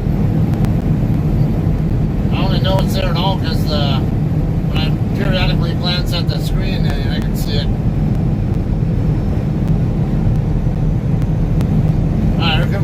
a truck passing me. Oh, that's a tanker. This is the same guy I passed earlier, isn't it? Brady Trucking.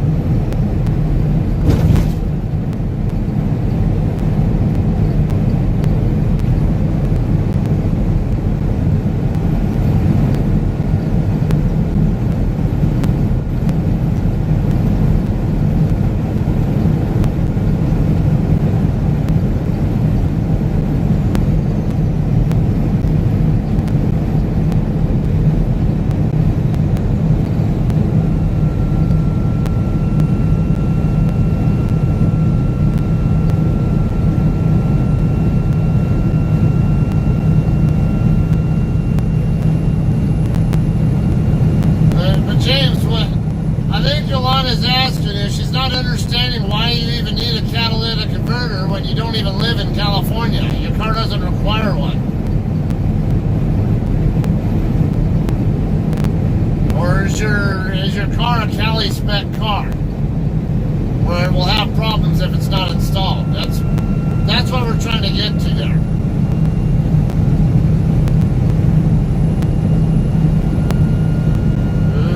Spotlights over here in Moriarty. What's happening?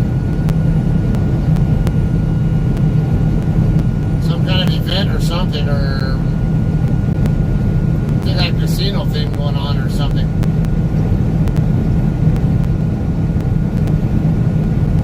Those are always done like that to attract people to there. Hey, we got something going on here. Come on by and check us out.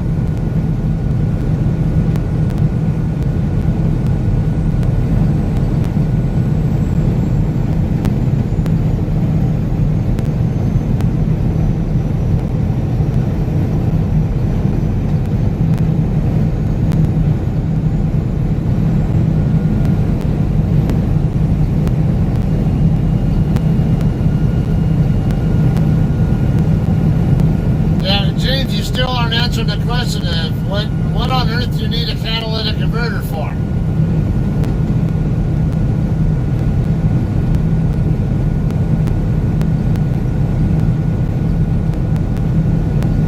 Like I said, federal spec cars don't require catalytic converters. They're designed with them, but Cali spec cars are designed with them. I don't know what kind of car you have or what year it is and all that. Just a lot of newer cars are they're all built to Cal specs, but there was a point in time where some cars they had two different designs, one for Cali and one for the rest of the country.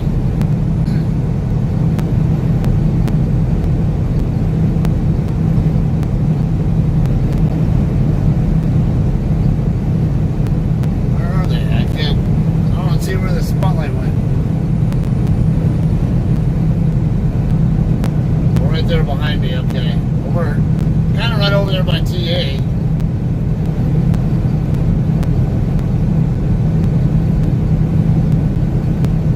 Looking better here now.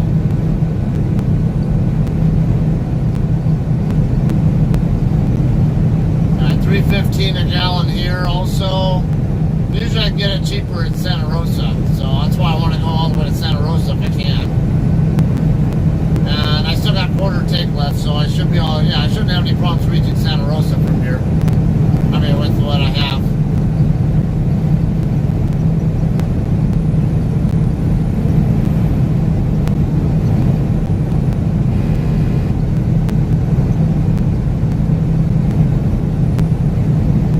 And I'm not seeing anything blowing behind me anymore, which is nice. Of course, I might need the traffic that's back there to get a little closer to get a better view of the more immediate vicinity of my truck back there.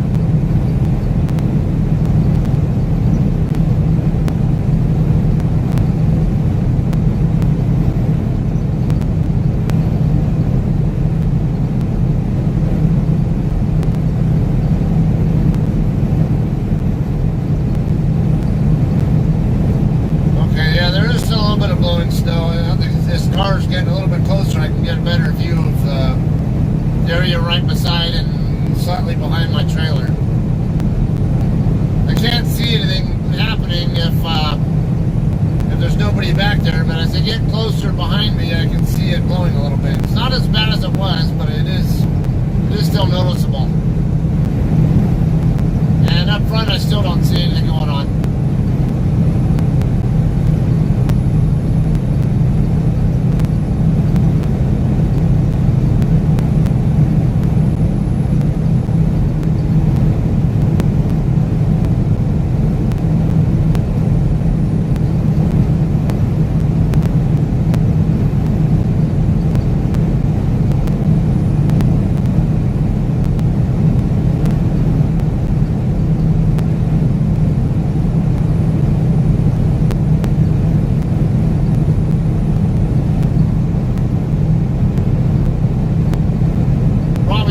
Stop at Flying Sea Ranch and maybe do my 30 there, give myself a blizzard, and then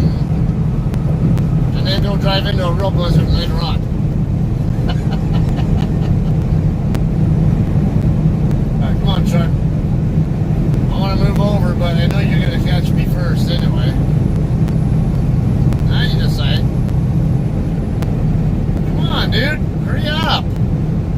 Back off my cruise control already because I'm thinking you're coming over.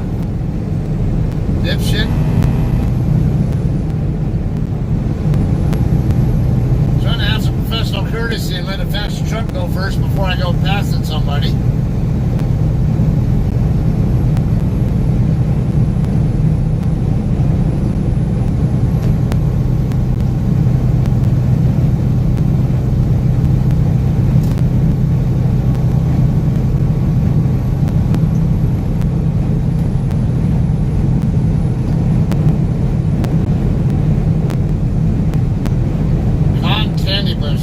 I think I've seen that one on their menu before. What exactly do they put in it? It doesn't really strike me as one that would interest me too much. I tend to like the chocolate, like a cookie kind of stuff, or fudge or whatever.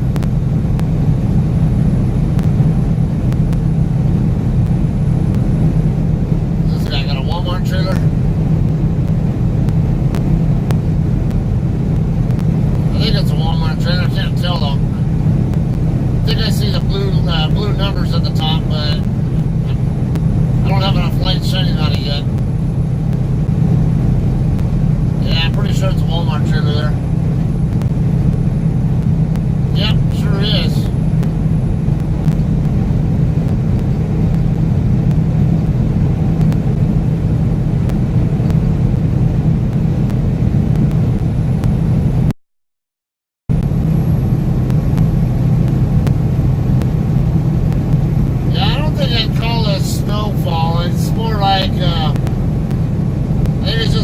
Snow.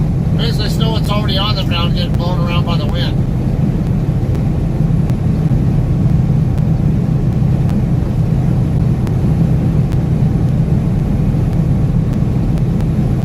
Oh, okay. Interesting. Now, in October, I like getting those pumpkin pie blizzards or whatever they're called, and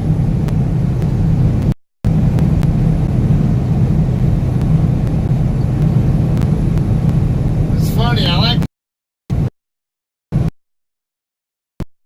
unprepared cookie dough more than I like the actual bake.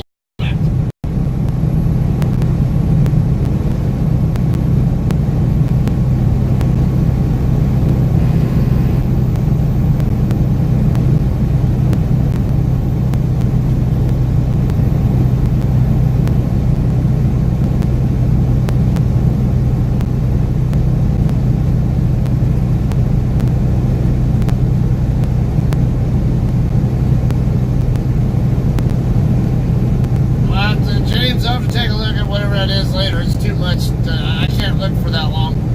I'll glance over there and take a quick look, and that's it. That's it will take me several seconds to look at it, which is too long to be looking away from the road. Like I'll look at stuff like if I'm looking at my gauges on my truck, you know, I'll do a gauge sweep, and then I'll take a quick glance there, and then go back to the road.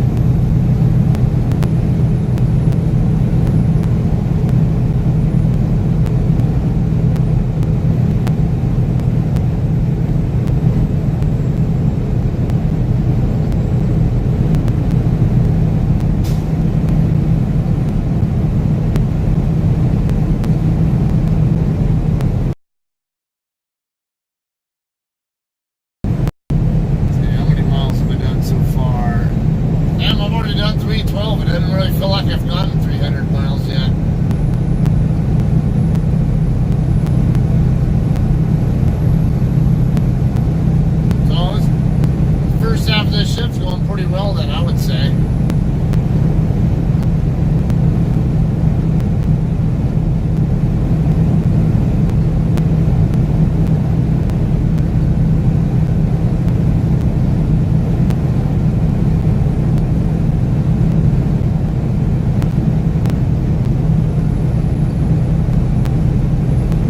Just under 30 miles away from the Flying Sea Ranch.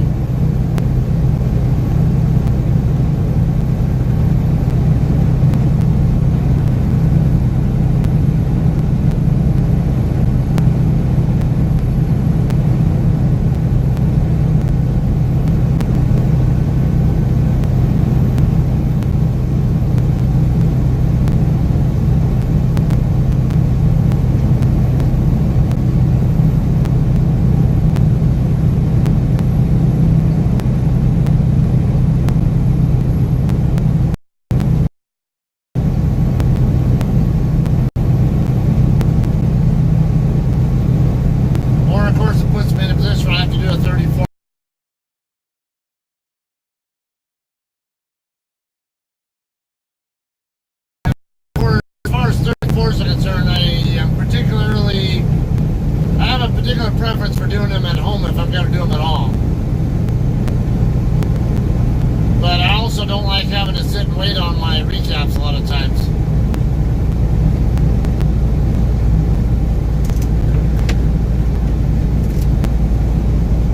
It's just that one little spot in the center of the windshield, right where the camera's looking at, where there's even anything at all. Okay, yeah, I'm getting actually snow.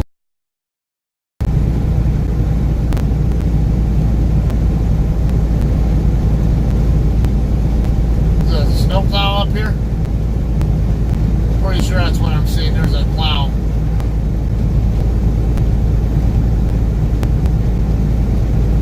Yep. Exactly what it is. He doesn't have his thing down on the ground yet, but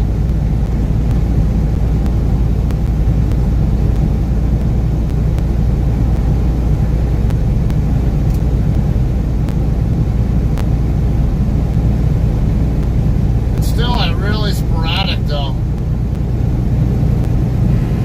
There's just that one spot right in the middle of my windshield where I'm even getting anything really at all. The part of the windshield directly in front of me, I don't see anything at all.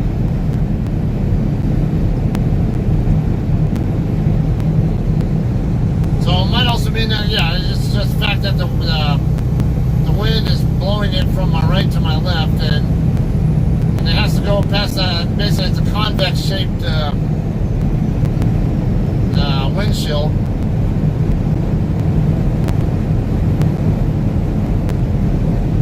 Wait.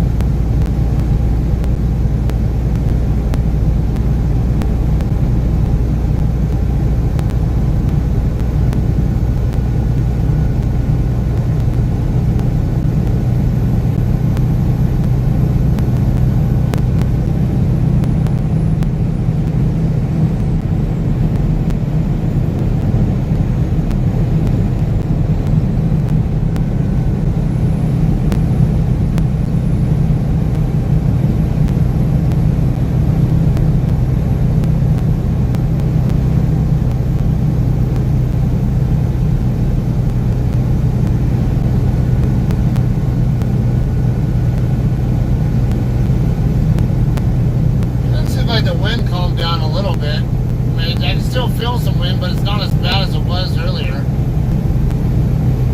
Oh, yeah, you can see the blowing, so the snow getting picked up and blown around, whatever, on the other side of the freeway. Yeah, I don't know, you can see it so well because the way the camera shows the lights on the other traffic, but yeah, I can see it kind of floating around over there.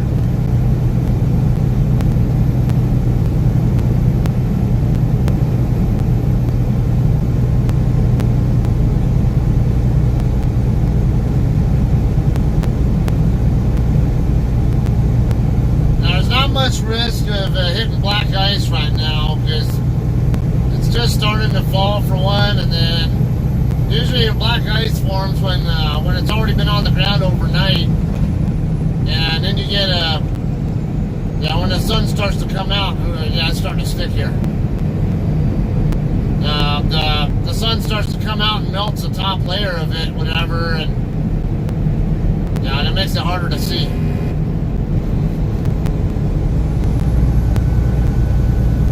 You can get black ice at nighttime too, but more often than not, when you're going to encounter black ice, it's going to be during mornings.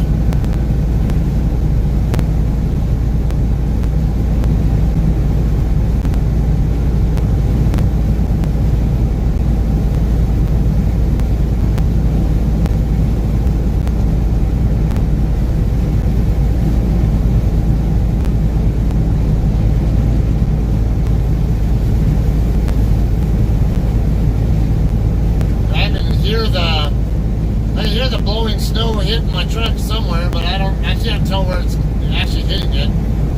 I don't know if it's just the body of the truck on the side or if it's actually hitting any part of my windshield or what. I don't see anything up in front of me where I need to even use my wipers or anything.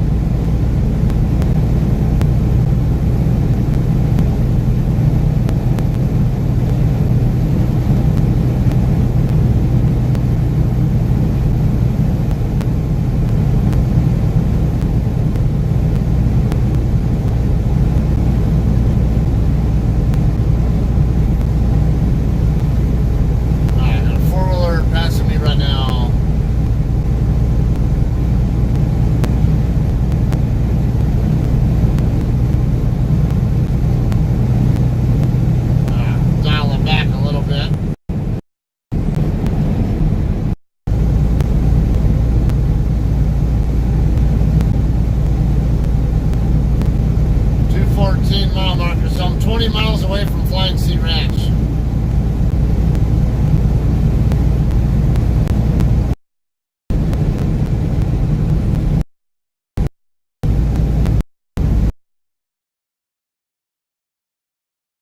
One of the trucking 101 rules we have, when you're going up a icy or suspected icy hill, you want to be at high RPM.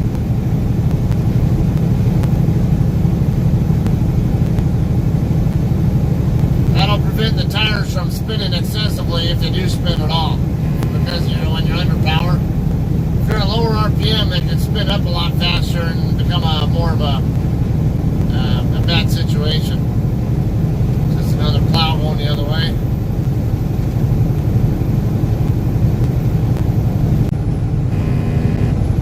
Shut up.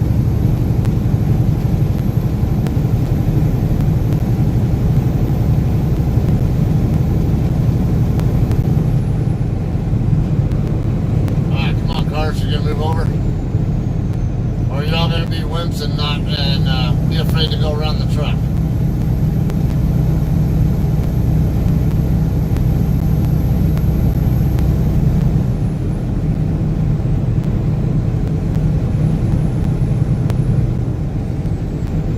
Come on, people.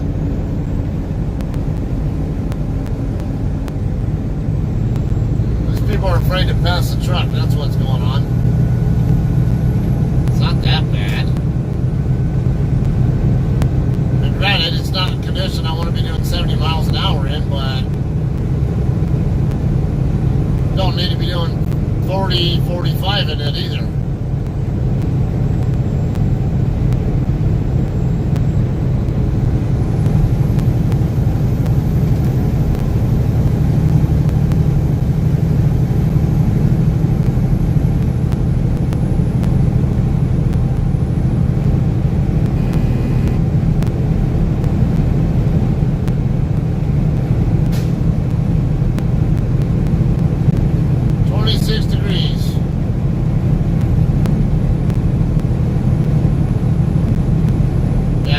Nervous drivers up here afraid to pass a truck.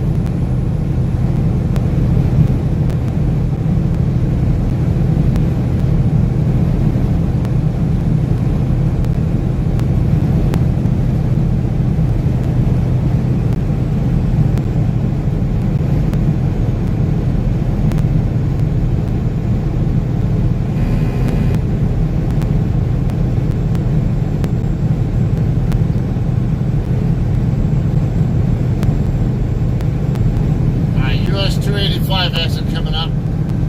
It's also known as Clyde's Corner. Shut up.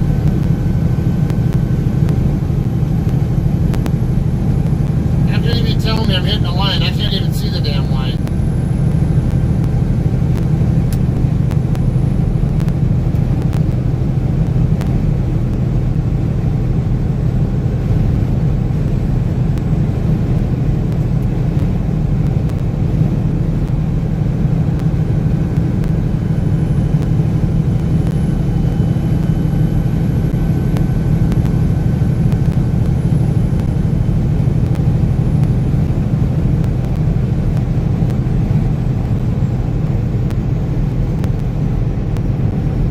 These underpasses, that's always that's one prime spot to get slick spots too, from my experience.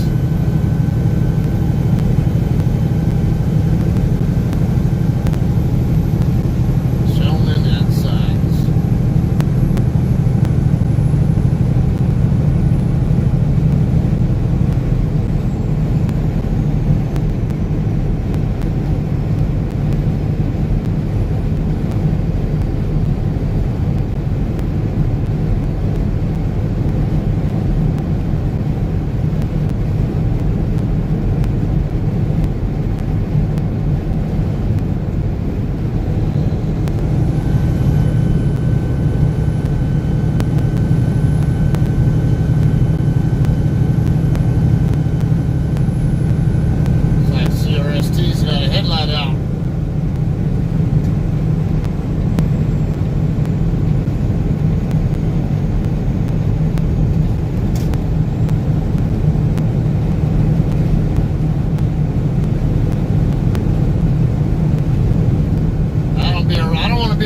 People are bunched up either. You get caught up in someone else's mess that way.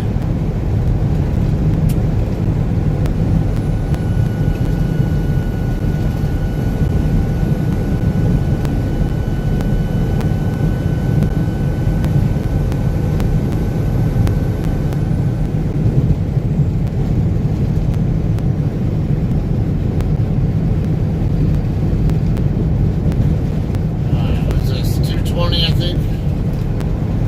Yeah, it should be the 220 mile marker coming up right here.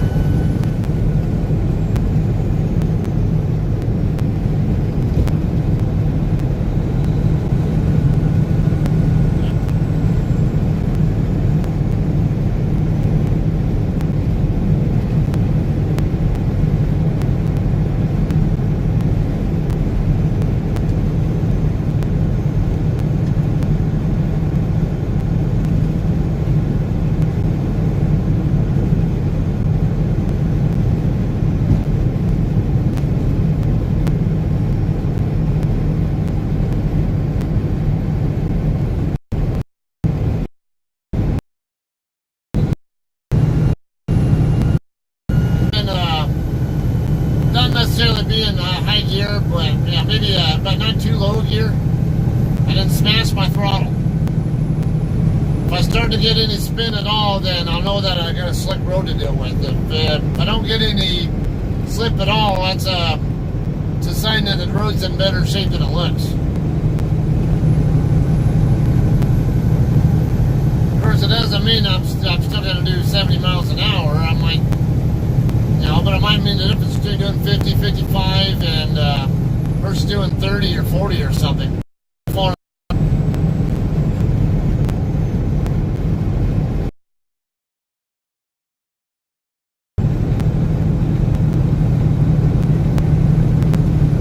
make gradual lane changes, no sudden jerks of the wheel or throttle or brakes.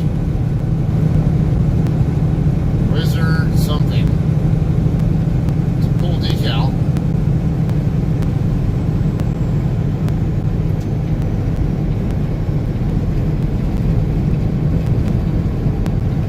I see a cop up here.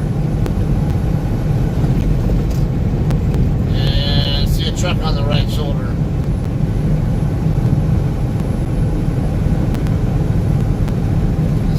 I've got a dually pickup coming up in the left lane.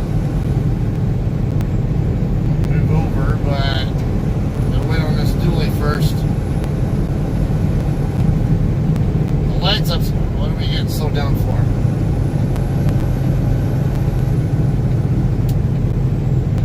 Guessing that could be a plow up there.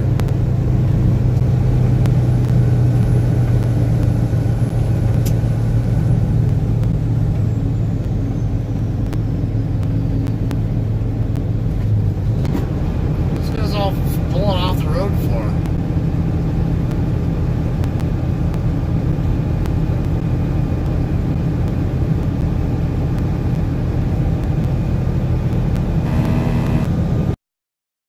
Afraid to move because maybe they're...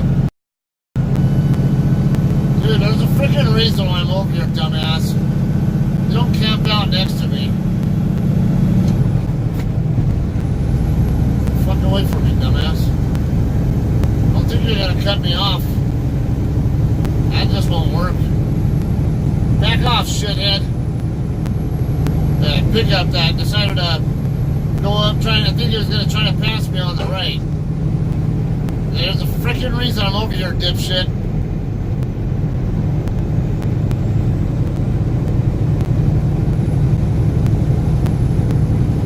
Watch him try to go around again, even though I got a truck I'm gonna catch up to.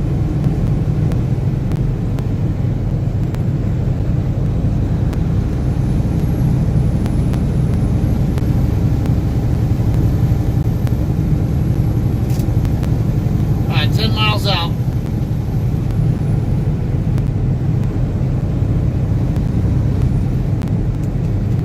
And maybe I can get away from all this traffic, and hopefully when I get done with my 30-minute break I'll have a lighter traffic condition to deal with.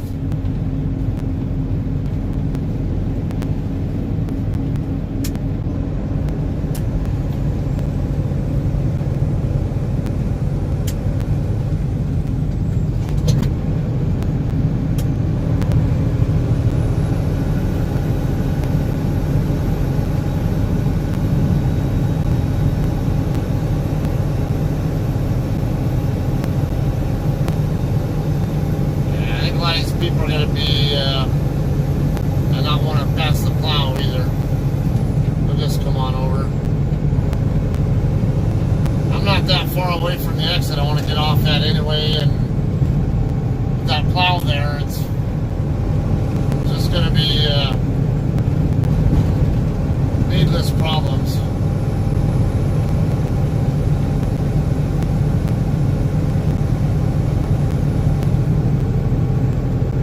Dude, get your fucking truck out of my lane.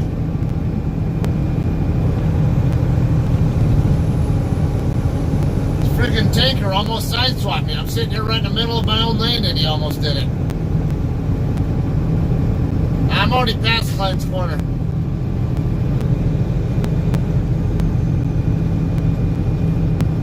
I'm at 225. Clyde's Corner is about 10 miles behind me. Alright, the plow's getting off the road, so...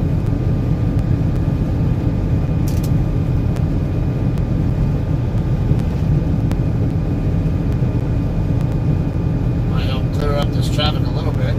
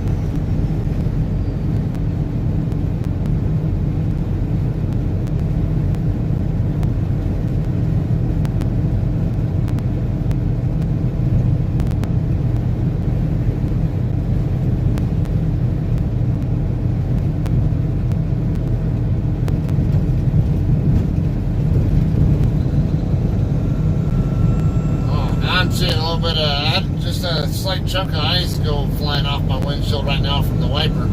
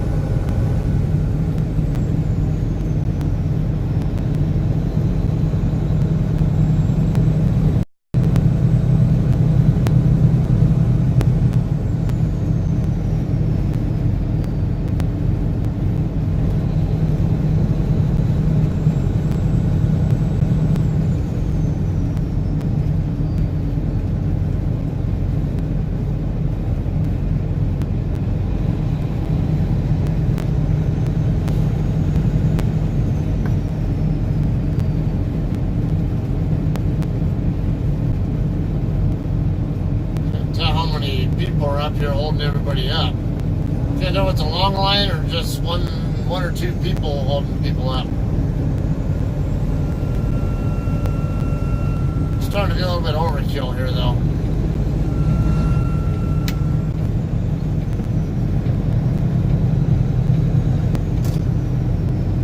Kind of looks like a singlet truck or whatever that thing is up there. Now there's a four-wheeler in front of them though.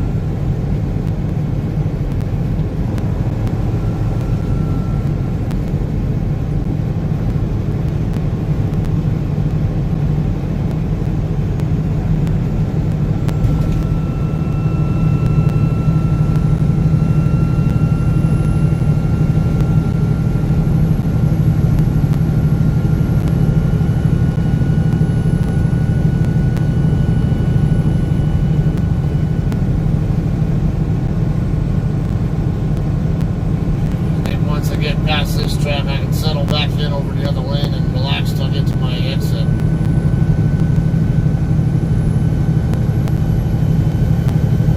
Is that guy, that Swift with the Walmart trailer again?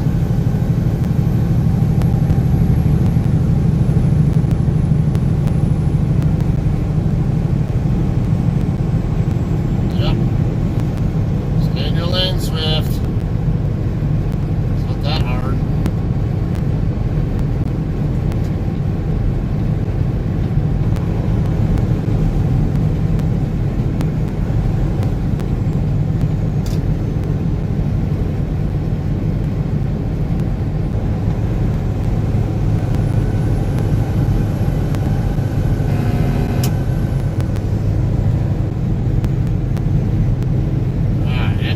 Coming up pretty soon.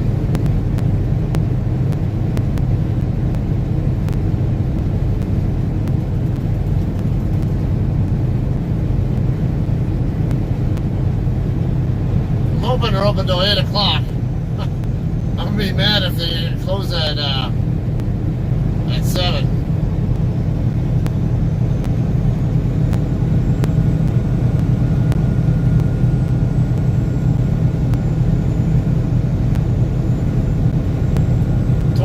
Degrees. Watch, I'll walk out there with a short sleeve shirt on.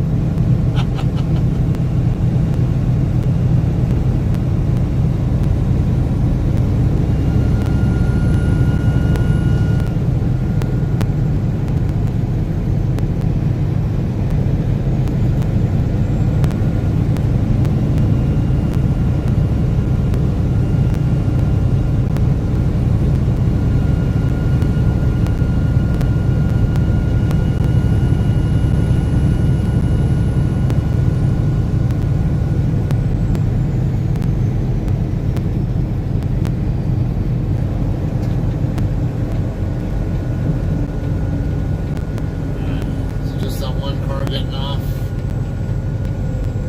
Yeah, looks like it. Trying to figure out what the hell he's doing.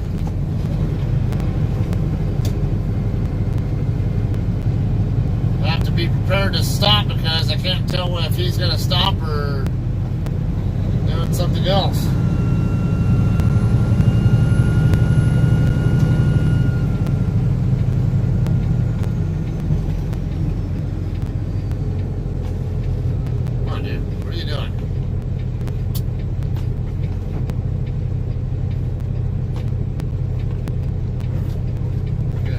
Dead end. Oh. Okay, this road is slick.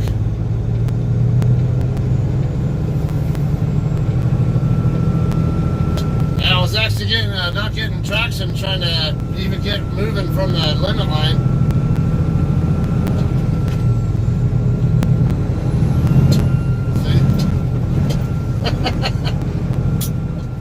Just messing around. It's yeah, I was smashing the throttle, definitely getting some slip there.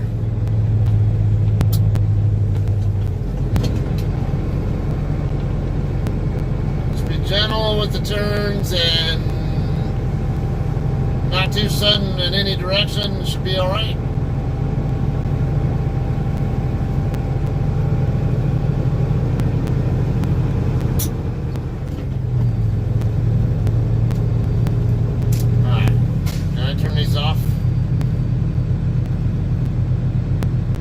Road's completely covered in snow.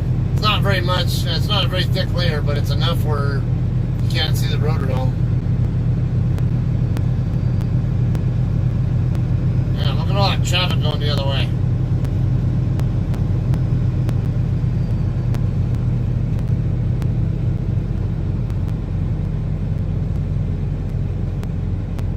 Alright, find me a spot to park in for 30 and don't tell me they're closed.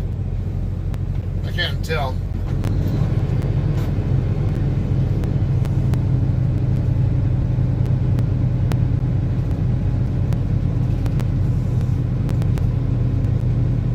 Alright, now I don't want to come in here and find that I can't get back out. Maybe not going to be a happy camper at all if that's the case, but no, I think I'll be alright. I'll just steer my 30 here and be good.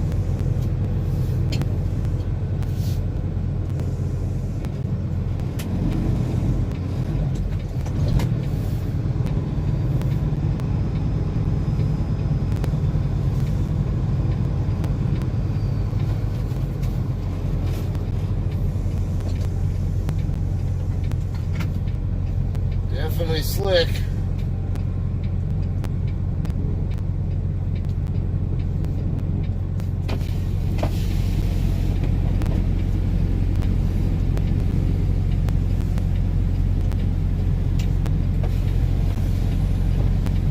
Now these guys are all probably bedded down for the rest of the night. I'm just here for a 30-minute break. I don't even need to do a 30 here. I can always go further down, but I'd rather do it here.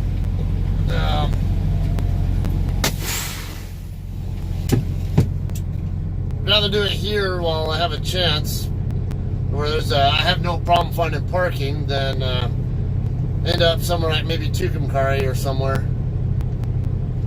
I don't know, let me find out if this place is open and if I get me some Dairy Queen. And watch me walk out there in this case 27 degrees and wear a short sleeve.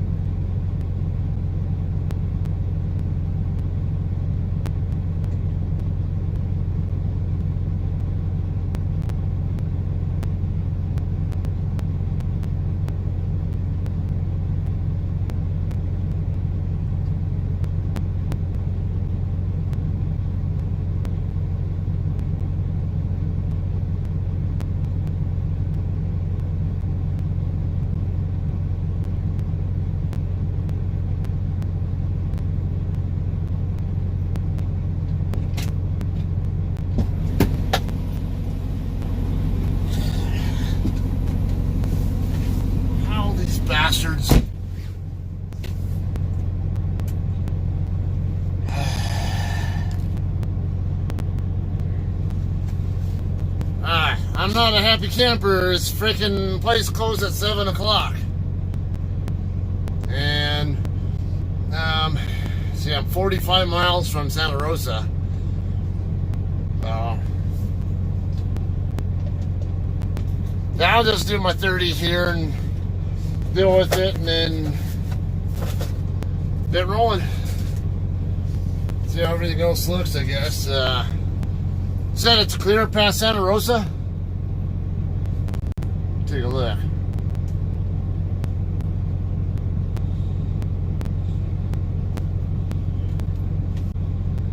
Alright, 3,200 plus mile, almost 3,300 miles to do between this shift on and then making my delivery and then picking the next load up and getting it to Tracy.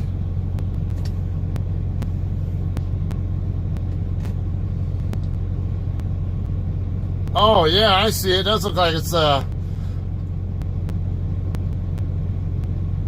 yeah, all the problems are definitely west of Santa Rosa, aren't they?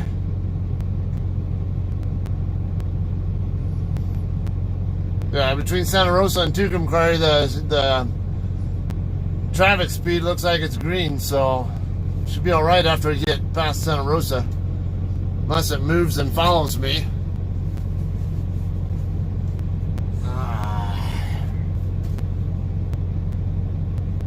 Well, I got about 25 minutes left, and I don't like sitting in the seat when I'm on my 30, so all I'll go ahead and do is just turn this around, turn this back around so you can look at whatever actually might show up, and I'll just burn off a bit of time here, and then once my 30's done, we'll get rolling again, right?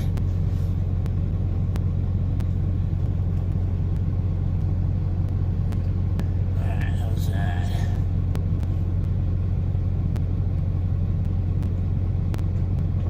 Let's see what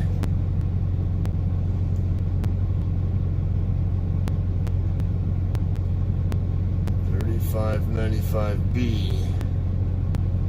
That's who was parked down the street from me yesterday. Let's see if I know who that is.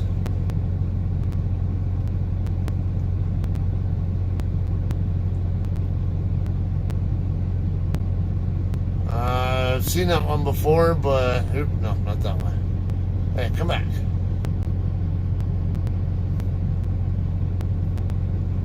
Somebody else in it, though.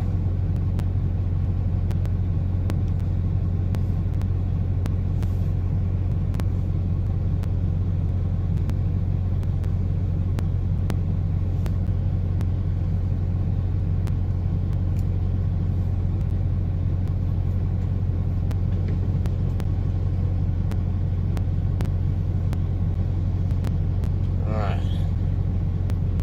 I'm falling into that person. Okay. Alright, now I'm getting out of the chair.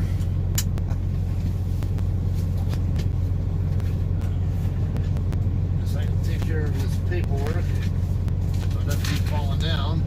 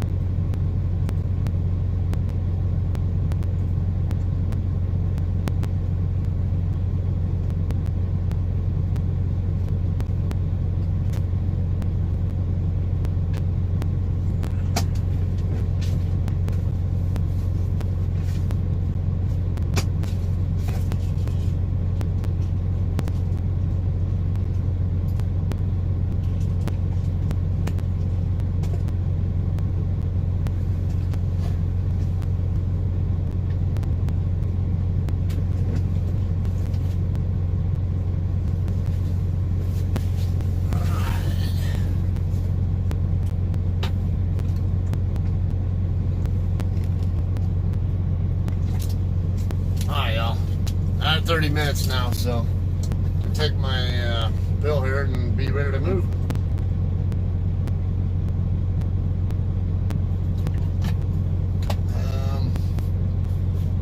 Let's see, we're at 2:30. Actually, I'm right around 100 miles out from Tucumcari, so I may just go ahead and wait till I get to Tucumcari to get fuel if I can reach there. I'll grab this just in case.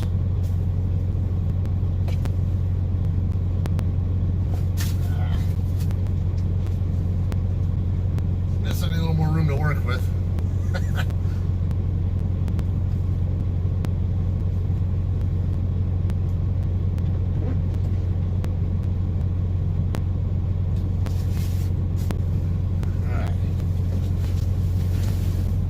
Alright, let's get rolling.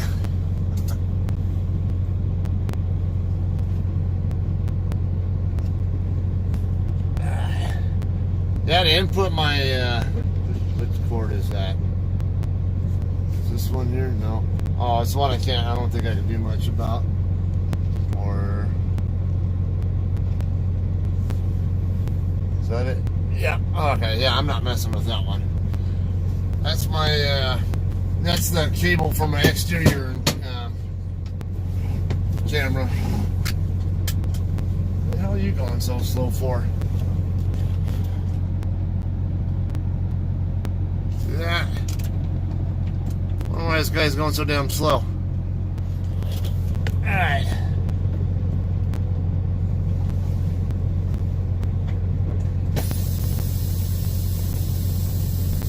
I'm gonna get rolling here once this thing releases my brakes. Alright, yeah, I'm rolling.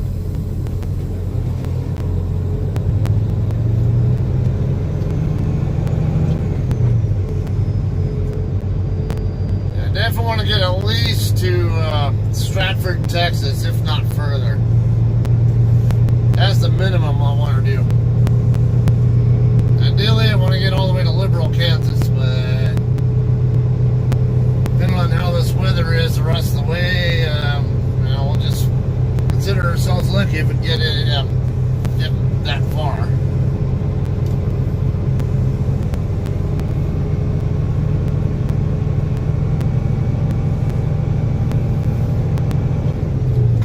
We'll see you later, Corey.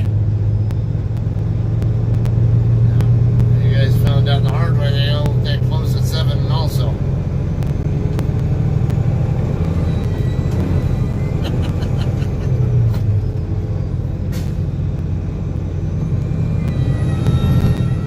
Whee!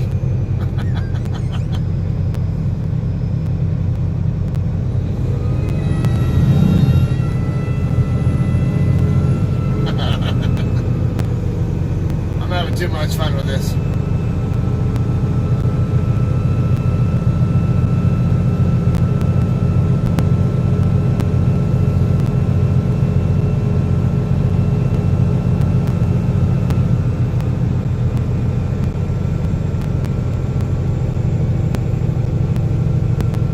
Not too much weight, not too little weight on the steers, so I don't want to be running into these this guardrail.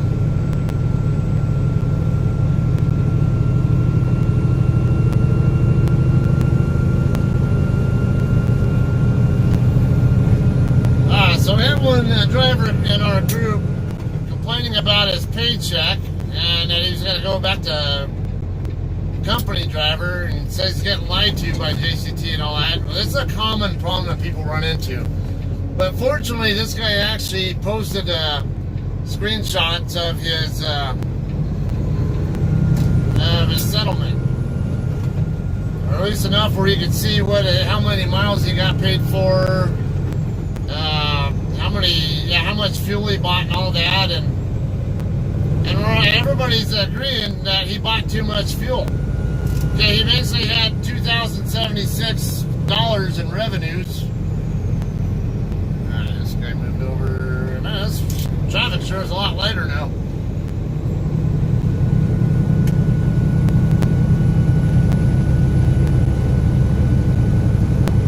Anyway, he had 2,076 in revenue. It says most of his miles were on longer trip, and then he had a shorter route that paid him $1.03 a mile. And okay, 2,076, but he had almost $1,200 or about $1,200 worth of fuel purchases. So right now the national average price of fuel is about $3.07. So if we assume that he paid $3.07 per gallon, he bought 405 to 410 gallons of fuel. Now, if you divide his miles by the number of gallons of fuel that he presumably bought, he's only getting a little over 5 miles per gallon, which means he bought too much fuel. That's a very common problem with lease owners, lease operators, whatever. They don't know how to manage their fuel. They try to manage their fuel like they're a company driver where they can always max out their tanks, but when you're a lease operator or even an owner-op where you have to buy your own fuel, and you got to factor that in. And so at 5.12 miles per gallon, that's just not going to cut it. Yeah, and my calculation, if he'd bought based on the amount of miles he actually did, if he had averaged 6.75 miles per gallon, which is in the ballpark of what he should have needed, he would have needed 100 gallons less of fuel than he actually bought. So 100 gallons at $3.07 per gallon, that's of course $307. That's how much smaller his paycheck was because he bought too much fuel. And then on top of that, he's taking advances out, which is also cutting into it.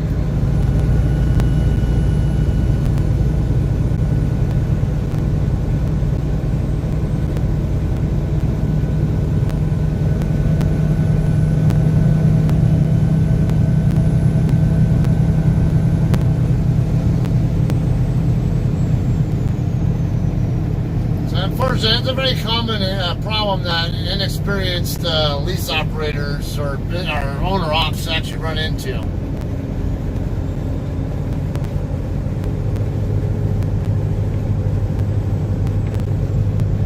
Now I forget what he actually took home, but I mean when it had a $300 extra cost in fuel that he didn't need, and then add in also.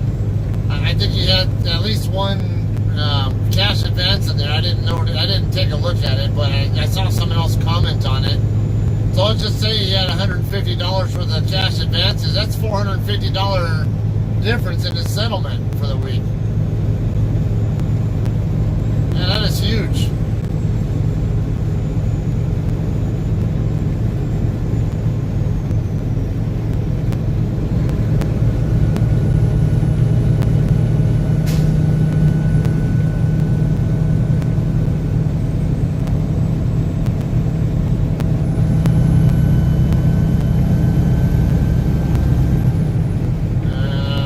Doesn't feel like it's that slick because I'm going to come back down a little bit. I'm going to get down into 8th gear and then I'm going to smash my throttle and I'll see what happens.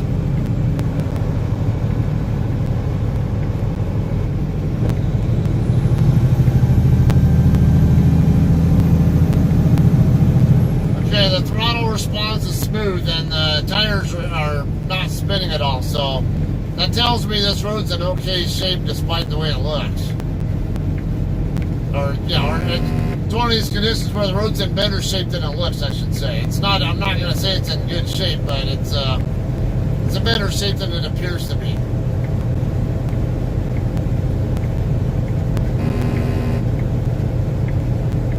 No, I don't think I can't remember if I have de-icing type windshield washer fluid, so I'm reluctant to spray any washer fluid on my window because, I mean, that's even if it will come out. I'm not going to sit here doing 45. Not when my tires aren't even spinning.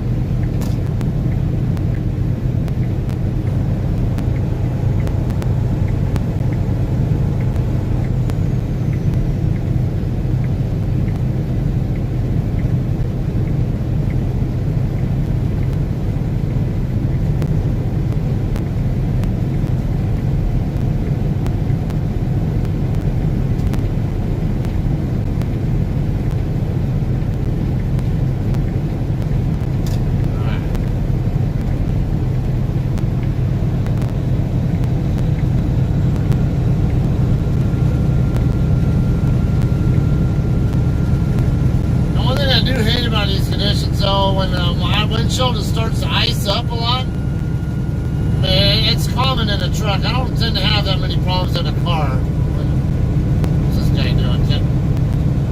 Well, he's trying to fund the off-ramp, and then had to wait till he's already on top of it before he found it.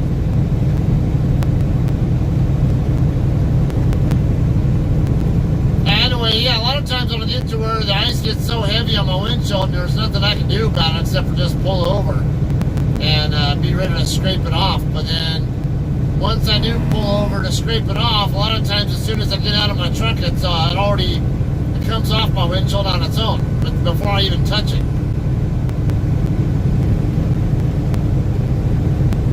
It's maddening when I do that. I have to get off the road and come to a complete stop, and then all of a sudden it comes off.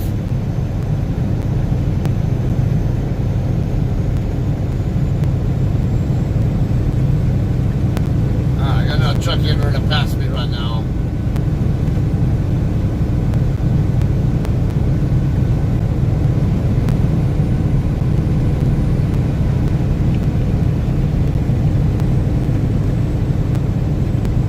I still have over 5.5 hours left on my clock, so I could theoretically get at least 300 more miles.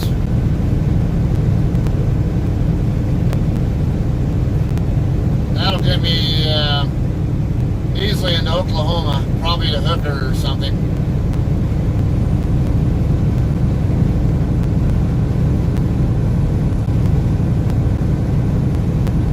There's a Love's in Gaiman, there's another Love's in Hooker, and then there are other places around there that I can also consider. Yeah, so I'm getting a little iced up. I'm getting ice trapped in my wiper blades, and that's another part of the problem.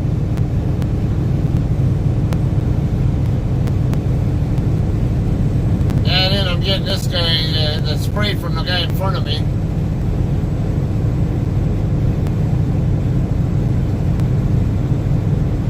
Hey, Tara.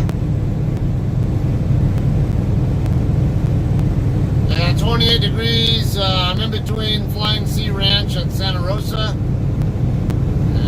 Actually, I need to figure out what mile marker I'm at now. It should be at 241, I think.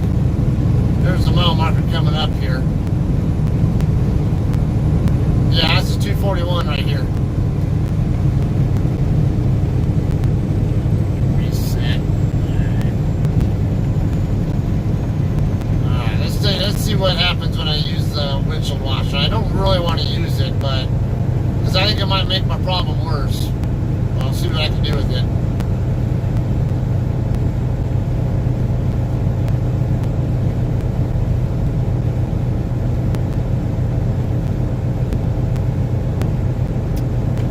See, it just kind of ices up. That's why I don't like to use washer fluid.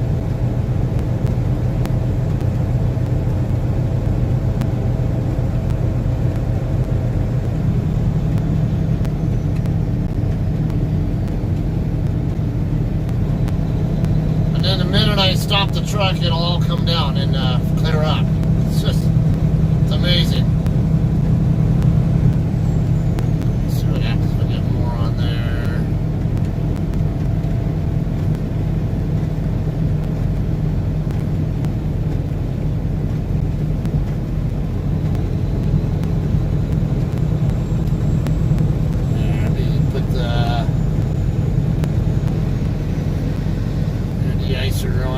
Fogger on. Hopefully that'll help.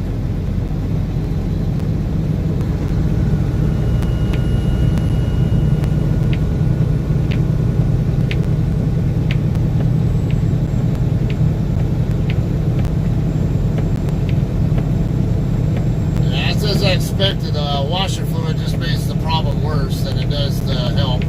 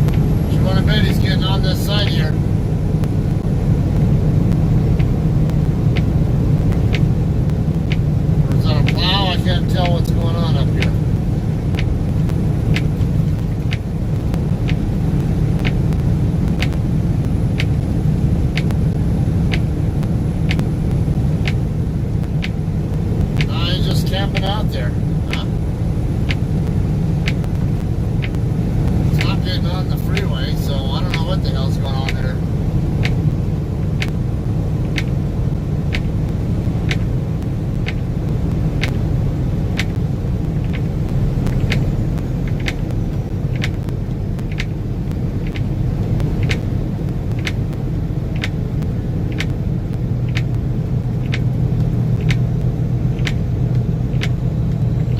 Clear up once we get to Santa Rosa. At least that's what the traffic map looked like.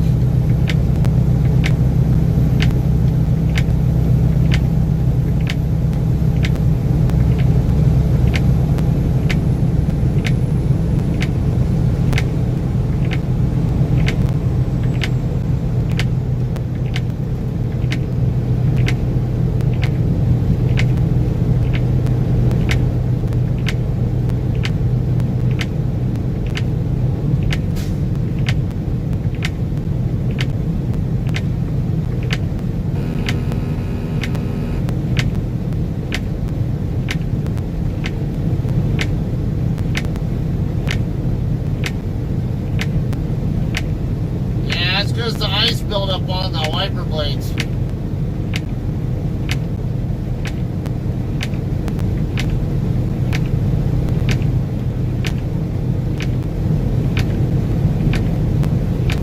No, it's not a worn wiper. It's ice that gets stuck between the blade, on the blade. Happens all the time in the wintertime. You have a brand new wiper blade on it, it'll still do that. It's because the blades actually plow up the ice on the windshield, and then the ice just collects on the blade, and then sometimes you just can't really do much with it. It gets stuck to the blade, and then it creates a spot where the blade can't do its job, especially where it gets between the blade and the arm itself.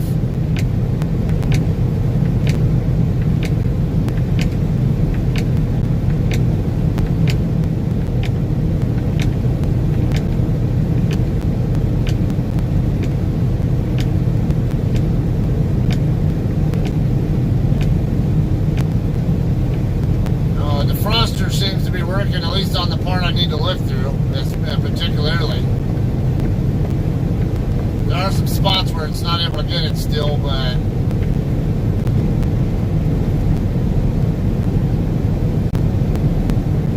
most of it, it's getting enough of it to where I can still see okay.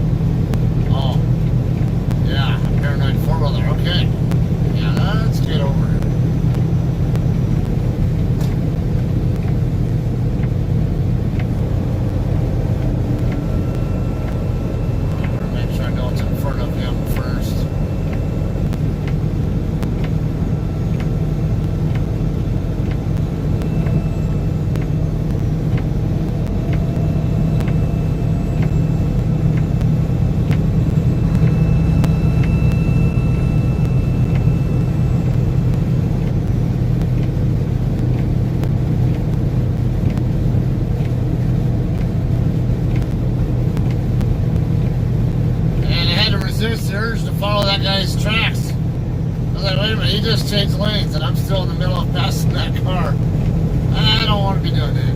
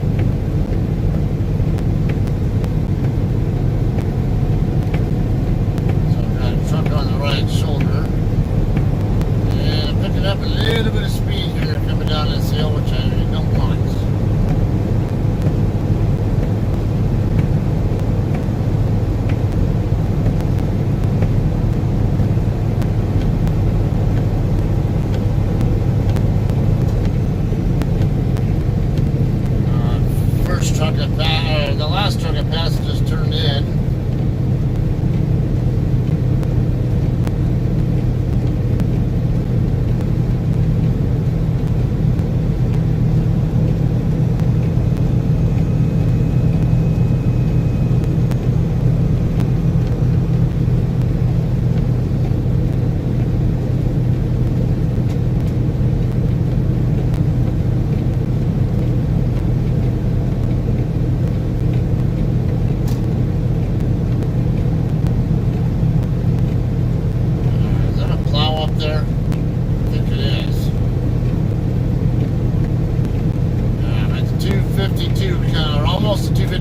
Still got about 25 miles to go to get to where the truck stops are at in Santa Rosa.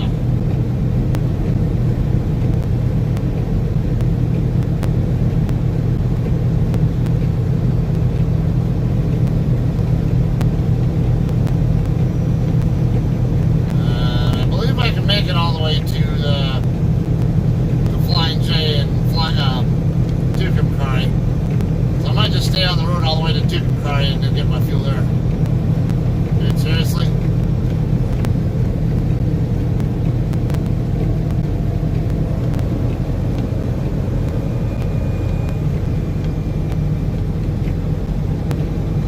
don't think that in front of me was necessary yet.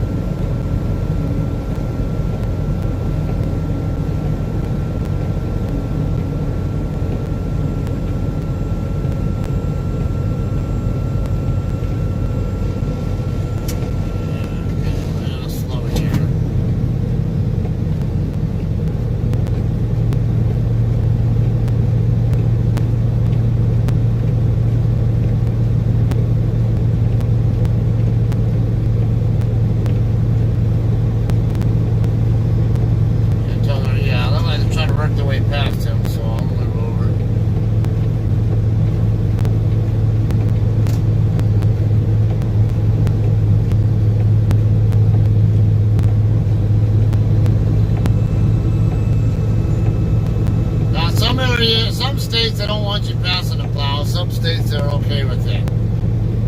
As long as you do it safely, carefully.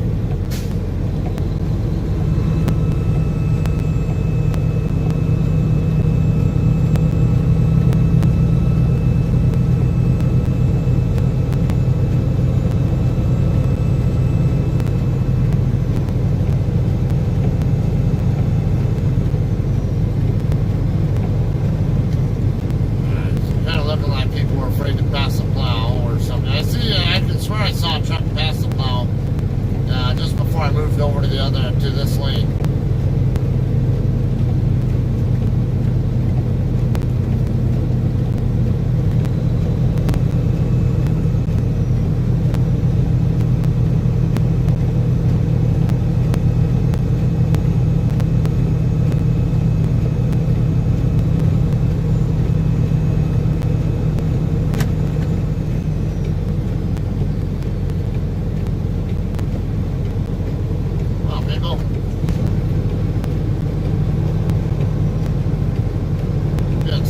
Slower for no good, I don't know what reason.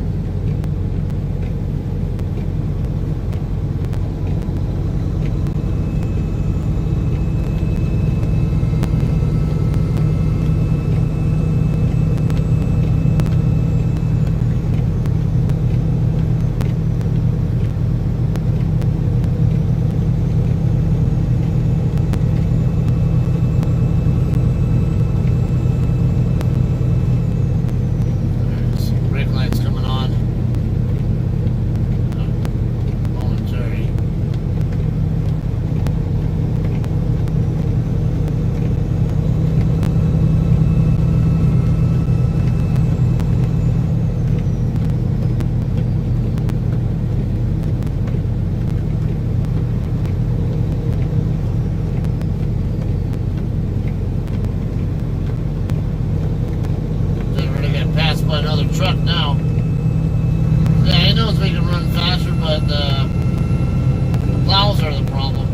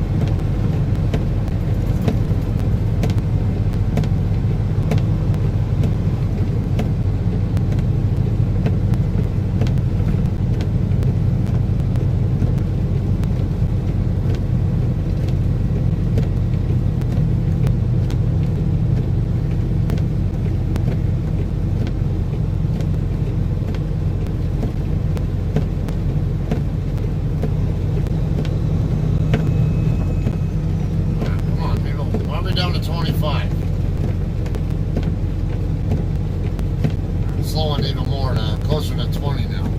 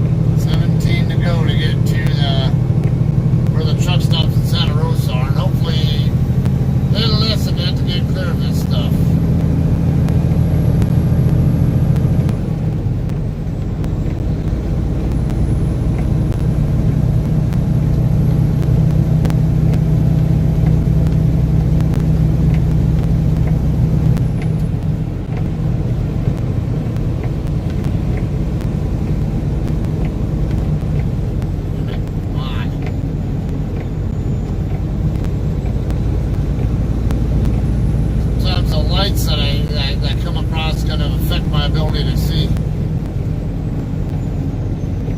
Another reason I don't like being around other people in these conditions.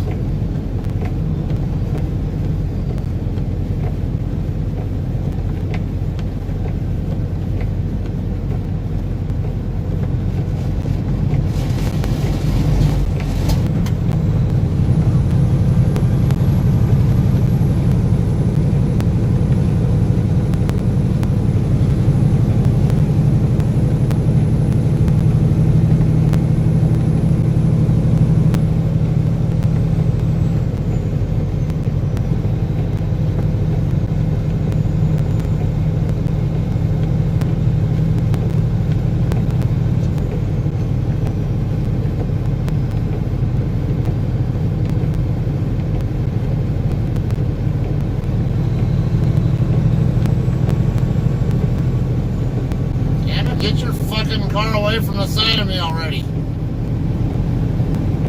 Make me really nervous about what, because it's hard to see where I need to have my truck, and I can't tell if I'm going into their lane or not. This dipshit here wants to camp out next to me. Yeah, that was pretty freaking smart, wasn't it, stupid?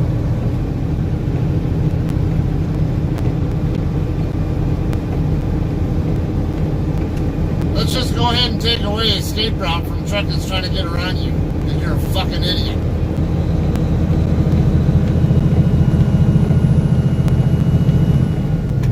Just no reason for that.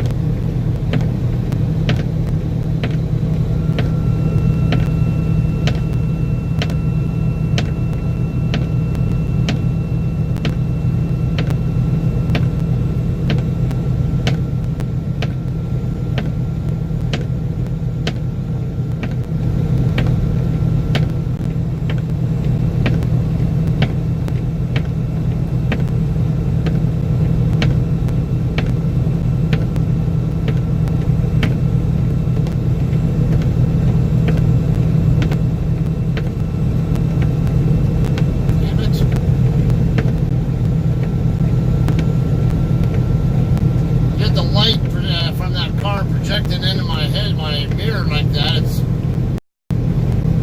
to keep track of where the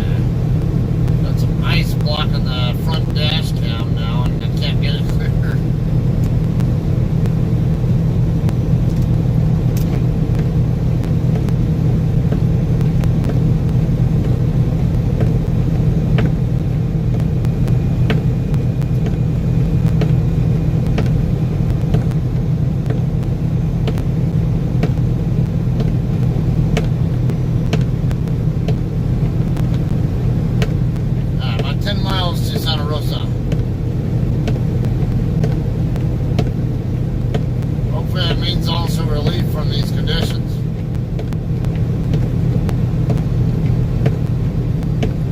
Yeah, look like the traffic's ahead and it's starting to pull away from me too. Which is good. I don't want traffic near me.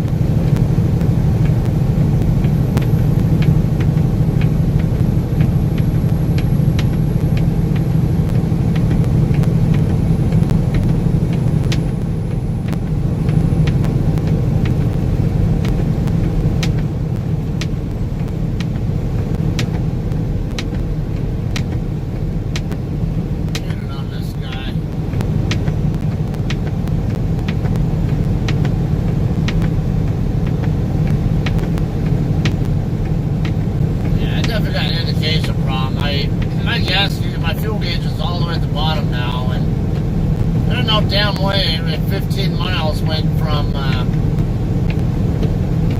where it was before to that. I can usually do easily at least 40 miles once my light does come on, and it was already past Santa Rosa by the time it came on. And I'm not sure it was a legit come on at the time anyway.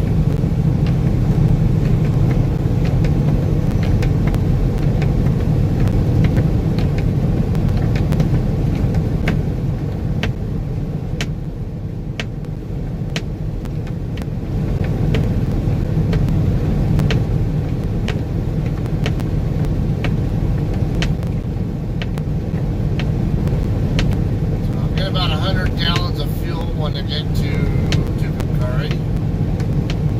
I'll probably be able to put 180 in, but I'm only going to put 100 in.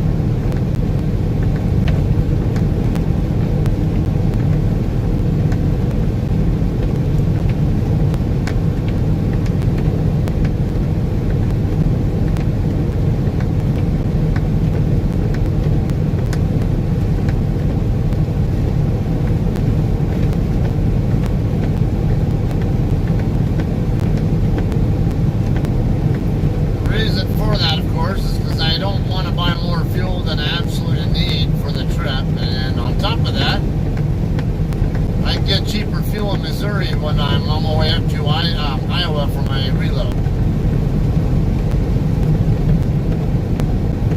So why buy 80 gallons worth of fuel at $3 whatever a gallon when I can get it for like $2.80 a gallon or something in Missouri?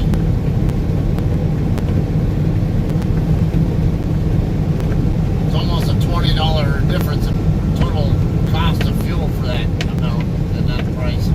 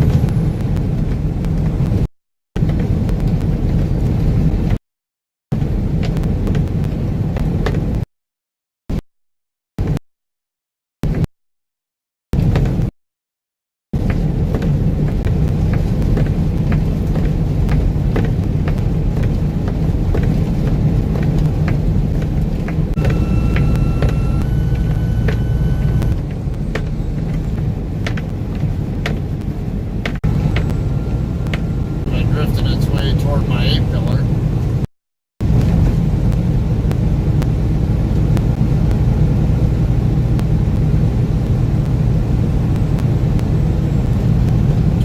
Out from Tucumcari.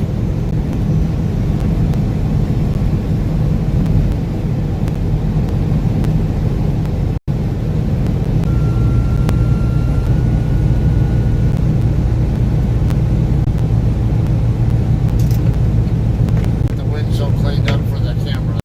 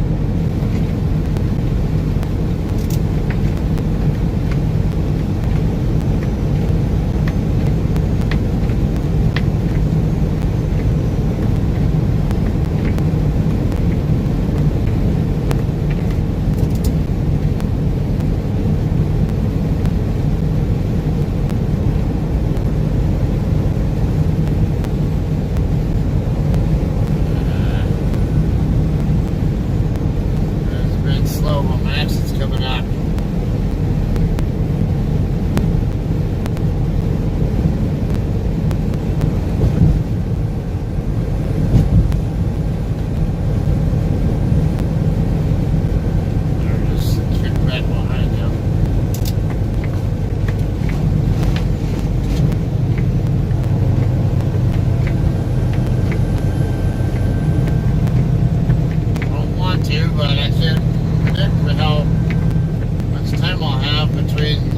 Between him and the exit.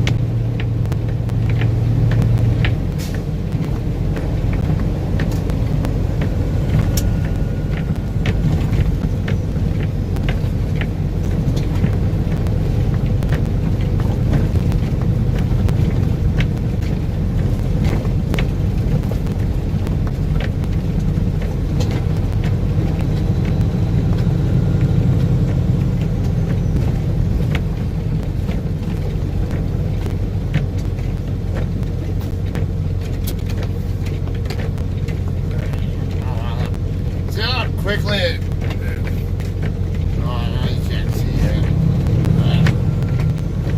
I can see most of the vast majority of my the ice on up in front of me just started coming straight down as soon as I stopped.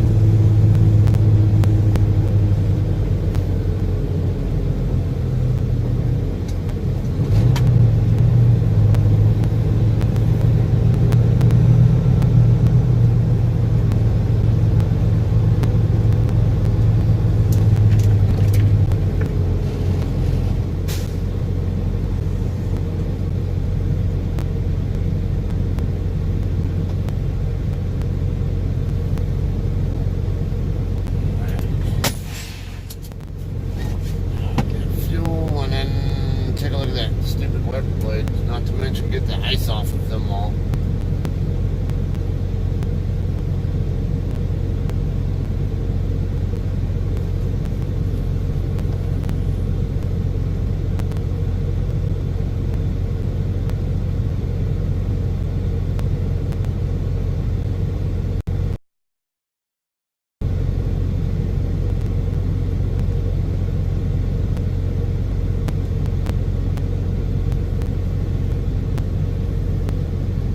Stupid app, hurry up.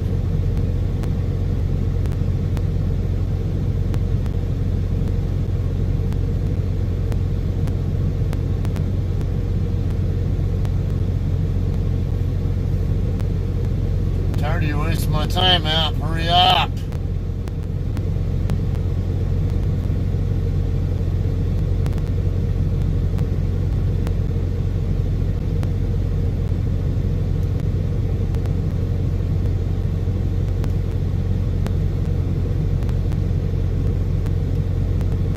tell there. This is definitely not as full a lot as it normally is.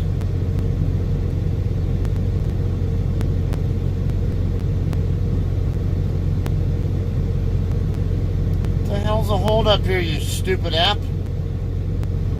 Just freaking load up so I can do what I gotta do.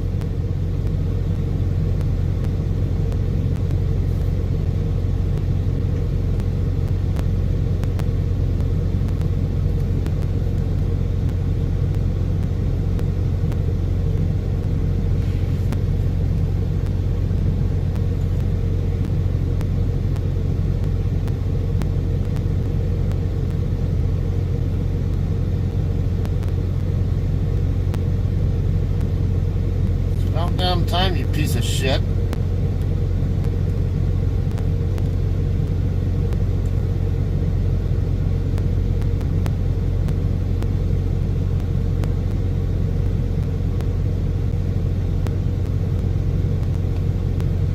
Come on.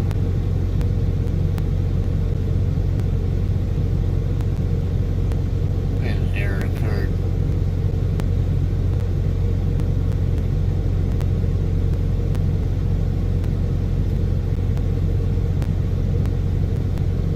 Starting to piss me off. I might have to go inside and do it because I know this thing's not going to read my card.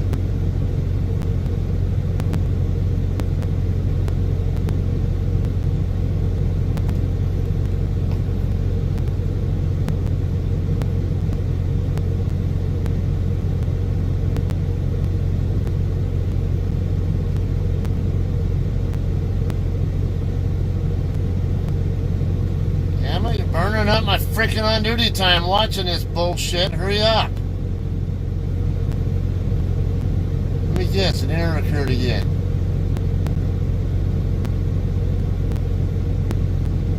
Alright. I've had it with this.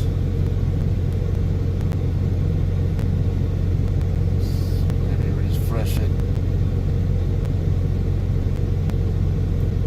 It's not getting pump status, so that's part of the problem I'm having.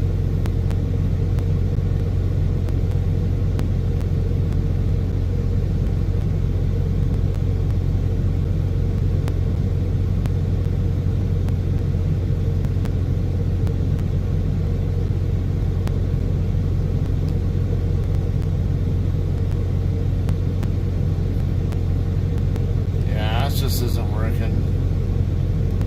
I'm gonna just run inside. This is bullshit.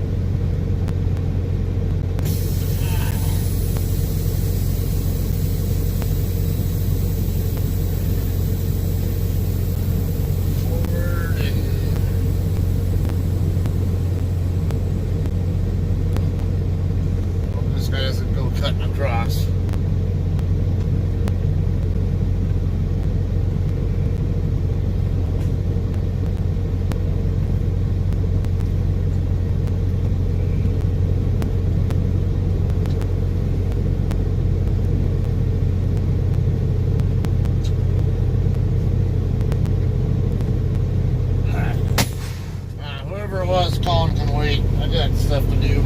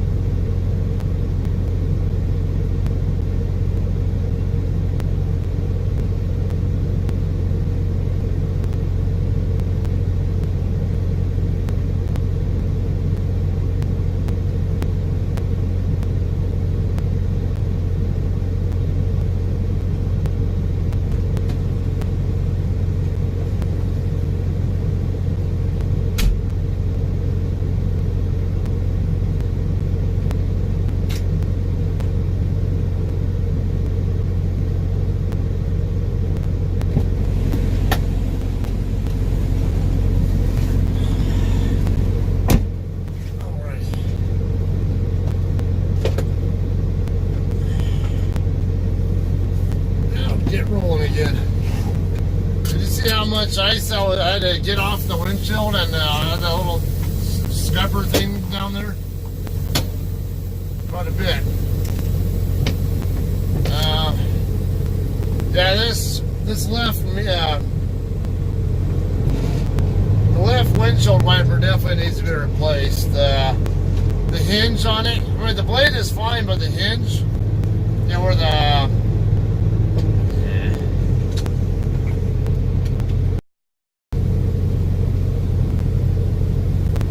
yeah, anyway, it has that little the hinge piece that hooks up to the arm.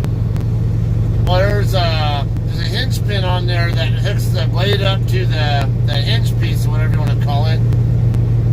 And it's all kind of messed up. But I was gonna grab a blade from in here, but I don't know what size I need, so I don't have time to screwball around right now. I want to get moving, and figured I'll wait till I get to wherever I'm going to shut down, and I'll have time to actually look up what size I need and get it done.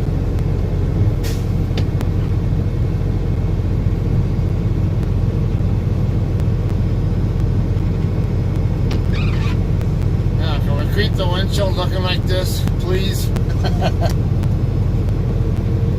That would be nice.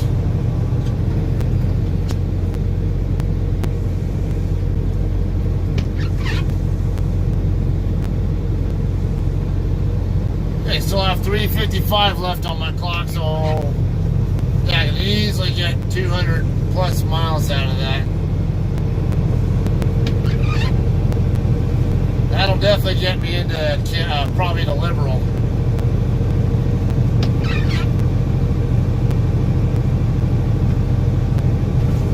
Well, as long as US 54 is in good enough shape, at least.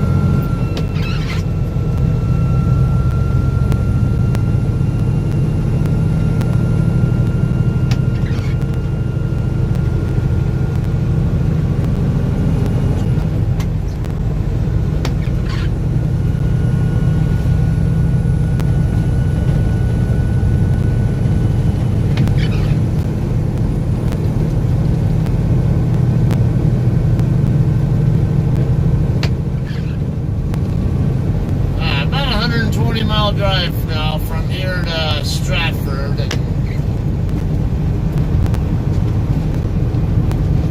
and another 20 or so past that to get to Guyman, Oklahoma, and should be about 70 more, I think, to get from Guyman over to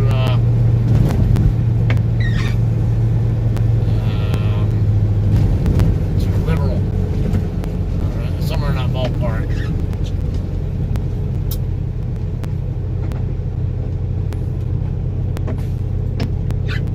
Where the hell's the limit line?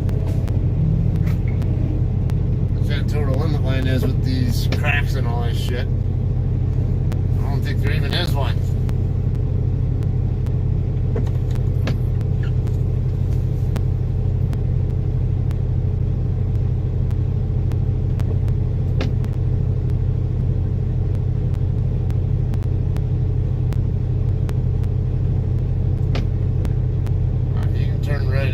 Turn green for me anytime.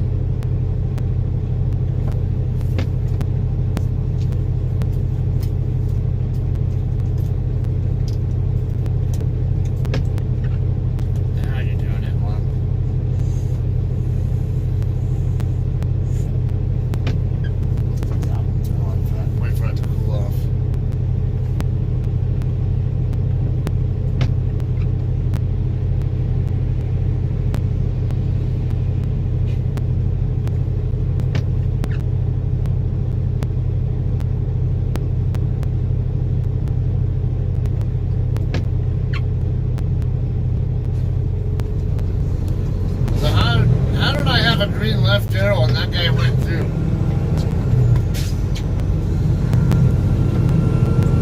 I don't get that. Shouldn't I have not even had a green arrow? Because green arrow means you have a protected left turn. It means you have the right of way. So how in the hell it makes any sense there?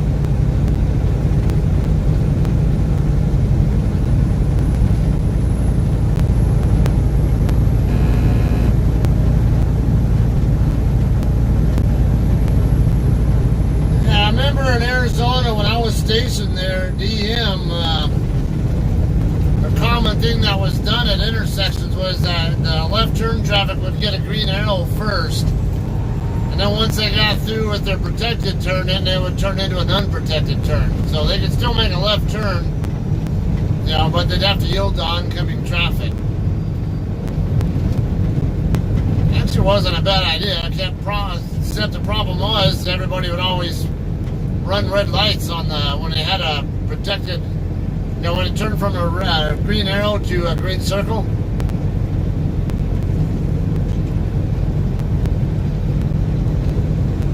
And I don't want to find this many trucks going my way. I'll just keep coming this direction and not be going my way. How's that? I'm not going to deal with all you guys all the way up with slow trucks.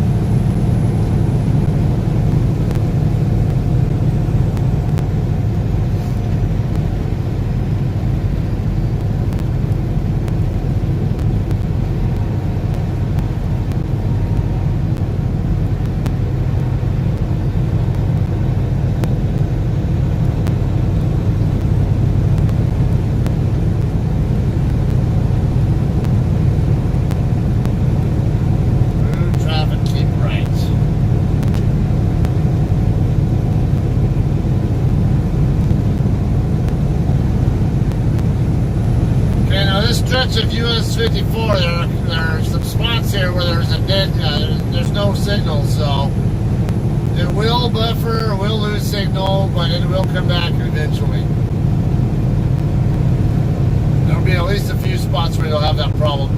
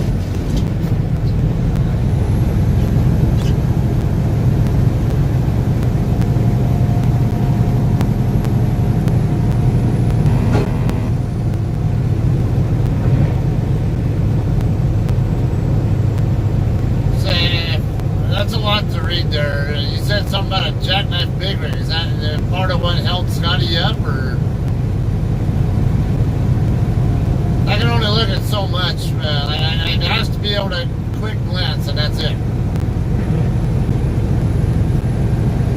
It takes me more than half a second. I can't really look at it.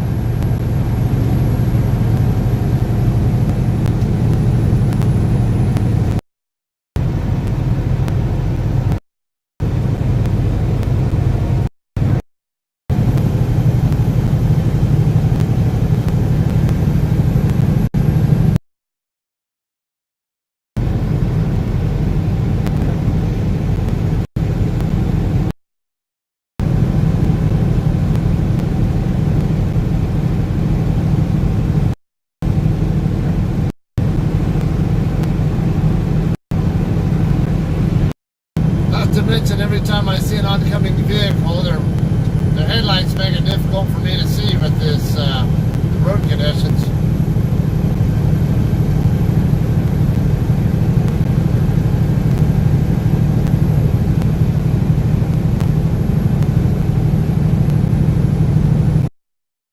Me, but I'm one of those, I can't stand it when people say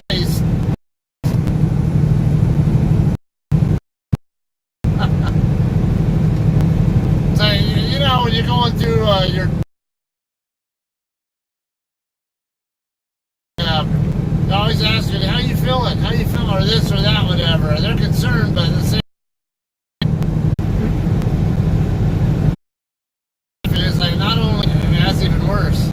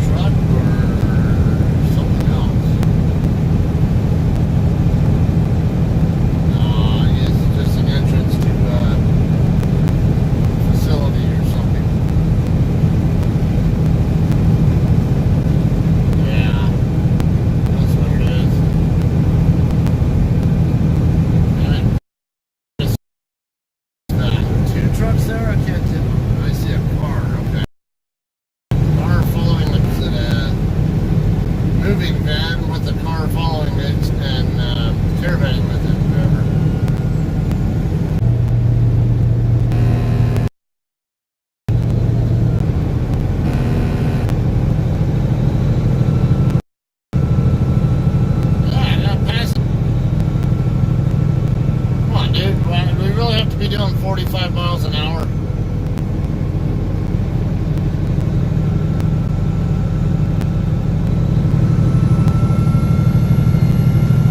This does not warrant this. Pass with care.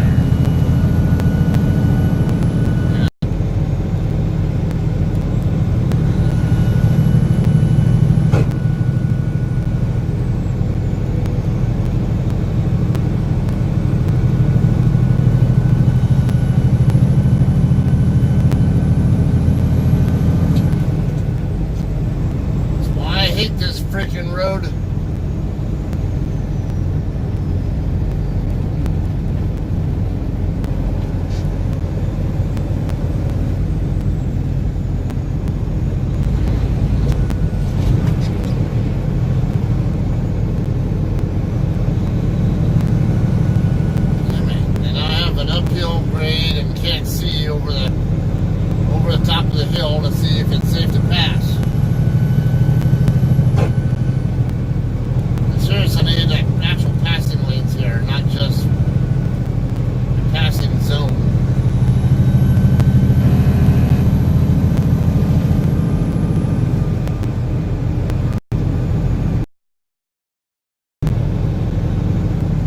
think this car could be going around a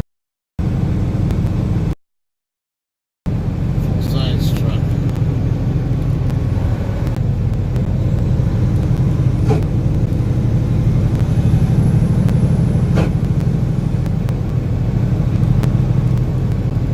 I think I see someone coming.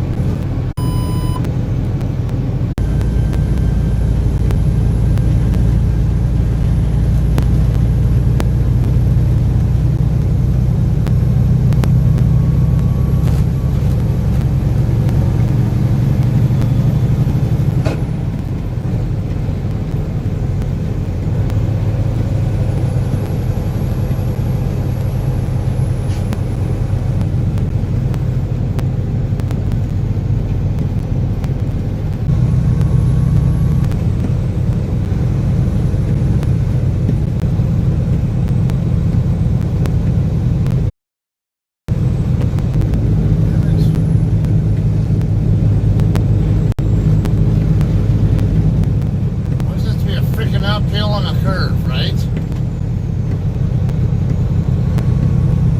Yeah, you can pass, but let's put you in a dangerous situation because you can't see.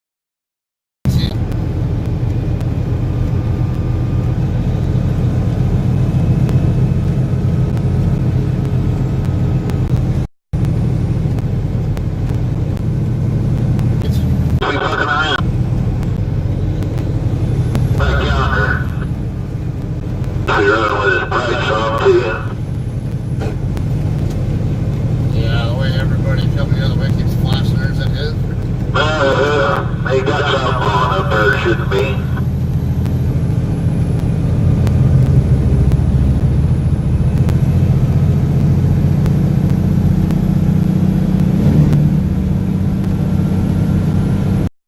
Brakes on. You're still clear.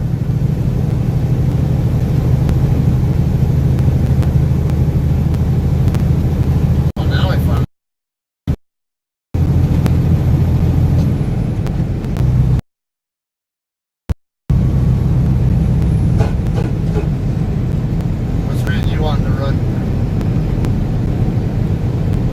Do what? What speed do you want to run? We need to get across here to get tractors across here and fuck around.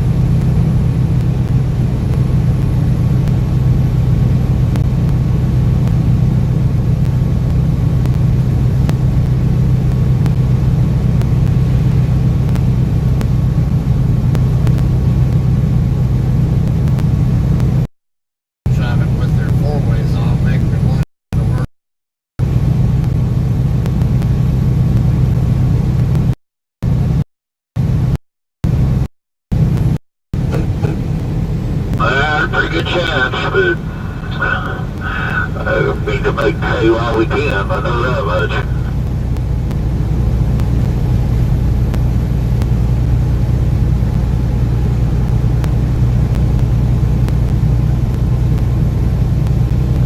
I hate this road anyway. I got burned out on it years ago hauling cattle. I know it's like across here when there's snowstorms. Somebody dicking around.